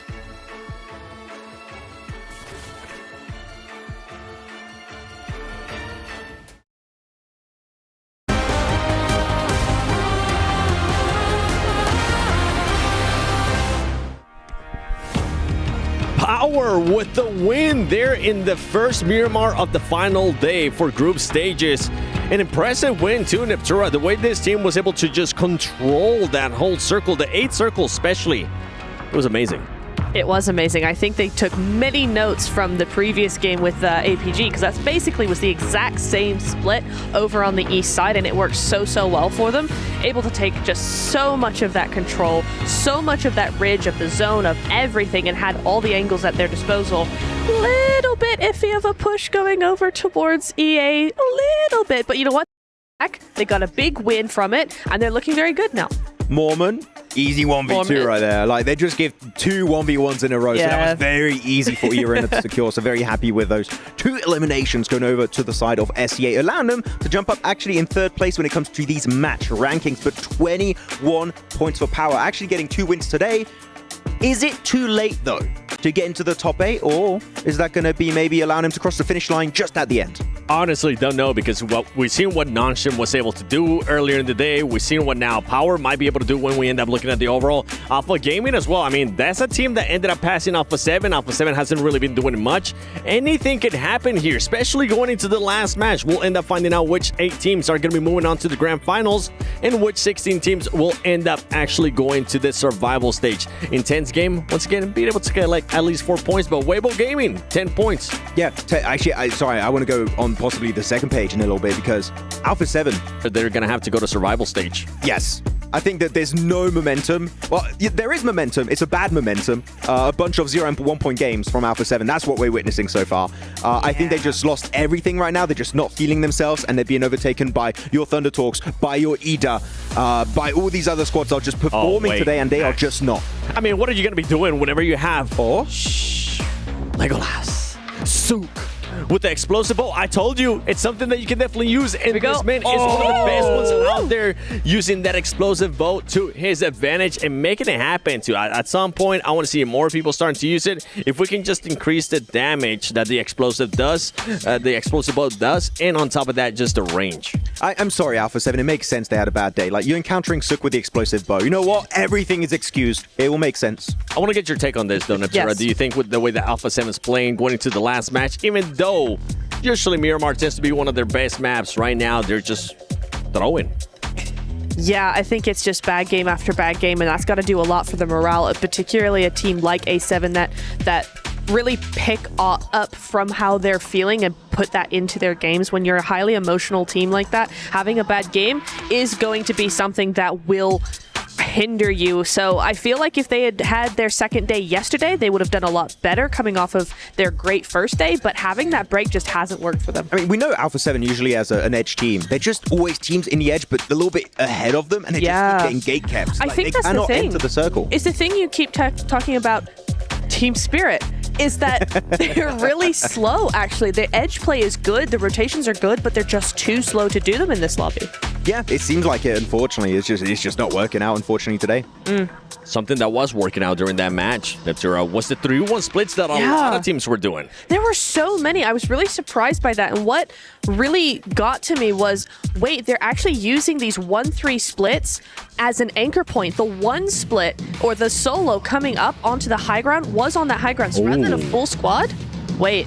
Hold on. We'll Hang get on. to that we'll point. We'll go back to that. We got to take a look at this Hold here on. as Alter Ego.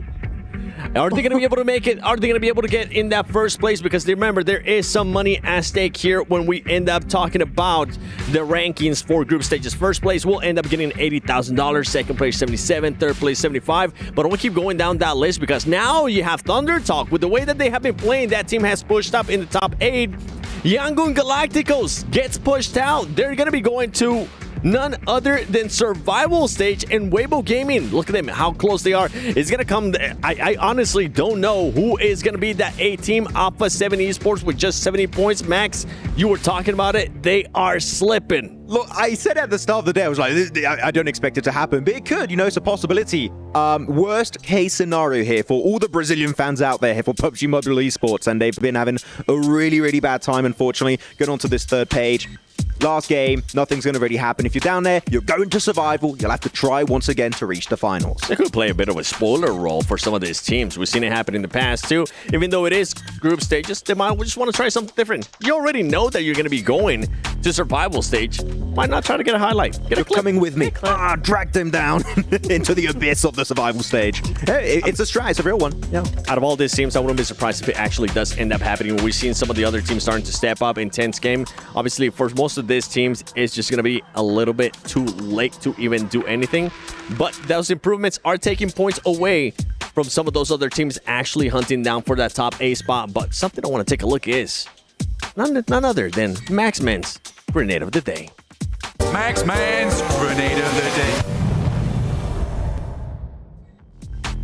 That's the first time I saw that intro. That was great. Maxman's Grenade of the Day is coming your way, and this time around, it's none other than No Fear from Horror Esports getting a double nade right in front of your beautiful eyes. Here you go. It was happening in the area of farm. The guy's waiting, lingering in the shadows. The nade comes on through onto Nongshim, Red Force, and they get absolutely battered. Nongshim sent right back to their home region. I like that. Thank you. That was good. That was a Molotov also, I think. That was the close-up, everything about that. And also, Horror Esports has been a team that did start performing as well, especially in that last match. We saw Sky being able to put up some good amount of eliminations. We sure did. I really liked what we saw from Horror. One thing I really want to see from Horror, though, is they're like 10, 15 points away from actually making top 8, pushing other teams down even further. If they can get a really good game this last game, they're looking really good. Well, ladies and gentlemen, it has come down to this. We'll be finding out which teams will be going directly to grand finals. It's going to be close. We don't know who's actually going to be going, who's maybe going to be getting kicked out of those top 8. Be ready, though, because the last Miramar is here. Take it over, Blank and Jackie. Thank you, 7. The stage is set. Our team's in position to get that sweet, sweet first place prize, Blank. That lion's share, the $80,000 on the line, and one team that's only a few points away. If they can deliver an incredible performance here, the chance that you could see 4 thrives lapped by Alter Ego, the opportunity, the narrative, the intensity is building. The group stage is coming towards its close. Dial yourselves in, turn up the stream, and get ready for the last game. We are gassed to be here. The final match of the day, match number 6 of day 3. It's Miramar. It's coming your way right now. Alter Ego on the precipice. Teams battling it out, just mere points away from one another on the leaderboards. So getting into that top 8. Weibo Gaming 76, APG 77, Esports a 78, and guess what? It's Thunder Talks a 79. It's all to play for here, the final match of groups. The shift could be ginormous. The opportunity for so many lies at their fingertips. All you've got to do is seize the opportunity when it is presented on the battleground. A tight lobby, Blank. It's exciting. It's exactly what we'd want for this environment. For Alter Ego, a little bit worrisome. Teams could be hunting them. 5 points needed to make this one happen. Not a lot required. The devious lick of single-handedly targeting them just to steal that additional prize money, the rub salt in the wound, surely you don't take that risk. Surely not, right? It's a terrifying one, honestly, Alter Ego. Do you jump on top of them if you're going through that survival stage? Do you make that happen? Do you ruin the lives of 4 players and 1 team? Or would you want to incur the wrath? You would make an enemy, and a very powerful enemy at that. A lot of potential. If they go down early, though, you better hope you wipe the entire squad, because as we've seen, they've been able to reset and pick up the pieces even with duos. The talent on that roster has been here in full force, but just keep it in the back of your mind. So we're looking at 108 to 111. So yeah, 4 points. 4 points is what they need to overtake. Nongshim Red Force, as the boys were saying, slipping down that leaderboard. Started off so well, but they could only hold on for so long. And we're in dire straits for them. For other teams towards the top, 9th, 8th, 7th, 6th. All jostling for position here. For Alpha Gaming, where things, look pretty bad at the start of the day for them. They really have turned things around here.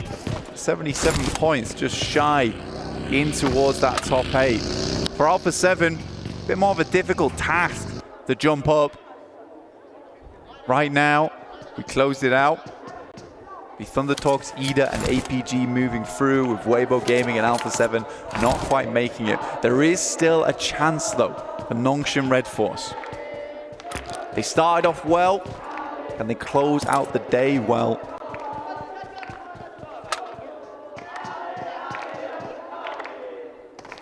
Sam and R8 that are close together, but more than enough space to play around, so not instantly thrown into a bit of a hell in the cell matchup between the both of them.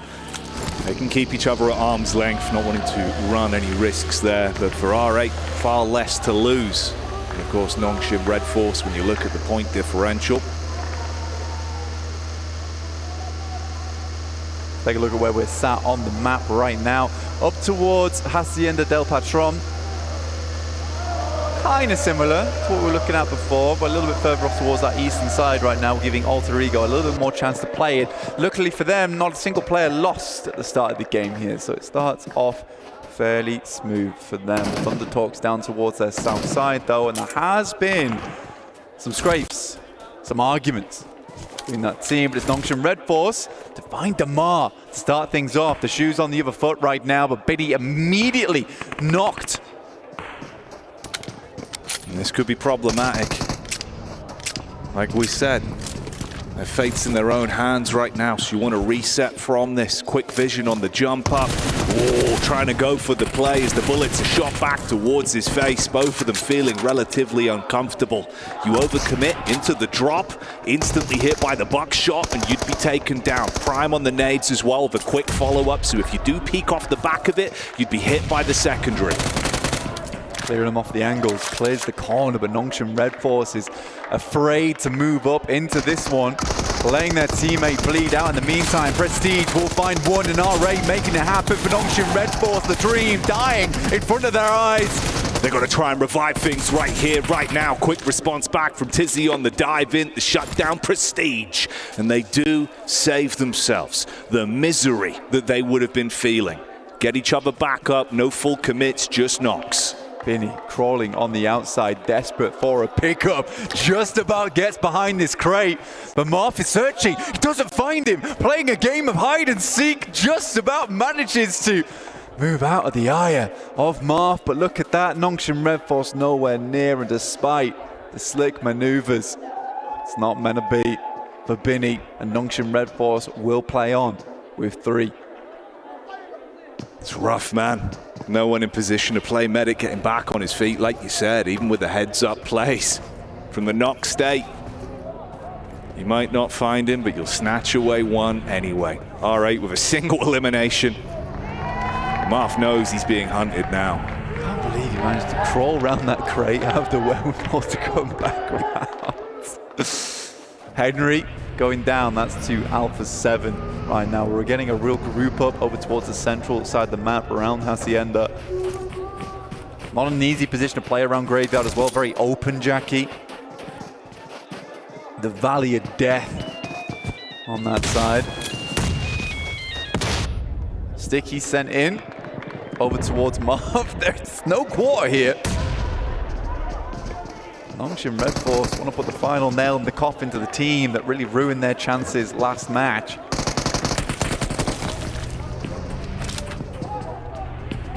And for Marth, it's just more of a question of how can he handle himself under the pressure. Single molly in the back pocket. They come for the run up through the stairwell. He's got some area denial. Shotgun for close range too to respond with when push comes to shove. Doc C looking for the reposition over the top with the movement. Not quite making it happen though there. Stun grenades in. It's a good molly on the window. Master on the side, but it's not meant to be with a strong spray there. Laying down the bullets, and Marth's got nowhere to run to. R8 is now out. And we'll have no more games to play. think light frustration there as well. Shots onto the loot crate at the end, so you can see losing that one player, it could come back to upset them, showing a bit of the emotion. Marf looked relatively amped in the spot as well though, man. So there's always a chance it could have been even worse. The fact they at least put a lid on it, reset from that for now. They're going to have to play a very clean game from this point forward and hope that the other squads above begin to struggle. Alter Ego right now in the front of Thunder Talks. Mormon up against Silence from Intense Game. The vehicles run away from them, but the point does not. It's back in the vehicle. For Alter Ego, they're in front of Thunder Talks right now. Again, it's 4 elims. We talked about it. It's 4 players on Thunder Talks, Jackie. They could clean it out right here, right now. And unless there's one of the biggest gains we've seen on Miramar, they're not likely to get overlapped. But with that circle, there's a chance for Alter Ego to wrap back and just have a bigger game. A nice and easy approach to it. Gamax down towards the southeast side, one of the only teams in position to make that happen. Power coming in from the west, but a big migration from tons of teams. Intense Game looking for a little bit more over towards Kino Trope. Ozzy Sands decide to get out of there, but it's Alpha 7 taking damage. Rosemary picking up Mafioso.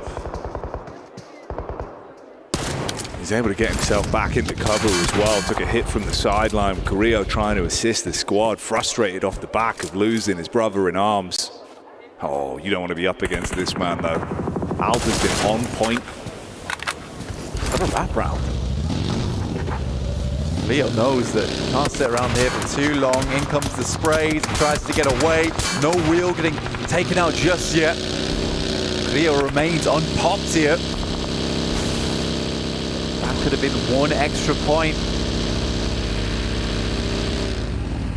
Pull them up to 110. Here's the thing, push back from Alter Ego, but potentially thrown in to Aura. Get the slight reposition from them. Really just trying to create space, get away from that. And like you say, that's one of those points already found.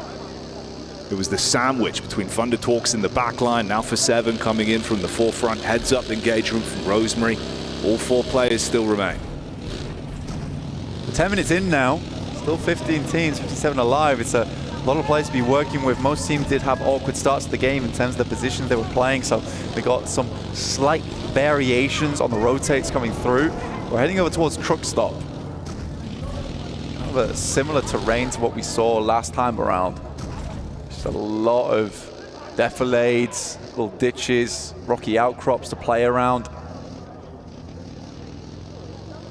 There's still that potential heads over towards that western side, down towards Levandita as well as that open field. You do not want to be playing down there eventually. That's where we're currently watching APG on that southeast side, continuing to have a little bit of a rotate, just keeping it calm, collected, smooth in the vehicles, staying hidden, our side.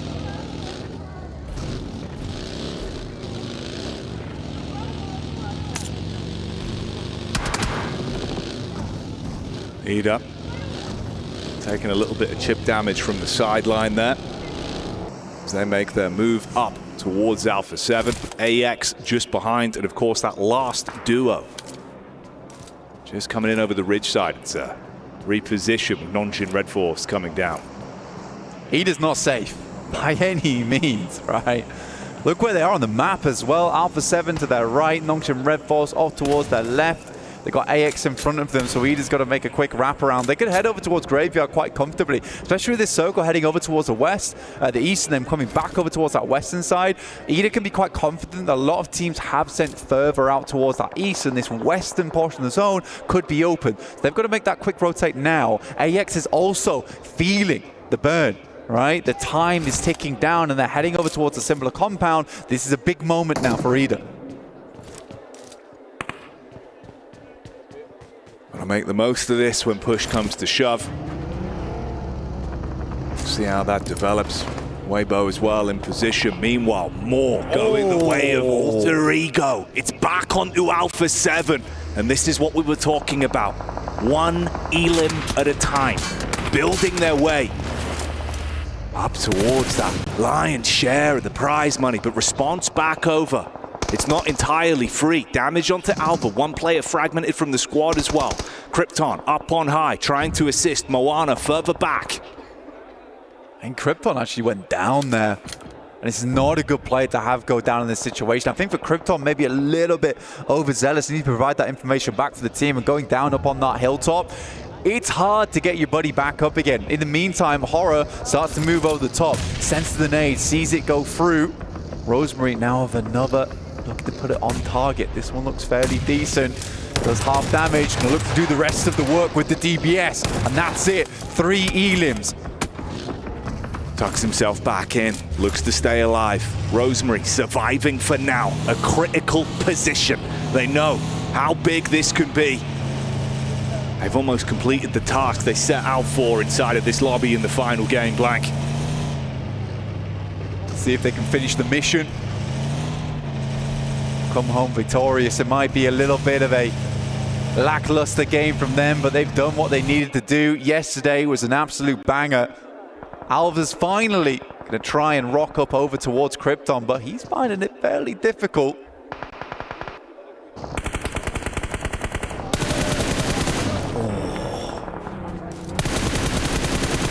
Darking down for Ida. Just Rita and Eren now.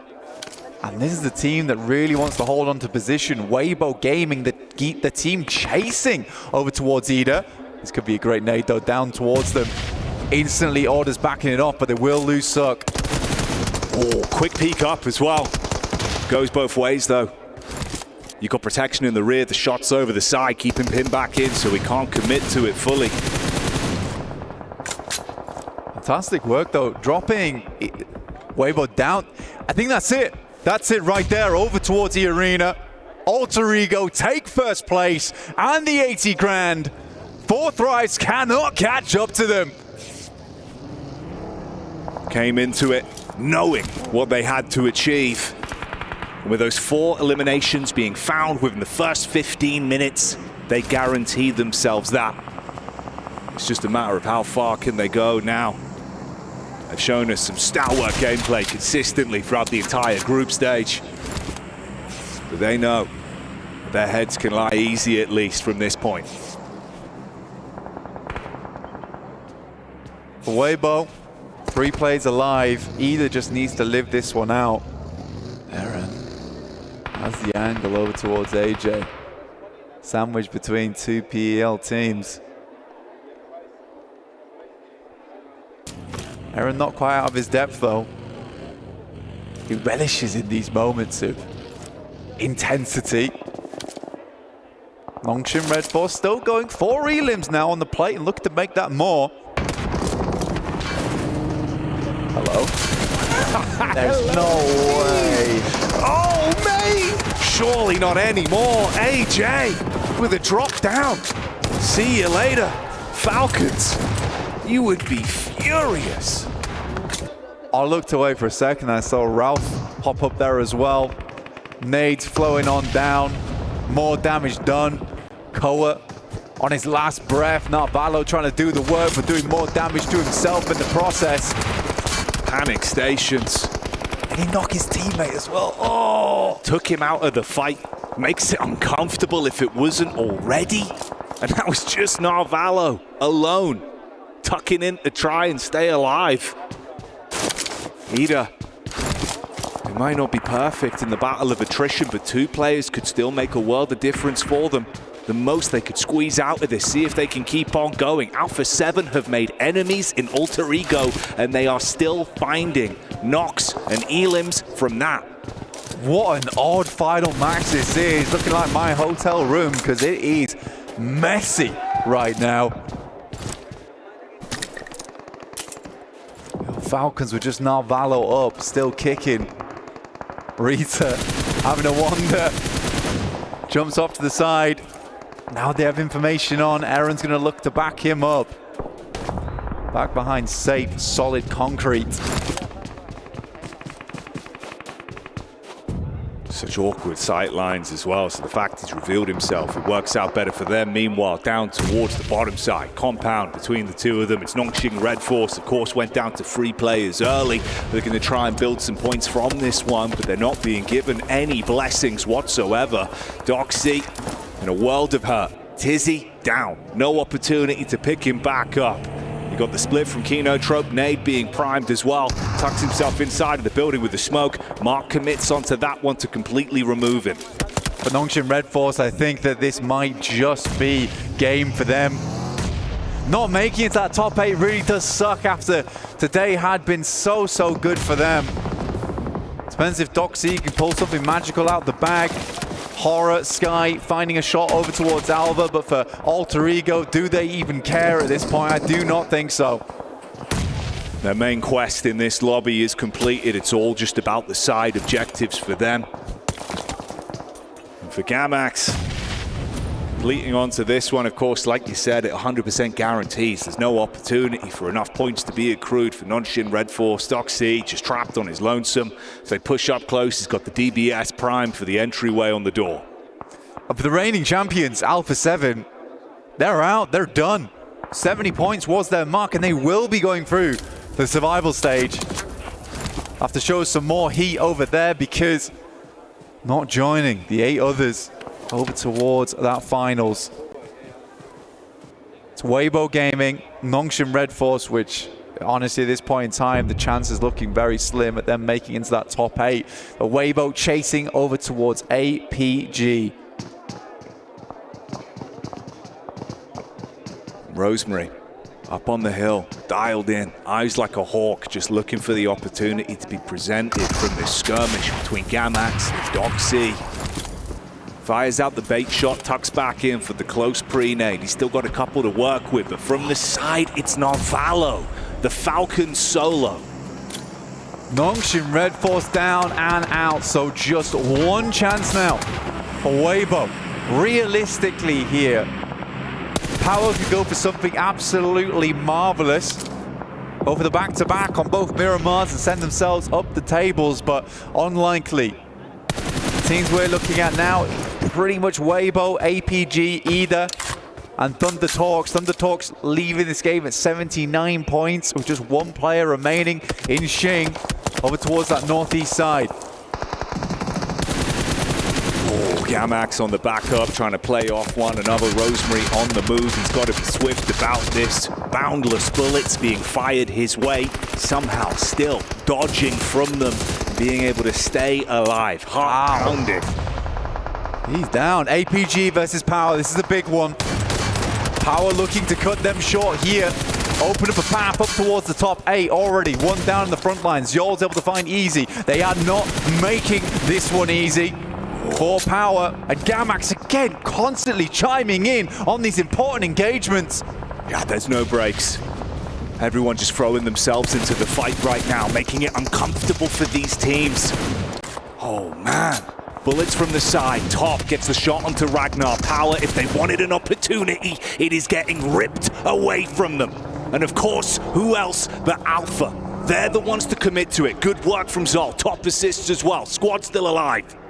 A huge moment for them. Power going down. They don't have the opportunity for that back-to-back. They tried to take it to the Alphas. It was not meant to be. And it is now coming down to it. Just one realistic slot available. Weibo in a marvelous position. Central, 3 players. 33Z, he, Order, all looking to head through to that finals. Stamp their ticket alongside with Thunder Talks would be a massive result for the region.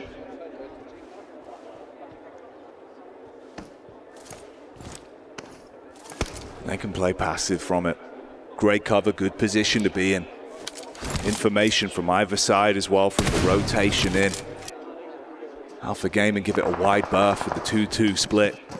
Doc breaks off from the squad. We're back up this time. Zol and Top make their move in slowly as well. Scouting out on this one. APG continue to move up. The journey's not done yet, and they know it. Either might be behind them in the rankings, but those 2 players, they're cemented in. I don't want to leave this game too early. Alva, Moana, still pushing through. They lost Rosemary in the midst of it all. Now Valo steps up for nade. It's a long one, but it is order to finish the business, and that's more points accrued for them. Gamax, Chudo making the long run. Orders pretty much on target, but bullets zipping past his head. They're able to get in towards the ditch there. Very nadeable. Devotees close to it. Into the shallows.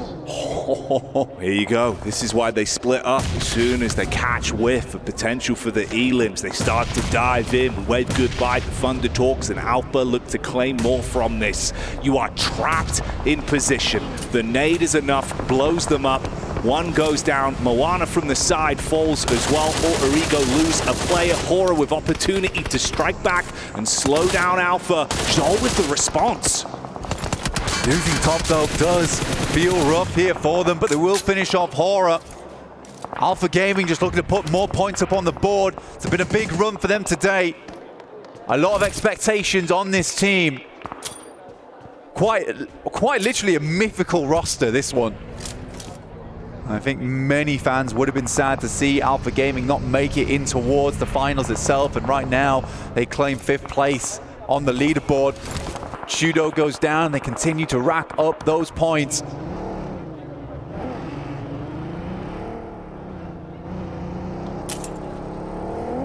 For Weibo, they continue to sit pretty. Happy in their positioning. Order with the shot into the back line on Narvalo. He was harassing towards Alter Ego as well, so Ida got the information from that, and they're so close together. They know about these angles. They've had to break off from one another once again. Moana and Alva that remain. I think in the midst of all this, Jackie, you do have Regnum Kaya sitting here. Believe they were towards 6th place now, potentially 7th place. That's where we're seeing Regnum Kaya lie. There's a potential for Ida and Weibo to move in. It's Regnum Kaya to get cut out from the top 8.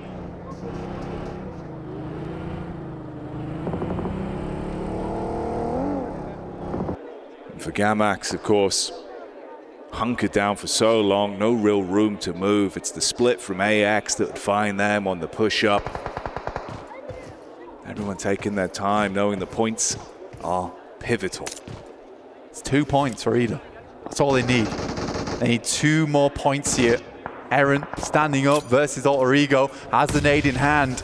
They can just get over Regnum Kaya. It would secure them in their position. Moana goes down, Rita will find him. They're up to 3 now. They just want to hit that 7th place, and then even if Weibo does get this massive game, Ida is still in. An up-and-coming Turkish team taking out one of the Turkish Titans will be a storyline and a half. They're looking good for it right now. Smart plays, but look at this. The dive in, intense game, looking to turn up the heat, but the response back is critically clean. Instantly engages with the shotgun from the side, down 2. You got the nades running in from the top. 1. He just needs to get it on target, and that's enough. That should push them over into 7th. There it is. Anita just about make it. They hung on over towards the concrete and the girders. And they were solid as steel in that position for such a long time as just a 2. Doc steps out a little bit too far, and Order will lay down the gavel. This is his courtroom, and he is claiming respect again and again with the stabs in the back. He has been so smooth. The aim on point, the gun skill being shown. Quick setup off the info from his team as well. They get the read back over. It's the late push up from the solo from Gamax, trapped in position. Nades from either side. Just a couple more points here for them. 33Z will find Arthur, dropping up to 5 elims. I think they've made it on placement points alone. I think that is Regnum Kaya now out. 9th place. Weibo making it in off the back of this. A real fortification in both mind and spirit to get through join Thunder Talks in that finals. What a result for PEL. An intense game. They thought they were going to crash in, rip away the dreams from Ida. It did not go that way. They were the Sandman on that one, and you're put to sleep from the sidelines of AX. Living on borrowed time in this one, but from the setup and consistency we have seen, it's Weibo that are looking to close it. Order has been popping off. Last two squads remain free on either side. I mean, Weibo will get a good chunk of change off the back of this one as well. If they can finish this out, it will be a nice result for the special invite and AX as well if they're able to finish off with a chicken dinner. And again, we talked about this team starting slow on day one, coming into day three and feeling a little bit sluggish as well. Finishing off on a chicken dinner will reignite that team. Give them the motivation, a little bit of inspiration to play on in that survivals, find success. You got to take it into your own hands now, though. Show us what you're made of. Ooh! Nitro down into the back line. The blow on Order hits heavy. Ordnance in front of him as well as he's trying to reposition on the knock. You're able to peek in from the side, convert onto that one fully. So the pressure starting to build now for Weibo. AX in a good spot on the push-up. 33Z. He up to the plate. Devo T on this sideline. This off angle has been absolutely sublime. Running out of bullets. The resources running low. S12K in the hand, just spraying it at range and makes it happen. The shells hit eventually, but he is down. And somebody's got to stand up. Got the wrap in from the side as well. 33Z, last man in a position to try and snatch this away and take it home for Weibo off the back of what's been a big game from them, but it's a 1v2 would need to be a clutch. No opportunity to play off. He's out of position, tuck in behind the car, bullets around the corner. He gets one. The DBS rattles off on the edge. He's trying to straight into this as well. The drop down below the car. He's ready for it on the peak, and it's enough to steal it. Arian able to get that game going from the end, and AX will finish it off with a chicken dinner, going into survival stage feeling strong, but Weibo don't care at all. A wondrous result. Get themselves into the top 8, they're happy, AX is happy, Ida striking off the Turkish Titans and Regnum Kaya and bringing them down to the survival stage. It's Alpha 7. Not able to go through, but more importantly, it is Alter Ego. A ridiculous fair. You're going into that one thinking the difference of a few eliminations, 80 grand on the line for it. They make it work. Not a false start. A great set of games every time we saw them on the stage, and the lobby standings just continued to shift throughout the entire flow of that one. So close in the groupings going into it. But as the dust settles, we know how things are looking. The squad's going to survival, and the teams that get a watch on, waiting, knowing they've achieved victory for themselves. Join us for the breakdown after this. As Blank and Jackie were saying, Alpha 7's not going to be making it straight to Grand Finals. They're going to be going to survival stage. Alter Ego, Neptura. What a performance by this team. Not the exact same of what we saw out of their day one, but doing just enough to make sure that we're able to get and jump up to that first place. I mean, I think we all wanted to see them double the points, get 160 and do all that, but they didn't need to. They had that first day. Now they were able to just keep it consistent, keep it quieter, but keep that consistency going, get enough points on the board, and they still top the leaderboard. Maybe, probably, right? So it looks like they've done very well for themselves. They're going straight to finals.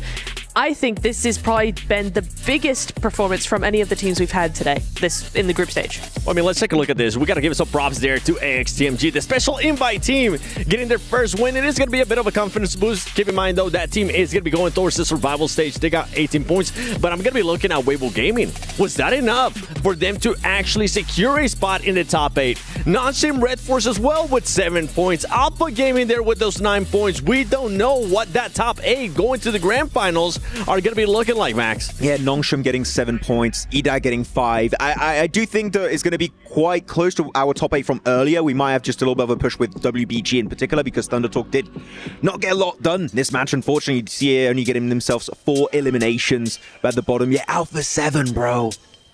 Bro, I got very personal. Bro. I'm very surprised. Like, I'm going to be completely honest. If we see what we witnessed from Alpha 7 going into the survival stage, they might even miss out on from the survival stage to make into the finals. Like, this is not the Alpha 7 we expected. Of course, Squash is a new addition, so like they're maybe still trying to fix a few kinks in their armor going into PMWC, but we don't have a lot of time. Only 2 days worth of action going into the survival stage. Alpha 7 need to fix it. You got 1 break day tomorrow. You better be on the ball coming into the next stage. And it's interesting to even think that, right? Because after day 1, with the way that this team was performing, we were not expecting them to come out on day 2 and only get a 15-point day. That is just absolutely ridiculous when it comes down to the defending champions.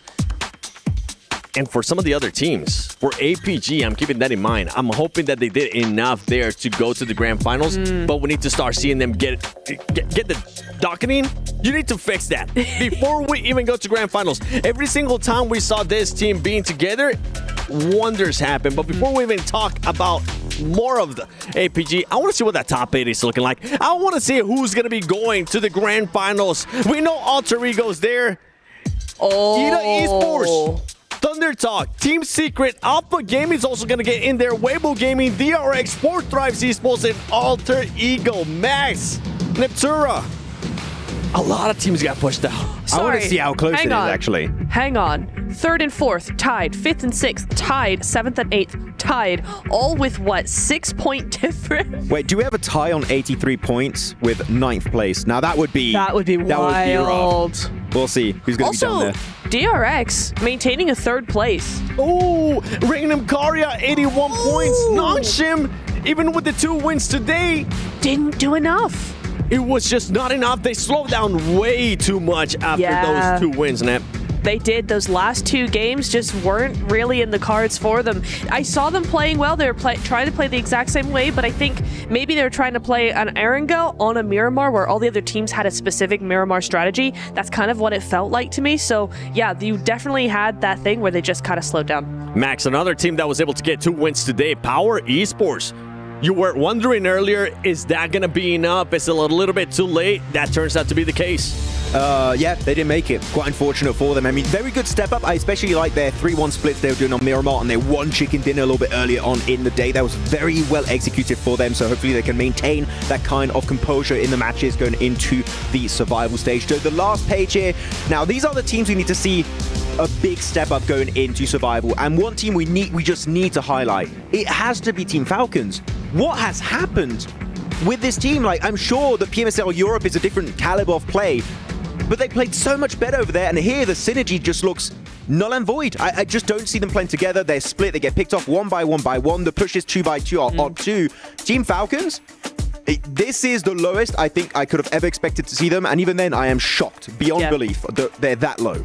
I mean, I think I had them squarely in my predictions for top 8, so it does make sense. They've had such a good year so far, but to see them not do that and like, okay, they're like, well, we wouldn't mind playing survival, this, that, and the other. And I'm like, okay, well, it's good that you don't because you're now going to be playing it. But yeah, I think it was a shock. I just don't know. It kind of felt like something happened that broke kind of the momentum, the mindset that they had, and it kind of fell apart from there, playing very split. The synergies kind of cracked in some way that is easily repairable, but just maybe not so close to, you know, the next game. What do you think that was, though? If we were to speculate. I know. Oh, they wanted to play survival stage. Again, I hate that comment the team made. No, but like, I hope they can take some teachings out of the group stage and actually try and improve upon it going into survival. But Falcons, after especially the meteoric rise of this team throughout 2024, the start of this year, plays with Enigma Galaxy, 2nd place going into PMGO. Like, they have had so much hype behind them, especially since they won PMSL EU versus 15 Turkish teams, one of the best teams out there. And unfortunately, was not close enough for them to qualify in the top 8. And once again, just if you're tuning in, if you missed out when we were looking at those overalls, these are going to be the top 8 teams that are going to be advancing to the grand finals. They're just going to be sitting pretty, watching what's going to be happening in survival stage, taking up all those notes. What is it, Max? I do want to say one very big surprise out of the Turkish teams. No Regnum Karya, no Fireflux. We get Ida, the underdog team out of Turkey. That is a big surprise. I do have to give big props to Eren in particular. This guy played with Zeus back in PMGC. No, maybe not too experienced on the global stage, but Ida able to eclipse the 2 other teams of his home region. Now that is a massive surprise for me, set up to go into the finals. And for Ida as well, one thing that we saw out of them today was just so much more aggressiveness out of this team. And now for the teams that are going to be advancing to the survival stage, absolute shockers, to be completely honest. Regnum Karya, you on top of that have the defending champions Alpha 7, Team Falcons, like you were saying, Max. And to be honest, I'm really surprised to see teams like Influence Rage in there, the champions out of PMSL America's Intense Game, not even putting up a good performance. Maybe today we saw some flashes here and there, but besides that, nothing. I'm really surprised that Intense Game were not placed higher than they were, because they have been very consistent today. You saw some really nice splits, some really nice control on the side, you know, one side of zone, something like that. And they're constantly in that top 8, top 7 position. But to only get 45 points, it does show you that you need to be consistent on both days, because one day just is not going to cut it. It came down to the first day. They were just non-existent whatsoever. Kind of along the lines there of what was happening with Power. We saw those teams going to survival stage, Max. We saw the teams also going to grand finals. Out of everything that we've seen, I know you gave me some already that surprised you and whatnot. The Team Secret surprised you at all, being in the top 8, moving on to grand finals, because they were actually, they were such a secretive team. They were so quiet. It was enough to make it to the finals. Like, big props. They played using the rule sets and turning them into their favor, which is a very smart strat. You know, you secure your spot early on. GG, well played. Now, I'm going to be completely blunt. That is not going to cut it if you want to be champions at PMWC. If you want to be podium, on the podium, it's not going to be enough, right? We need to see this team be more than silent. We need to see this team reach the late game, having 3, 4 players alive, holding strong positions, looking to defend, looking to breach. I want to see more proactiveness out of Team Secret, because, again, it was enough, but for the finals, it will definitely not be enough for the next stage. Yeah, for the finals, there's going to be a massive step up when we talk about just gameplay overall, strategies, rotations, even the gunfights. I'm hoping that we get to see some maybe of Sook explosive bow as we take a look here at the Kirilla top plays for the final day of group stages. We started off with Nanshim. I mean, Nanshim just gave us so much hope there in Neptura throughout the day, and then just fell down slow. Yeah, it's another classic case of day 1 didn't do well, and you need to be consistent on both days. They had a really good day today. If they had backed that up with a day 1 that was similar, not as going all out, right? They don't have to win twice in day 1. They just need to maybe have a consistent top 5, top 6 position day 1, back that up with 2 wins on day 2. They're looking golden, but as it was, they were so silent in day 1. It just did not help whatsoever. Continuing to talk about teams that did a step up in regards from day 1, they weren't really that impressive. On day 2, they were a little bit more impressive. E-Arena, I feel like, was one of those teams. We started to see a little bit more out of them. We started to see them being even more aggressive as well. And I feel like, Max, I don't know if you agree with me on this or not, but this current lobby, it definitely rewards aggressiveness. For sure. Like, if you are a passive team, unless you're Team Secret, you are going to be struggling. That's like the one issue is Team Secret, but otherwise you're going to be struggling quite heavily. It might be enough to make it in top 8 the entire way. If you want to make history here at PMWC 2025, you are going to want to be needed and aggressive when the circle requires you to do so. So I think a lot of teams are going to try and add to their kind of their gameplay strats handbook they can try and achieve and pull off in the. I feel like yesterday we had a pretty obvious Sony hero of the MVP. So far today, I honestly don't know. Or we got to take some guesses. Make sure you guys let us know in the comments below who you think this Sony hero of the day is going to be. I'm going to go with you first, Nep. Oh, of course you did when my mind's gone blank. I'm going to buddy in... Oh, God, I don't actually know. Max, who you got? Binny. Okay. Oh, Binny, really? Okay, that makes sense. That makes sense. You know what? I'm going to go Rosemary again. Oh. Makes sense too, actually. That's not a bad pick. Okay. All right. What about you, 7? Yes, 7. I kind of want to see somebody from APG. Somebody who? It's going to be Seal. I was really impressed with the way he was able to play today, the way that he was able to get angles as well. So you know what? Stop teasing us. Show us who is it going to be. Oh, Rosemary, 15 eliminations, 3,600 damage. That's what you like to see. Consistency. It's awesome. Yeah, that is really nice to see. I thought it might be him because we did see 5 elims in one, like halfway through one of the games. I thought, nah, this guy's got to be MVP again, right? Some really good stuff, and it just goes to show you how much work they were really doing, even though they didn't really. It's going to come down to that consistency. Rosemary, you were able to do it 2 days in a row. Now you get a chance to sit down, relax, go back to the drawing board. We didn't get that 5,000 damage. We got close to it though, Max. But same elims, right? Like, you got 15 yesterday? I think he ended up getting 18 if I'm not mistaken. Was it 18? Okay, but like still close despite getting less damage. He's still very impactful, still able to back up the results. And we said it right, it's been a long time since we've had an SEA MVP. The fact that he becomes the hero of the day twice in a row for the group stage is very impressive. It's been a while too since we got an MVP back-to-back. I feel like it has been a minute, especially when we talk about group stages, when we talk about global events. I can't think of one right away, so it's good to see that the consistency is there for Rosemary. Now they got to continue. No, it can't just be Rosemary. It has to be the whole squad. That's what we've been saying. We're going to have to wait it out a little bit to see them again. Indonesia, I know you're happy that you currently have a team that's performing. More about those teams that are going to be going over to that survival stage. And Rosemary, I mean, continuing with the honor domination role. And this is for players that got 3 or more eliminations in a match. He was able to do that 3 times. I think yesterday he was able to do it 4 times, Nat. Yeah, entirely correct. It was 4 times yesterday. So very, very similar results coming in from Rosemary. Similar performance there. Your prediction of Vinny actually wasn't far off. Vinny's not on this list, but 2 of his team. Tizzy, I misspoke. I meant Tizzy. Sure. Erin's up there. I talked about him. He's going to be the standout newcomer of Turkey. I know he's been doing really good. The order, Paraboy, he's coming for that MVP status. I knew where you were going with that one, Seven. Order, he's chasing down history here because we did chat about it. Yes. If WBG win this, I would have to agree and say that Order's the new PUBG Mobile Esports GOAT. I think it would be a good statement he would make here by winning PMWC. 100%, and it's good to see for Weibo Gaming that currently one of their top fraggers is starting to perform leading up to the grand finals. You want to be able to see Order put up the numbers. He's going to be able to do just that. Now, out of the teams that ended up qualifying, I kind of want to put you in the spot a little bit here, Max. Which one do you think it's going to be a breakout player going into the grand finals? A breakout player. We have already seen some teams end up surprising us. I think for 4 Thrives, just to remind you, even though they weren't here, Naki has been really good. We always talk about Vlog, we always talk about T24, what IQ is able to do as well, but Naki being able to have that clutch factor for the squad, that's one that's really outstanding to me. I was going to say Noki. I just thought I knew. Yeah, so yeah. My boy. Noki. I'm taking Noki. How about you? I got to say Alva. You know what? Yes. Yes. You know what? Alva from Alter Ego. Oh, true. Yeah. I stand.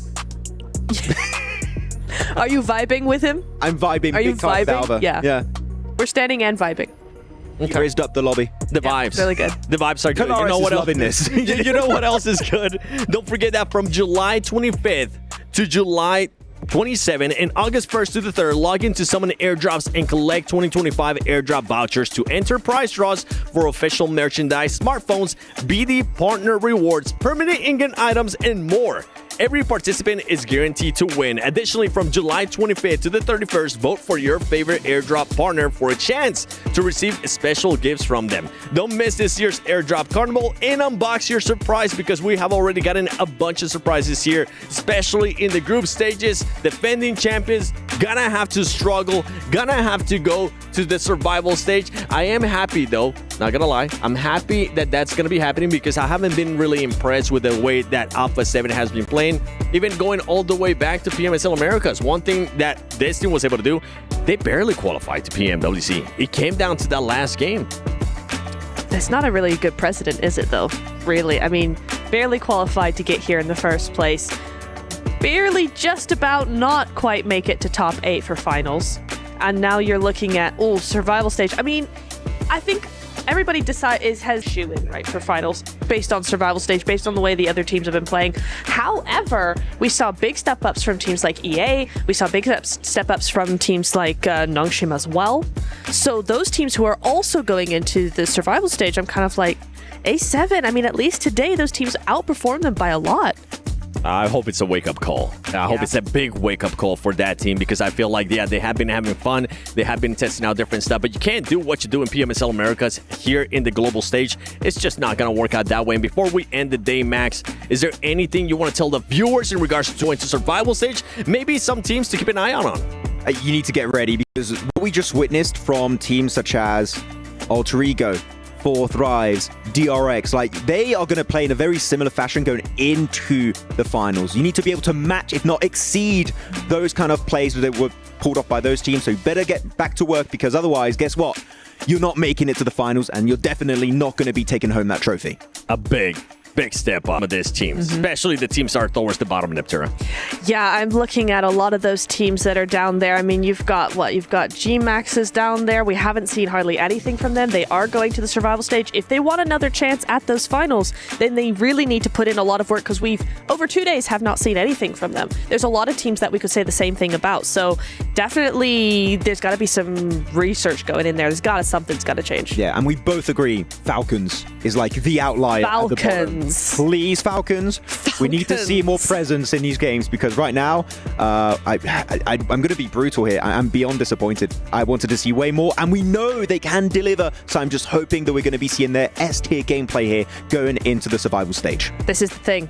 I was promised a new jersey from Falcons because I have the one when they were with Enigma Galaxy. I've been promised one, now they're with Falcons. I would love a jersey from a PMWC finalist team. Guys, do it. Come on now. I was trying to see where you were going there with that one. I was like, makes sense. Is she just pitching the idea for them to just give her a free jersey? You know what? While you're at it, make sure you give all of us a jersey.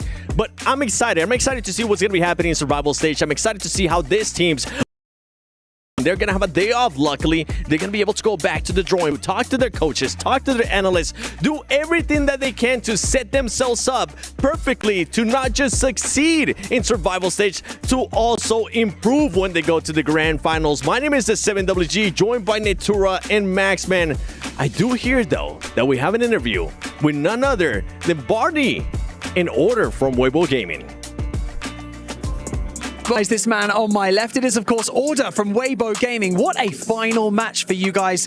I kind of want to dive into how you felt during that final game.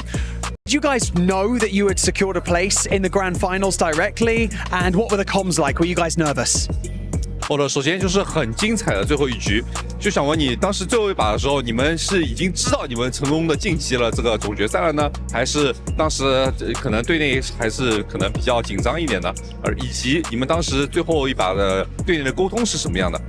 就想着我一个人拉右边去嘛，但是不知道他们是一个买迷队。我们当时场上情况是因为我们清了一个独狼，我们没有记清楚就场上的情况，然后是个3打2打1，然后就是出一点失误嘛。